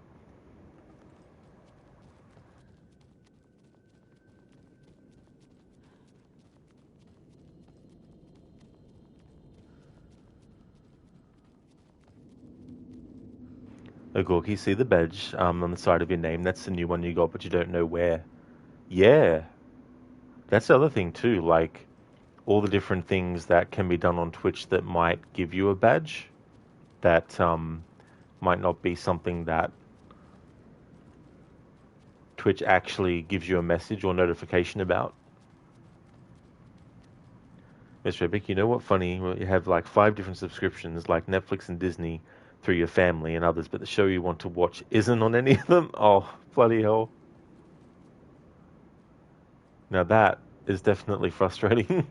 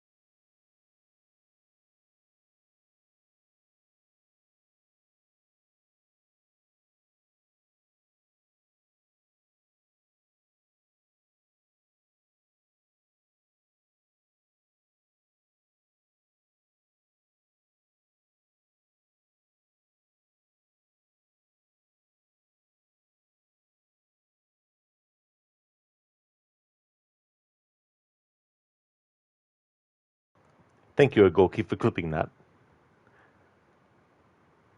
Mr. Epic, like the new seasons of The Walking Dead or the new Dexter show reboot. Oh, so that's not on any of them? Damn.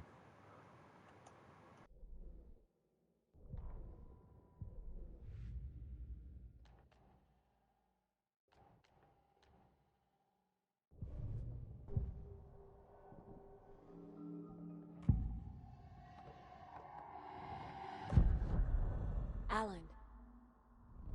We need to talk about the ending. Saga, what is this? My mind place. I've reached out to you like this before. But I understand more about it now. You see visions too. I used to think they were ideas, inspiration, but they're real. Just like this now. I try to use them to make the story come true. So this is coming from both of us. Maybe that's how we could communicate in the overlaps. We could use this to stop Scratch. First, I need the ending.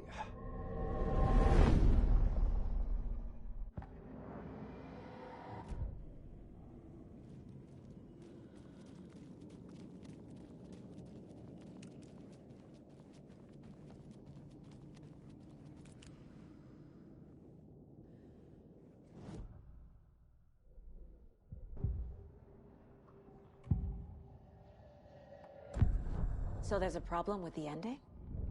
I don't have the ending. It has to be perfect, but I don't have time to figure it out. I don't know what to do. Fuck. I'm so sorry. This whole thing is a fucking mess. I agree. But we can still figure this out. And what exactly does perfect mean? The elements of the ending need to come from the story's pre-existing parts. To make matters worse, this is a horror story.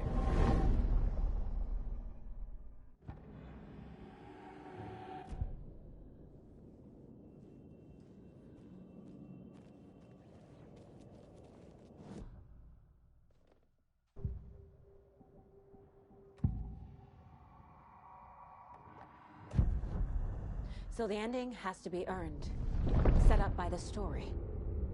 You can't build a case without supporting evidence. That's the only way to make it stick.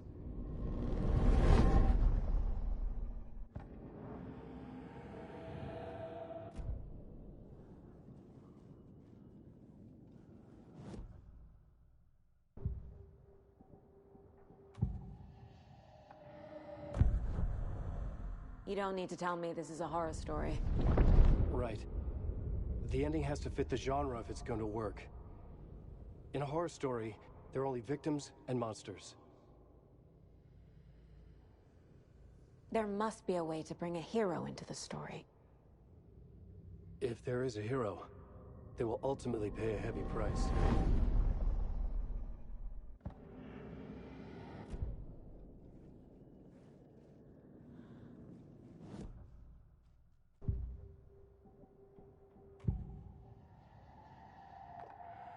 I can't let the horror story take Logan and Casey. They were dragged into this. They need to survive. Non-negotiable. Not just them. We need to try to save everyone. I have an idea how to help Casey. He's a real person who I twisted into a character. He isn't my creation, so he isn't a suitable host for the Dark Presence. I can write that into the ending to drive that fucking thing out of him.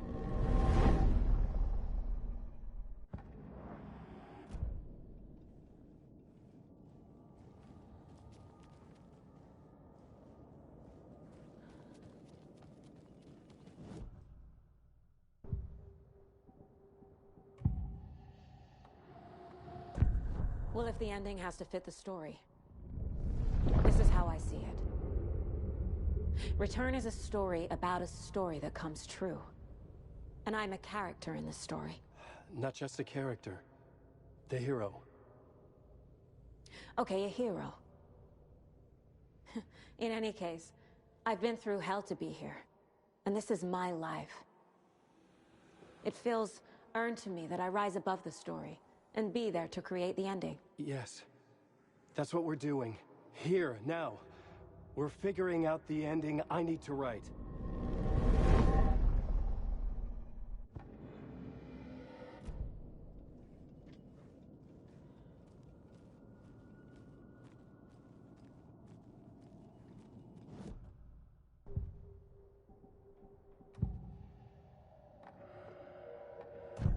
This isn't Scratch's ending.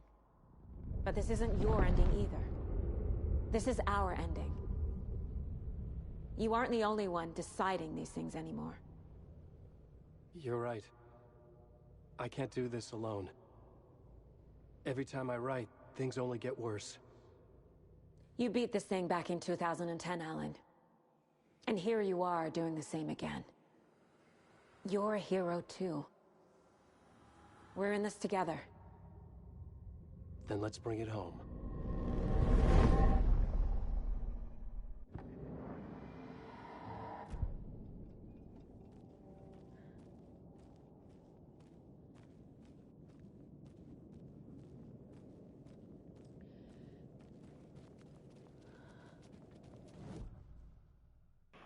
Hey Lidus. Things are going well, dude. Almost finished the playthrough. How's things with you?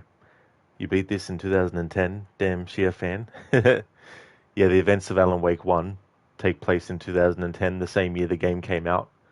And then this game takes place 13 years later, the same amount of time that it took for the sequel to come out. Glad to hear that you're doing well, Lidus. That's awesome, dude.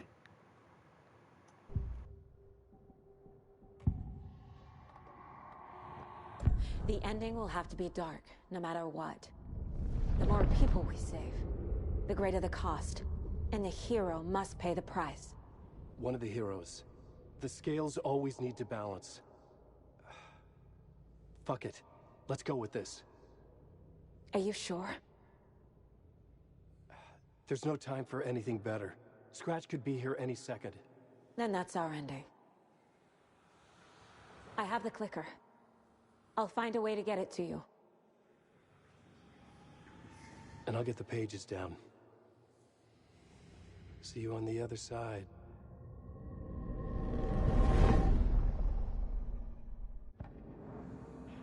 Lidus, yeah, it sure is awesome that they broke the fourth wall in terms of story and year. Oh yeah. The Assassin's Creed series did that for a while too, with the present day story taking place the year the game actually came out.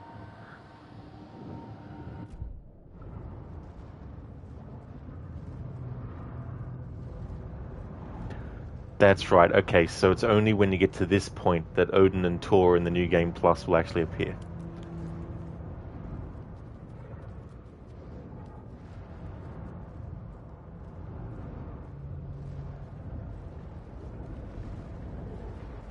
Hey, kiddo. We were afraid we'd miss you again. So good to see you.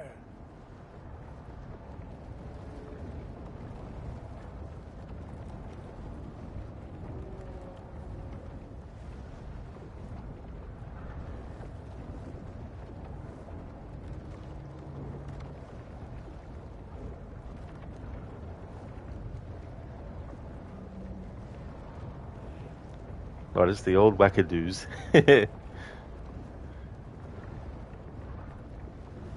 Odin and Tor. I think that's all they say. It's a shame there's not more dialogue. You missed them in the stupid coconut song? Oh yeah.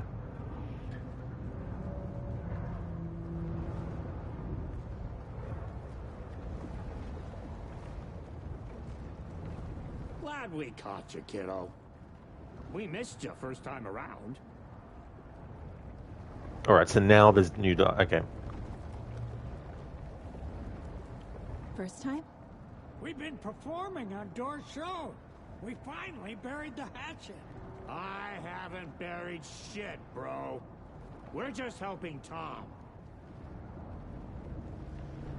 I'm leaving the dark place. Come with me. Our time back there is done. But you got this, dear Saga. Adi has set up a puddle for you to swim out of.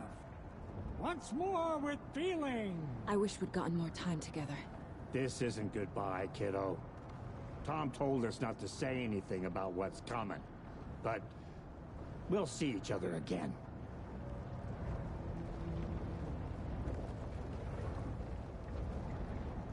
I'm glad I actually went back to double check if there was more dialogue.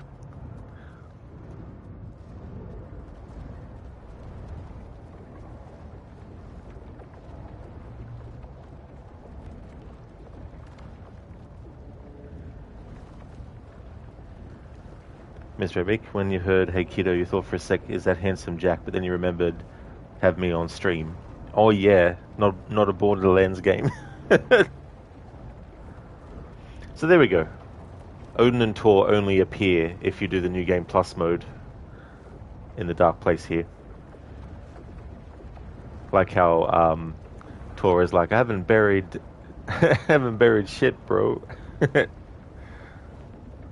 Alright, I'm going to talk about some spoiler stuff I haven't mentioned before, but essentially Warlendor is Saga's father, and there was a falling out that happened with Saga's mother and her father, Tor, and basically Tor and Odin here in the Dark Place have interacted with Dor, and from Tor's perspective, they've actually buried the hatchet. Sorry, from Odin's perspective, they've actually buried the hatchet, but from Tor's perspective, they haven't yet, so there's still some hard feelings there over what happened.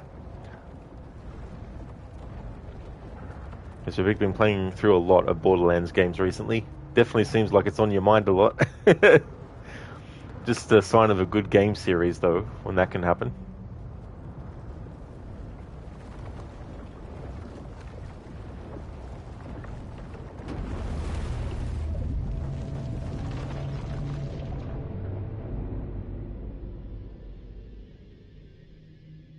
Alan? Saga, I finished it. The ending we talked about. I have the clicker and the bullet of light. Let's do this. I have to be the one to do it. I see it clearly now. This part at least. Okay. We have met here before. Time loops in the Dark Place. Every choice you make affects everything that comes before and after you make it. He's here. Like it does when you change a detail in a story you're writing. Casey? Scratch! Now!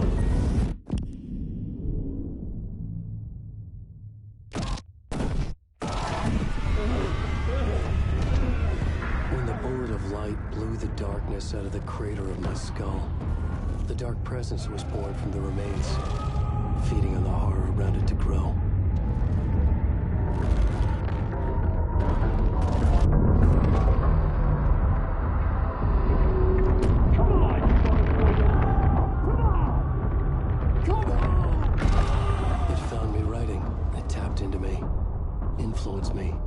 Lost in my work. The link was severed when I finished Return, but the Dark Presence was hungry for more. And I was missing the small part of myself that it had been born from. Alice, love is strange. Even apart, we're still together in our memories. We put each other through hell to set us free. Again and again, different versions of us. Alice helped me get there, where I needed to be. It has taken so long. The process to change reality is so delicate, to be true in just the right way and still find a way past our flaws. So many drafts, so many photographs, so many lives lived outside of time, an eternity apart on this journey to finally arrive here.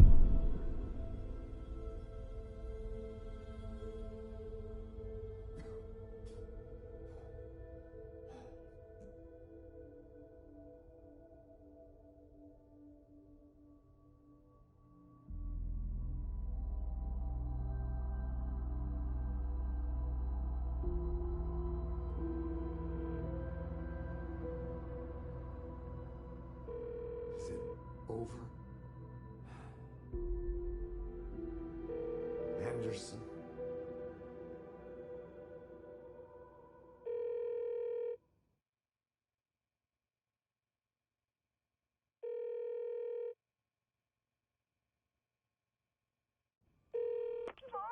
Logan? Logan! Are you alright? I had a terrible nightmare. Can you come home, Mom? Oh, baby. It's over now. You're all right. I'm here. I'm on my way home. I love you. She's all right.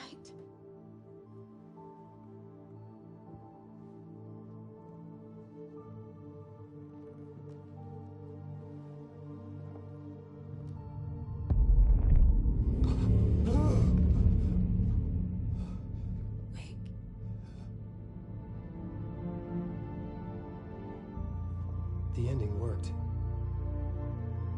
Scratch is gone.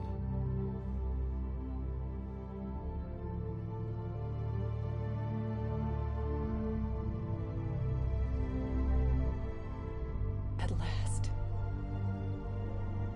Thank you, my love. And so I return. With me I bear the torch of knowledge, the light, the miracle illuminated, the master of two worlds. No, the master of many worlds.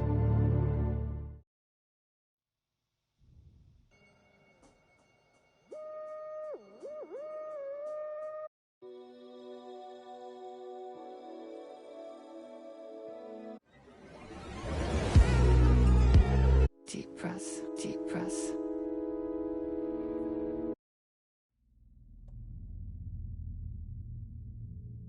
And there we go, that's the true ending. You have to play New Game Plus to get it. Gorky, you got snow yesterday and it's cold here. Oh, is it really? Was it really thick snow? Ludus, I still need to play this game even though you're watching me play it. You don't remember till you actually play it and experience it for yourself. That's fair, Ludus, yeah.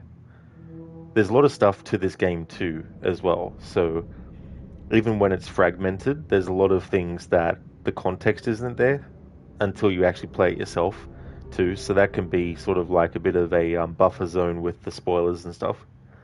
Alan Wake, meet Max Payne. Max Payne, Alan Wake. Absolutely. Bombo, wow, GG. Thank you very much, Bombo, for the GGs. And thank you for the GGs as well, Lidus. So that is the end of what I called my extended edition playthrough of Alan Wake 2. There isn't actually a version that you can buy or anything called that. That's just what I called this playthrough due to the nature of what content I was doing. So just to recap, I played the game from a fresh save, from scratch. As I went through the game, whenever there was a point where the game was like, hey, if you want to, you can go do this DLC, I would go and actually do that DLC. So I did the Night Springs episodes in that way, and I also did the Lake House DLC in that way too, as well, and found out that there's actually a little cutscene that happens if you do it that way between Estevez and Saga that doesn't actually happen if you just do the DLC on its own. So I covered that in the first pass through for this playthrough, and now I've finished the New Game Plus mode playthrough as well, that had all the story additions that were made and the changes in cutscenes and all that kind of stuff as well, and the true ending too also. So that is the end of the playthrough. I don't know how many hours it was overall, because the way that this works is once you start New Game Plus and you save over your previous save file, it doesn't add the amount of hours that you spent from scratch to finish on top of what you're doing in the New Game Plus. So New Game Plus mode took me 12 hours and 25 minutes to actually do, but I think it was 34 hours to get the first part of the playthrough done, starting from scratch and doing the DLC content as well. So definitely a lot of hours.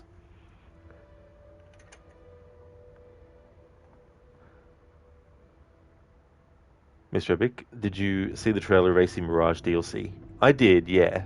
Yeah, I saw it. It's cool, the additions that they're adding to the game too as well. We're finally getting the manual jump back. Agorki, it's the first snow. Don't think it's going to stay. Oh, that's fair enough, Agorki, then. That's good that you got some snow, though, and it wasn't, like, you know, too thick and heavy. Thank you for the GGs as well, Agorki. Mr. Epic looks really good. Yeah, it's going to be interesting to play it. November 18 is when it comes out. I want to try and just stream that DLC on its own, not do like a playthrough from start to finish of the whole game and it, but just do it on its own as well. Whether that happens on the actual day or not, we'll have to wait and see. I want to thank everyone so much for watching this stream. I really do appreciate it a lot. Now that I've definitely finished this game on Monday, the game that's actually going to replace this isn't one that I have on my list when you put the horror command into chat. I'll just put that there to show what I do have put in there. I'll have to edit it, of course. The game that I want to do a playthrough of hinged on having a lot of days in a row to actually cover it, and I'm confident that I'll be able to cover it. I'm actually going to do a playthrough of Shadow Man Remastered.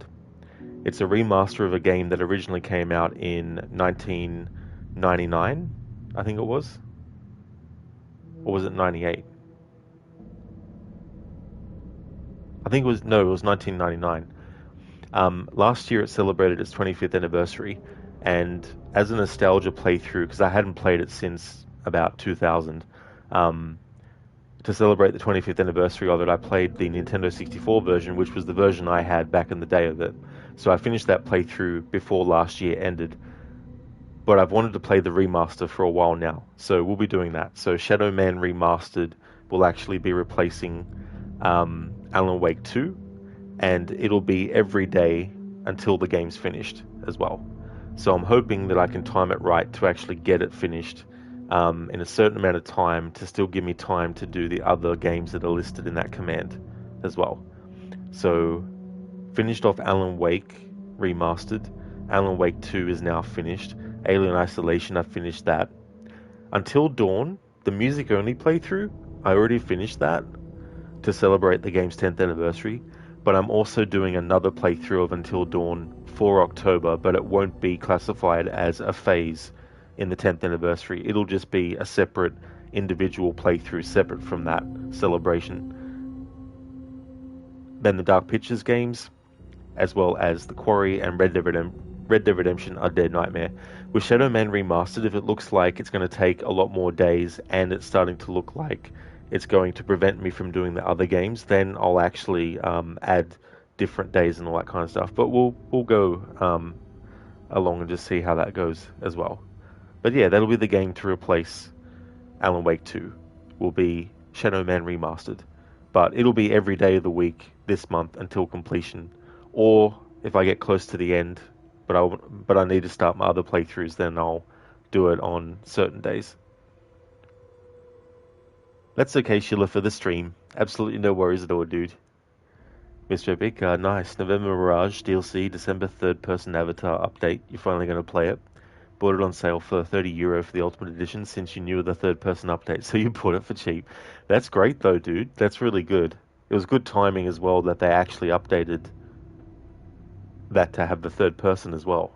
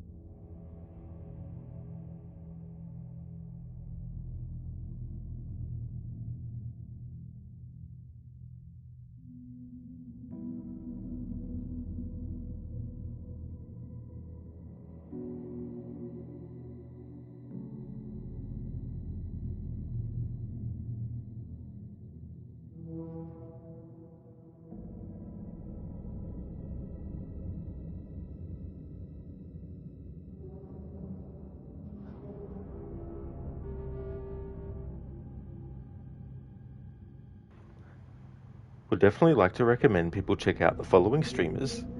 AC, who is doing Conan Exiles. I'm the Bear Suit, playing Resident Evil 3 Nemesis. He's playing the GameCube version, also on actual GameCube hardware too.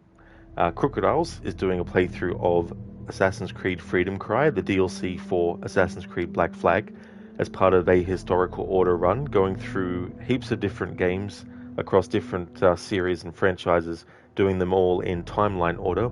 Lidus, who's a streamer of a lot of retro stuff, is a big fan of franchises like Mortal Kombat, Resident Evil, Street Fighter, and Tekken. Shillerlock, who's doing a playthrough of the Dark Pictures anthology House of Ashes. What he's doing for that is he's actually doing a say nothing playthrough. So every time there's an option for a dialogue choice, he has to choose say nothing, either by actively selecting say nothing or by simply not making a decision. The timer will run out and then it'll automatically choose say nothing. And doing it that way gives a little bit of comedic effect because of the facial expression that's on the character's face, just staring blankly. And also the reaction to the other character who is staring at the person who's just staring and not getting an answer straight away. Shaky is doing Far Cry 6 and Vegas Glaive is doing Resident Evil 2. That's no worries at all, Schiller, for the shout out, dude. I hope that you have a great start to your stream of House of Ashes. Very much looking forward to seeing you do the Say Nothing run of that. It's going to be hilarious in certain parts.